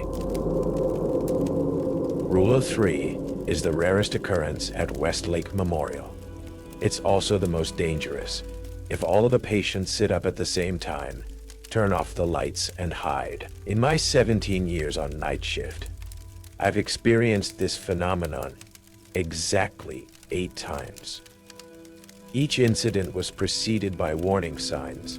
If you know what to look for, each time those who followed the rules survived. Those who didn't, the hospital keeps no official record of these incidents. Security footage disappears. Witness reports are altered or discarded. Staff who speak too openly about what they've seen are transferred. Their memories sometimes altered in ways I don't understand. But night nurses remember. We pass the knowledge down, protect each other with our silence and vigilance. The synchronized events follow a pattern. They only occur during the dark moon phase. Only after 3 a.m. Only when the barometric pressure drops below a certain threshold. And only in wings built on the original Blackwood Sanitarium foundation. The warning signs are subtle but consistent. The air becomes unnaturally still. The monitors synchronize their beeping. All cardiac readings mysteriously adjusting to the same rhythm regardless of the patient's actual condition. The lights dim slightly, though power levels remain normal. And most telling, all electronic watches and clocks stop at exactly 3:33 a.m. When these signs appear, experienced night nurses know to prepare. We turn off lights rather than waiting for them to fail. We find hiding places, supply closets, utility rooms, abandoned patient bathrooms, places with doors that lock from the inside, places where we've stashed emergency supplies, flashlights that don't work during an event, but provide comfort nonetheless, bottles of water, sometimes alcohol, though we never admit to that breach of protocol. Most importantly, we hide alone, never together. Those who cluster don't survive. I learned about Rule 3 from a janitor named Victor Martinez. He'd worked night shift at Westlake since the early 1980s, knew every corner of the old building. He found me hiding in a linen closet during my first synchronized event, my 3rd month on the job. No one had warned me specifically about this phenomenon. Just vague cautions about bad nights when we should stay out of sight. When the monitors on my ward all synchronized their beeping, when the lights began to dim, my instinct told me to run. I found the closest hiding place and curled up behind stacks of sheets, not understanding what I was hiding from. Victor opened the door an hour into the event, his flashlight beam catching my wide eyes among the linens. He looked unsurprised to find me there. "First time," he whispered, slipping inside and closing the door. "You picked a good spot." They never checked the linen closets. Too mundane. "Who doesn't?" I whispered back. He didn't answer directly. Been working here 30 years. Seen it happen maybe 12 times. Always the same. All the patients sit up at exactly the same moment. Even the ones who shouldn't be able to. The paralyzed. The sedated. The comatose. They all sit up. And they all turn their heads toward the East Wing. Toward the old surgical theaters that don't exist anymore. I shivered, drawing my knees closer to my chest. What are they looking at? Not what. Who? Victor's face was grave in the dim flashlight glow. The original staff. The ones who never left. The ones who still practiced their medicine in the spaces between walls. He told me about the first time he witnessed it, in 1984. He'd been mopping the 3rd floor corridor when the lights dimmed, before he could report the issue to maintenance. Every patient door on the floor swung open simultaneously. Then the patients emerged, walking in perfect unison, regardless of their medical condition. Patients with broken legs moved without pain. Patients on ventilators breathed independently. Patients who had been unconscious for weeks walked with purpose. They formed a procession down the corridor, moving toward the East Wing, toward a wall where a set of double doors had once existed, but had been sealed during renovations. Victor pressed himself into an alcove, watching in terror as nearly 30 patients approached the solid wall and passed through it, disappearing one by one into the solid surface. The night staff who had been on the floor were gone. No bodies, no signs of struggle, just gone. In the morning, the day shift found patients in their beds, appropriate to their medical conditions. With no memory of the night's events, the missing staff were never found. The official report cited mass resignation without notice. I survived because I didn't run, didn't scream, didn't attract attention, Victor explained. I just hid and stayed quiet. That's the rule. When it happens, you hide. When it happens, you hide. You don't come out until the overhead lights return to full brightness. No matter what you hear, no matter who calls your name, no matter how many hours it takes. Victor retired 2 years after telling me this story. Moved to Arizona to live with his daughter. His parting words to me: whatever walks these halls during those events, it's not human. It never was. But it remembers being human, and that makes it dangerous. I followed his advice during every synchronized event since then. I've heard things while hiding. Footsteps passing by my closet door, different from normal footsteps. Too measured, too deliberate. The squeaking of gurneys being wheeled through corridors, but with odd rhythms that don't match modern hospital equipment. Voice speaking calmly in what sounds like normal medical terminology, but just distorted enough that I can't quite understand the words. And sometimes, my name being called, not by patients, by voices that sound like colleagues, the missing ones, the ones who disappeared during previous events. They call for help, call for assistance with patients, Use the normal phrases that would compel any nurse to respond. I never answered. Never open the door. Never leave my hiding place until the lights return to normal. 5 years ago, a new nurse named Trevor Hansen experienced his first synchronized event. I tried to warn him, explain the rules, but he was skeptical. A rational man who believed in medical science, not hospital haunts. When the warning signs appeared, I urged him to hide, pointed him toward the medication room with its heavy lockable door. He humored me, but I could see the doubt in his eyes. I found my own hiding place, a rarely used patient bathroom in a temporarily closed room. Locked the door, turned off the light, waited in darkness, counting my heartbeats to mark time. 20 minutes into the event, I heard Trevor's voice in the corridor outside my hiding place. "Diane, where are you? Something's happening with the patients in 310. I need help right away." I remained silent, though every nursing instinct screamed to respond to a colleague in need. "Diane, please."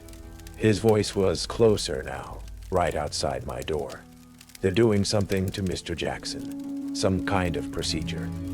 Kind of procedure. I don't recognize the instruments. I need a senior nurse." The doorknob rattled. Once, twice. Not Trevor testing if it was unlocked. More like Trevor being pressed against the door by someone, or something else. "Tell her we need another Blackwood," said a different voice. Clinical, precise, with an accent and speech pattern that sounded decades out of place. "The procedure requires a Blackwood nurse. Family tradition." I covered my mouth with both hands, suppressing any sound that might escape. Pressed myself against the wall furthest from the door. "She can hear us," said the outdated voice. "She's in there, breaking her oath, neglecting her duties." Trevor's voice came again, strained now.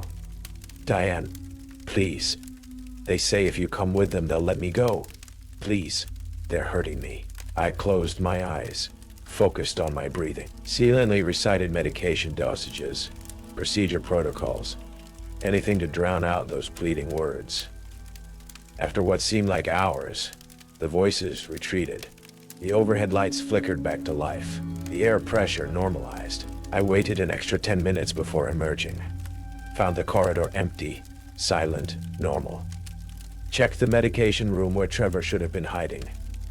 The door was ajar. The room was empty except for a single shoe. Trevor's left nursing clog, tipped onto its side as if it had fallen off during a struggle. Trevor was never found. His car remained in the parking lot for weeks before being towed. His apartment showed no signs of packing or planned departure.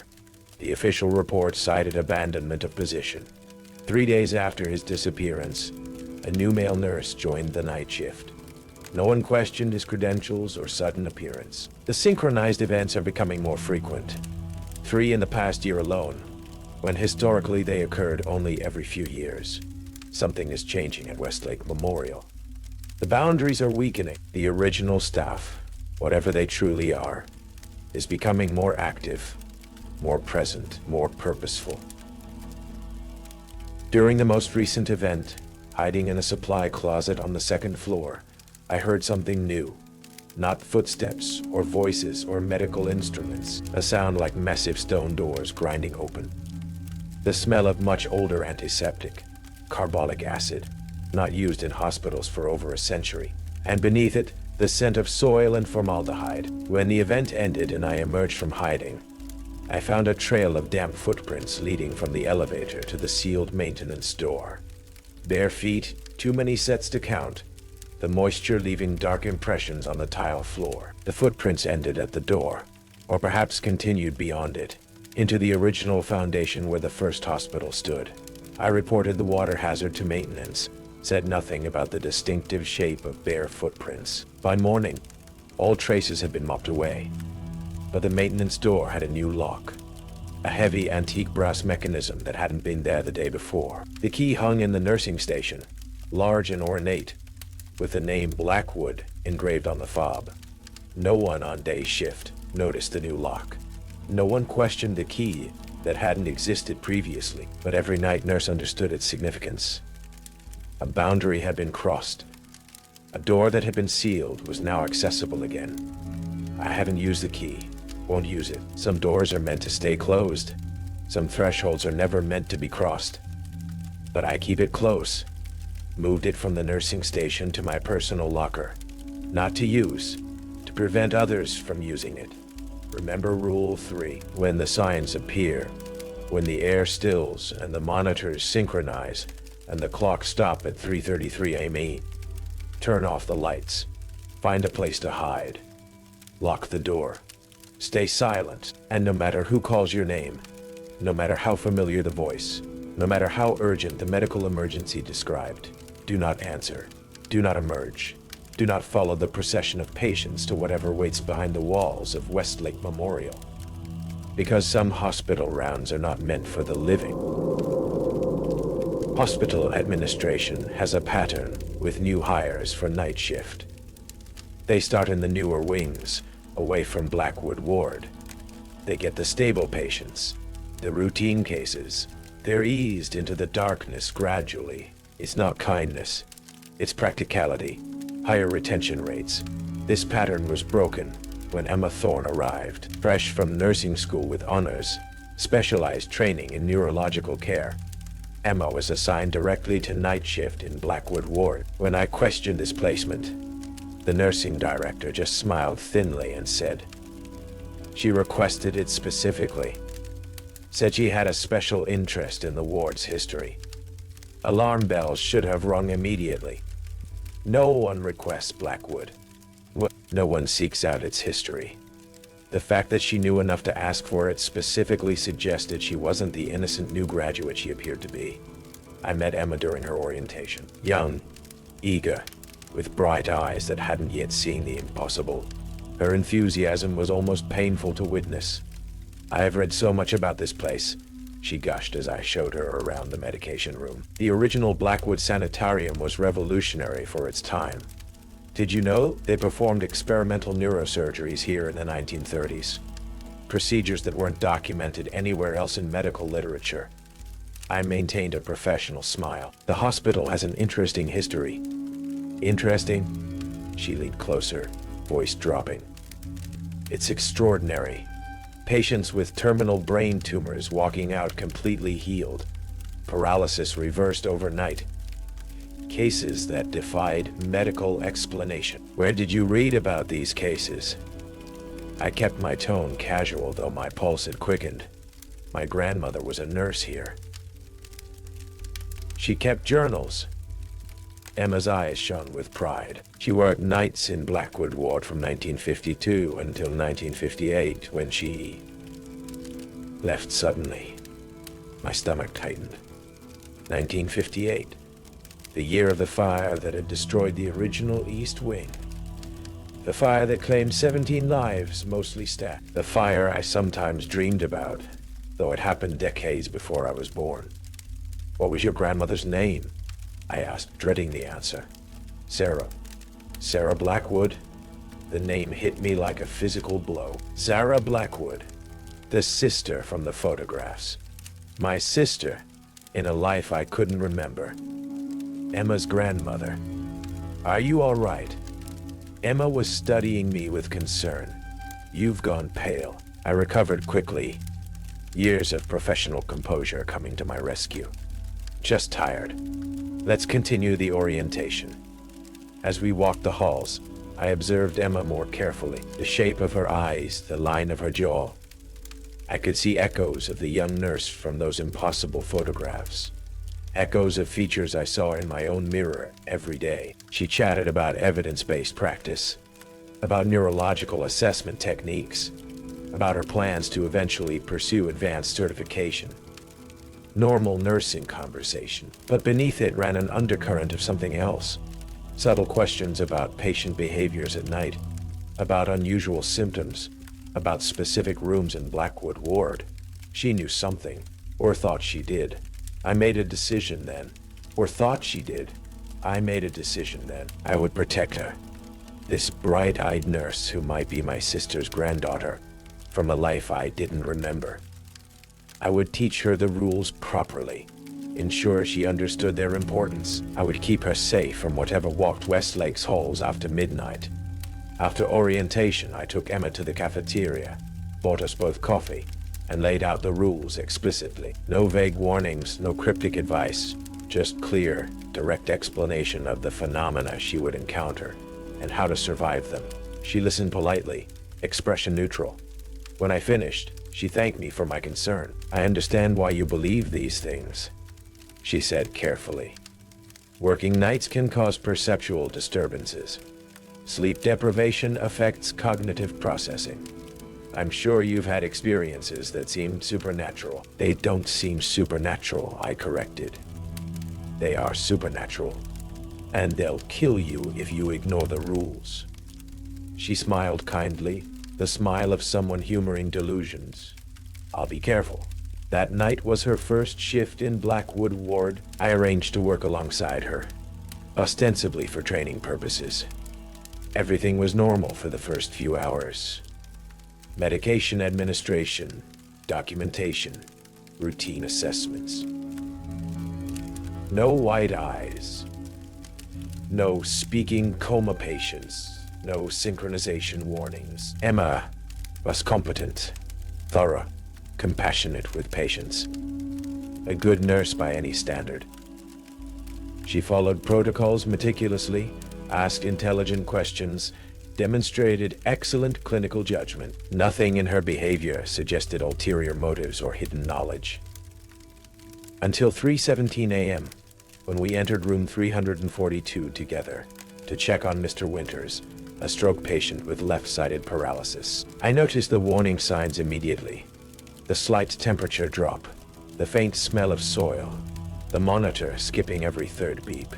Knew what we would find before we even approached the bed. Mr. Winters was awake, watching us with completely white, pupilless eyes. I kept my expression neutral, proceeded with vital signs assessment as if nothing was unusual. Emma, standing beside me, gasped softly. "Mr. Winters," she said, leaning closer to examine his eyes. "Can you follow my finger?" I tensed, preparing to pull her back. "Emma, remember what I told you. Rule 1. She ignored me, pressing the call button. "I need to document this. His pupils are completely—" "Nurse Thorne," Mr. Winters interrupted, his voice that terrible layered chorus. "Your grandmother sends her regards from the sub-basement. She says it's time you joined the family practice." Emma froze, finger still on the call button. "What did you say?" I grabbed her arm.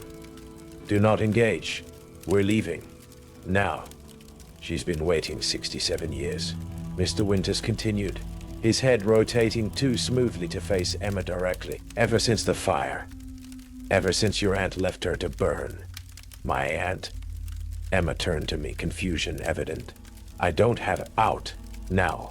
I physically pulled her from the room, shutting the door firmly behind us. In the corridor, I gripped her shoulders. "Listen to me.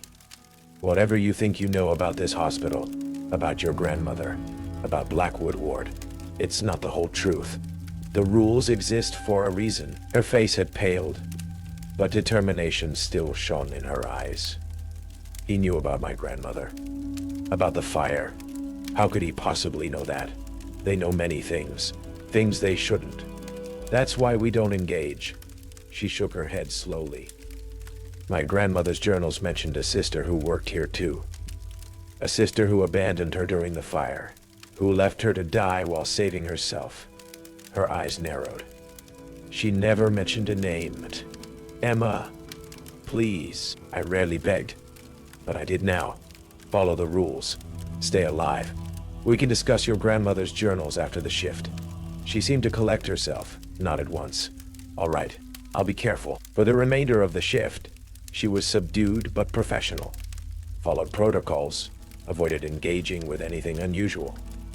When morning came, she changed into street clothes and left without further discussion of Mr. Winters or her grandmother. I hoped she was processing, reconsidering her skepticism. I was wrong. The next night, Emma arrived with a determined gleam in her eyes and a worn leather journal in her bag. "I've been reading my grandmother's accounts more carefully," she said before I could speak. She documented everything that happened in Blackwood Ward. Everything, including detailed descriptions of the white-eyed patients, the speaking coma patients, and something she called the gathering of the original staff. My breath caught. She was describing the 3 phenomena we'd codified into rules. "Then you understand the danger," I said. "I understand there's something extraordinary happening here." She leaned closer. "Something medically unprecedented. My grandmother believed the original Blackwood physicians had discovered something beyond conventional medicine. A treatment modality that could cure anything. Emma, she called it transcendence. Moving consciousness between bodies, preserving essential neural patterns across physical deaths." Her eyes shone with academic fervor. "Do you realize what this could mean for neuroscience? For our understanding of consciousness itself? It means death for anyone who interferes," I said flatly. "Your grandmother, what happened to her after the fire?" Emma hesitated. "She survived, but she was never the same. Extensive burn scarring, traumatic brain injury. She lived in a care facility until she died in 1992. And her journals? Did they continue after the fire?" Another hesitation. "No. My father found them in her belongings after she died. The last entry was the day before the fire. So you don't know what she experienced that night. What really happens during these events. That's why I'm here," she admitted. "To continue her research. To document what she couldn't." I closed my eyes briefly, understanding washing over me. Emma hadn't come to Westlake Memorial for a nursing position. She'd come for answers. For proof of her grandmother's claims. For scientific validation of the impossible. For the next 3 nights, I watched Emma carefully. She followed the rules outwardly. Avoided engaging with pupil-less patients. Maintained professional distance from unusually alert coma patients. But I caught her making notes in her grandmother's journal, setting up small recording devices in patient rooms, taking photographs of patient charts with her phone. She was documenting everything, creating evidence, breaking the most fundamental rule of Westlake Memorial. What happens after midnight stays hidden. On her 5th night, I discovered a small camera hidden in room 342, Mr. Winter's room. When confronted, Emma was unapologetic. "We need evidence," she insisted. "Concrete, verifiable evidence of these phenomena. Once documented, we could pursue legitimate research protocols, ethics committee approval." "There will be no research," I interrupted. "No documentation, no evidence. The hospital doesn't want these things known, Emma. Neither do the original staff." "The original staff are dead," she argued. "Are they?" I held her gaze steadily. "Are you certain?" Doubt flickered across her face, quickly replaced by determination. "I need to know what happened to my grandmother. What really happened during the fire. Why her sister abandoned her. I saw then that nothing would dissuade her. The need for answers ran too deep. And perhaps, in her position, I would have felt the same. "Be careful," I said finally. "Some answers come at too high a price." The next night, Emma didn't arrive for her shift. I called her apartment. No answer. Checked with hospital administration. No call-in, no notification of absence. Her locker contained her spare scrubs, her lunch bag, her nursing textbooks. Everything except her grandmother's journal.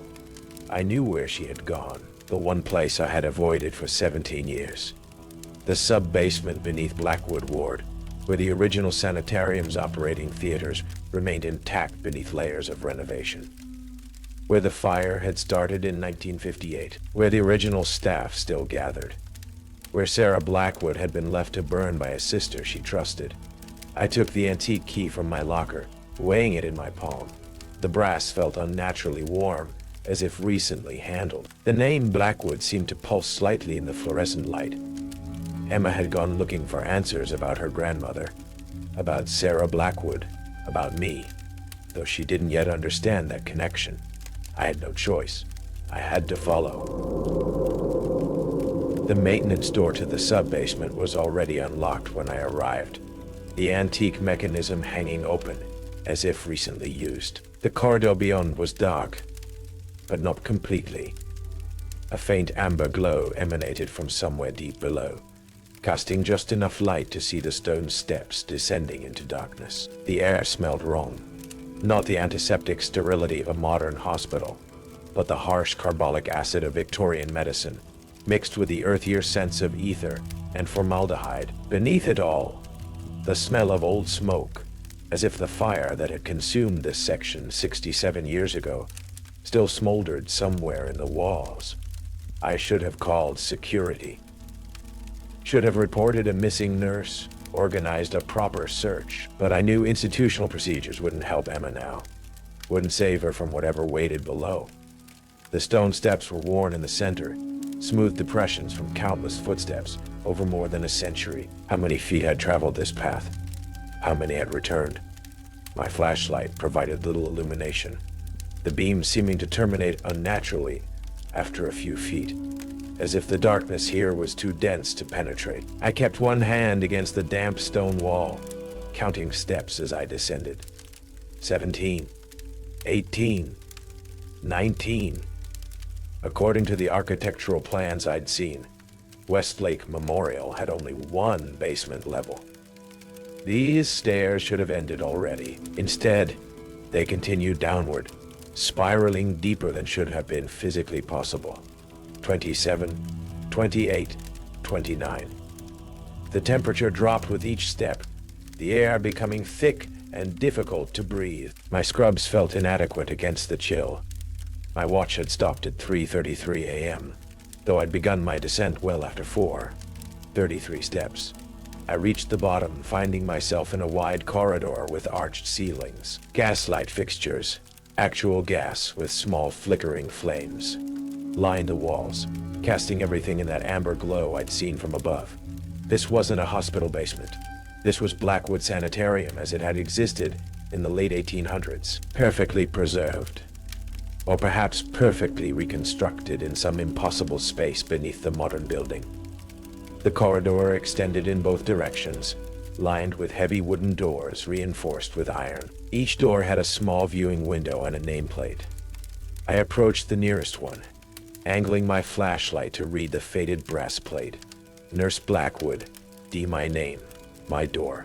I backed away, focusing instead on my purpose, finding Emma, the rational part of my mind, the part trained in evidence-based practice, in scientific methodology, was screaming that this was impossible, that I was experiencing a psychotic break, a hallucination, a dream. A dream. But 17 years on night shift had taught me that rationality has its limits. That science doesn't explain everything that walks Westlake's halls after midnight. I called Emma's name softly, not wanting to attract attention from whatever else might inhabit this place. No response. I moved carefully down the corridor, checking nameplates, peering through viewing windows into darkened rooms. Near the end of the hall, I found a door with fresh scratches around the lock, as if someone had forced it open recently. The nameplate read Nurse Blackwood, S. Sarah, Emma's grandmother, my sister. The door was ajar. I pushed it open slowly, wincing at the creaking hinges. The room beyond was small, stone walled, with a single gas lamp providing minimal illumination. A bed, a desk, a wardrobe, Spartan accommodations like nurses' quarters from another century. On the desk lay Emma's grandmother's journal, open to a page filled with frantic handwriting. Beside it, a modern notebook, Emma's continuing documentation, her own observations, and on the floor, a trail of dark droplets leading to the wardrobe. Blood. Emma. I whispered, approaching the wardrobe cautiously. It's Diane. I'm here to help. No response. I reached for the wardrobe door, steeling myself for what I might find. Before I could touch it, a voice spoke from behind me. She's not here. I turned slowly. In the doorway stood a woman in an antiquated nurse's uniform. High collar, long skirt, starched white cap. Her face was partially obscured by shadow, but I could make out burned scars covering the right side, pulling her mouth into a permanent half-grimace. "Sarah," I whispered. She stepped forward, the gaslight illuminating her features more clearly. The left side of her face was unmarked, showing what she had looked like before the fire, and the resemblance between us was unmistakable. Same eyes, same nose, same chin. The face from the photographs, the face of my sister. "You remember me?" she said, sounding faintly surprised. "That's new. Usually you don't remember anything." "Where's Emma?" I asked, trying to keep my voice steady. "With the doctors. Learning about her heritage, about the family business." Sarah's voice was oddly flat, emotionless. "She wants to know everything. Unlike you. You never want to know? What family business? What heritage?" Sarah's ruined mouth twisted into an approximation of a smile. "The Blackwood specialty. Transference. Migration. Movement between vessels. I don't understand. You do. You just don't remember." She moved closer, her movements too smooth, too precise. "Every 25 years, the process requires renewal. Fresh vessels. The original staff, the brilliant minds who founded Blackwood Sanitarium, need new bodies. Bodies prepared by nurses who understand their special requirements." A chill ran through me that had nothing to do with the room's temperature. Nurses like the Blackwoods. Family tradition. For generations. My grandmother, my mother, me. She tilted her head, studying me. "You, I'm not." But I stopped myself. The photographs. The impossible memories. The dreams of a fire I couldn't have experienced. "You always resist," Sarah continued. "Every cycle, every vessel. Something in you rejects the purpose, refuses to remember. So they keep trying, keep bringing you back in new bodies, new lives, hoping eventually you'll accept your role." "And what is that role exactly?" I asked, though I feared I already knew. "Procurement."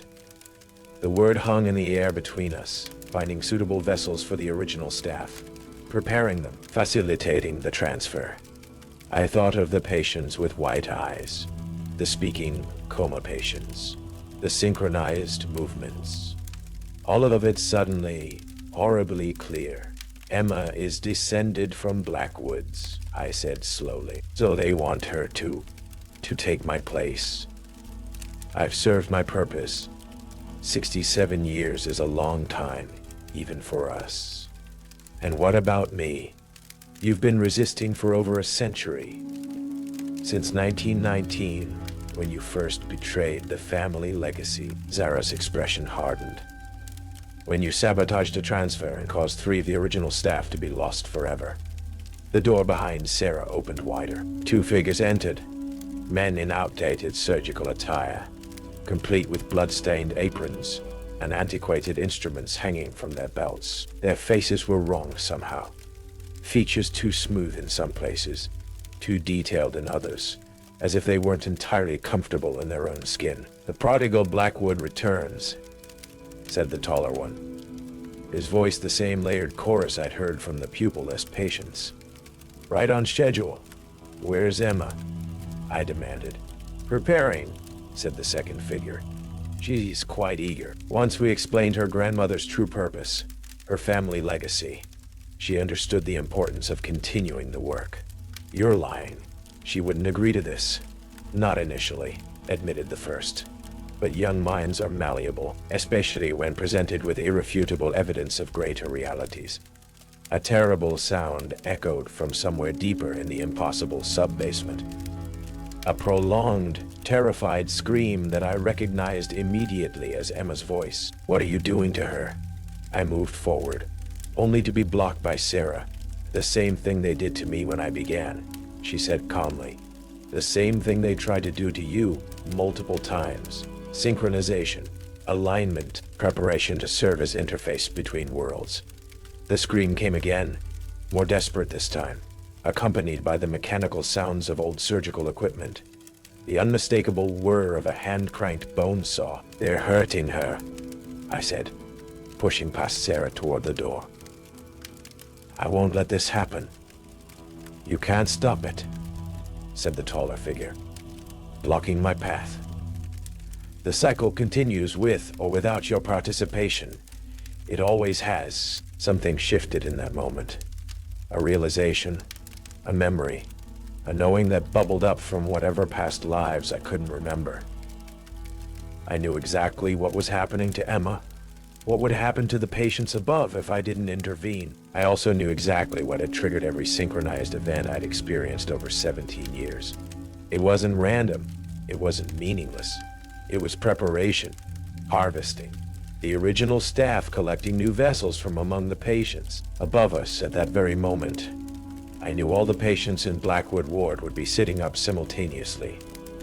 The white-eyed vessels, the speaking coma patients, all synchronized, all preparing to receive the consciousness of the original staff.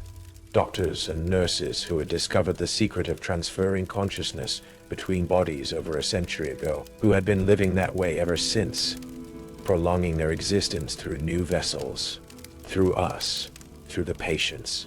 A hospital-wide alarm suddenly blared. The code blue alert, reserved for cardiac arrest events. But this was different. It kept sounding continuous and unrelenting, more urgent than a standard emergency. "The third rule is in effect," said Sarah, a note of satisfaction in her voice. "All vessels are ready to receive. After tonight, Blackwood Sanitarium will be fully restored. In purpose, if not in architecture. I had seconds to decide, to act, to break a cycle that had apparently been repeating for over a century. I lunged past the surgical figures, dodging their grasping hands, and ran toward the source of Emma's screams. The corridor stretched before me, impossibly long, lined with more doors, more nameplates, more history I couldn't remember. At the end stood a set of double doors marked Surgical Theater, one in faded gold letters. I burst through them without hesitation. The room beyond was a Victorian operating theater. Tiered seating surrounding a central stone table where Emma lay strapped down, her scrubs replaced with a white cotton gown. Around her stood 5 figures in surgical attire, their faces hidden behind antiquated masks. Archaic equipment lined the walls, cranial drills, bone saws, electrical apparatus that predated modern medicine. "Stop!" I shouted. "This ends now." The figures turned as one, their movements too synchronized to be natural. The tallest stepped forward, removing his surgical mask to reveal a face assembled from mismatched features, parts from different people, different eras, all fused together in an approximation of humanity. "Norza Blackwood," he said, his voice that same impossible chorus, right on time. "The procedure requires both sisters." "I'm not your nurse," I said. "Neither is Emma. You always say that. Every cycle, every vessel." He sounded almost tired. "Yet here you are, generation after generation. The Blackwood nurses always return to serve." Emma's eyes found mine, wide with terror. "Diane," she gasped. "They're going to put someone else in my body. Something that isn't human anymore." "I know." I moved toward her, but 2 of the surgical figures blocked my path. "I'm going to get you out of here." The lead surgeon sighed, the sound echoing as if coming from multiple throats. "This has become tedious. Bring her to the second table. The preparation will proceed with both vessels simultaneously." The figures moved toward me with unnatural speed. I backed away, searching desperately for a weapon, an escape route, anything. My eyes fell on an antique electrical panel on the wall, copper switches and primitive wiring exposed. Next to it, a gas valve for the surgical theater's lighting. I remembered the fire of 1958, the fire that Sarah had survived. The fire that Sarah had survived. The fire I'd supposedly left her to die in. Some cycles are meant to be broken. I lunged for the panel, pulling the main electrical switch while simultaneously opening the gas valve to its fullest extent. Sparks erupted from the ancient wiring, igniting the flowing gas with a whoosh of blue flame. The surgical figures shrieked, not in human voices, but in layered, overlapping frequencies that hurt my ears. They moved toward me, their coordinated precision suddenly fractured by panic. I dodged them, running to Emma and frantically working to unfasten her restraints. We have to leave, now. The flames were spreading rapidly, consuming the ancient wood and fabric of the operating theater. The figures scattered, some attempting to extinguish the fire, others fleeing through rear doors I hadn't noticed. Emma gasped as I freed her final restraint. Your sister, we can't leave her. I turned to find Sarah standing in the doorway, watching the flames with an expression almost like peace. Go, she said. Break the cycle, for both of us. Come with us, I urged, helping Emma to her feet. Sarah shook her head, the burned side of her face catching the firelight. I can't leave. I'm bound to this place. Have been since 1958. She looked directly at me. But you can free us both. Burn it all down. Just like before. The flames were climbing the walls now, consuming ancient papers and specimens stored on high shelves. The heat was becoming unbearable. What happens if the original staff dies? I asked, supporting Emma as we moved toward the exit. Really dies, with no vessels to transfer to. Freedom, Sarah said simply. For all of us. For the patients. For the hospital. I hesitated, torn between escaping and ensuring the fire did its work. Sarah made the decision for me, pushing us both through the door. Run, she commanded. Get above ground. Make sure no one comes down to help them. Emma and I fled down the corridor, back toward the stone stairs. Behind us, the fire roared, consuming a century of impossible medicine, of consciousness transfers, of eternal doctors and their unwilling patients. We staggered up the stairs, counting each one until we reached the maintenance door. It swung open at our approach, admitting us back into the modern hospital. The alarms were still blaring. The corridor lights flashed emergency red, but something had changed. The weight of the air, the quality of the shadows. As if something ancient had finally released its hold. I slammed the maintenance door shut behind us, watching in astonishment as the lock melted, sealing the entrance permanently. What happens now? Emma asked, her voice hoarse from screaming. Now, I said, guiding her toward the nursing station. We survive until morning, and then we never speak of this again. The code blue alarms suddenly silenced. The emergency light stopped flashing, returning to normal fluorescent brightness. From the patient rooms came confused voices. Normal voices. People waking from what they would remember as strange dreams. When the day shift arrived at 7 a.m., they found nothing unusual, except Emma's and my disheveled appearance, which we attributed to a difficult night with multiple code events. The patients were stable. The charts were normal. No one mentioned white eyes or speaking coma patients or synchronized movements. No one remembered the fire in a sub-basement that shouldn't have existed. But I remembered. And as Emma and I sat in the cafeteria after our shift, both clutching coffee cups with shaking hands, I knew she remembered too. My grandmother's journal, she said suddenly. It's still down there. Let it burn, I replied. Some records aren't meant to be kept. The original staff, are they really gone? I considered this, thinking of the melted lock, the sealed door, the lightness in the hospital air. I don't know, but I think the cycle is broken, at least this cycle. Emma nodded slowly. And Sarah, your sister, I think she's free now. I hope she's free. We sat in silence for several minutes, processing what we had experienced, what we had survived. Finally, Emma spoke again. Will you tell me? About the past lives, about being a Blackwood, about everything Sarah said? I don't remember most of it, I admitted. Just flashes, dreams, photographs that shouldn't exist. But you believe it? That you've been here before? That we're related somehow. I met her eyes. So similar to my own, to Sarah's. I believe something impossible has been happening at Westlake Memorial for over a century. I believe we just ended it, and Emma believes some questions are better left unanswered. Emma didn't argue. The experience in the operating theater had shaken her scientific certainty, her pursuit of documentation and evidence. Some horrors transcend the need for proof. We finished our coffee and walked to the parking lot together, emerging into bright morning sunshine that seemed to wash away the night's darkness. Before we parted, Emma asked one final question. Are there still rules for night shift? I considered this carefully. Be vigilant. Trust your instincts. And if anything unusual happens, document it. She suggested with a wry smile. No, I said firmly. Run.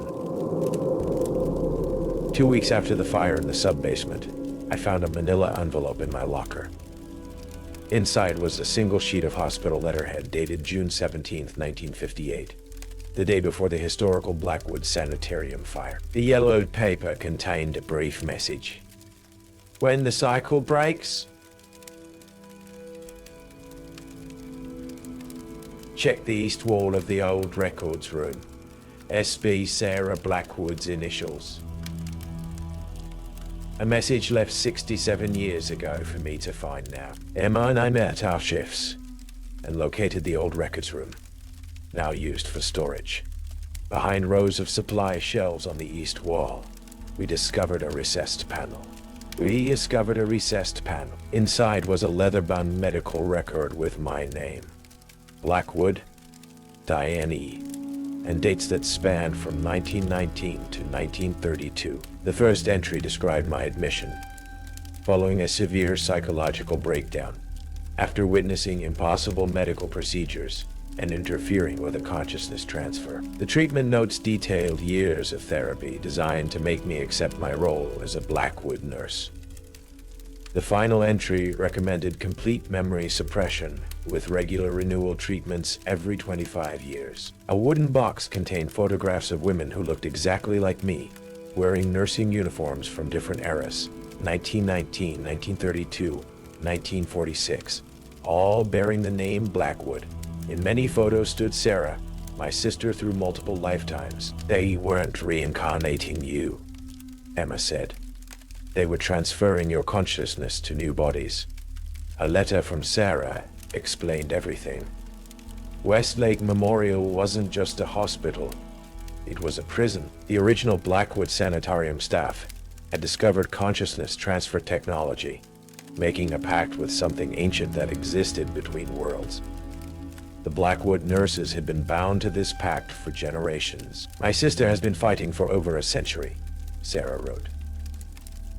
The original staff fears her because she's the only one who broke free of the family obligation.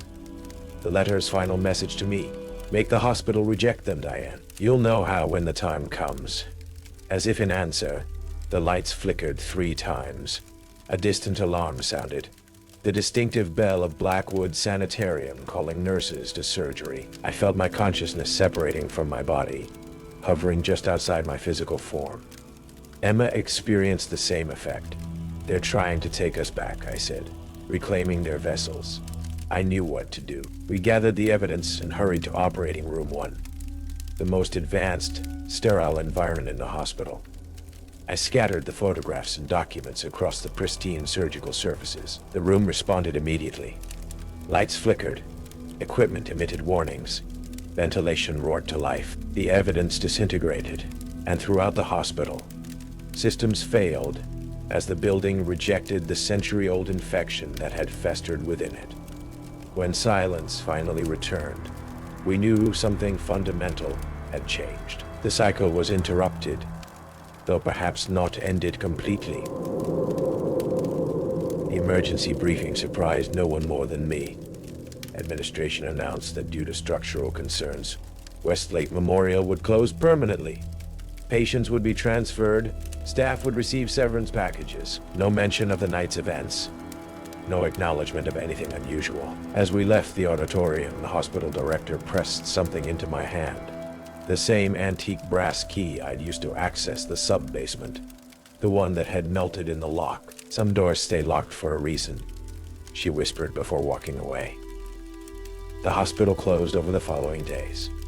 No one mentioned the wide-eyed patients who no longer appeared. No one noticed the coma patients who remained appropriately unconscious. No one remembered the synchronized events that had never been documented. On the final day, Emma found me in empty room 342.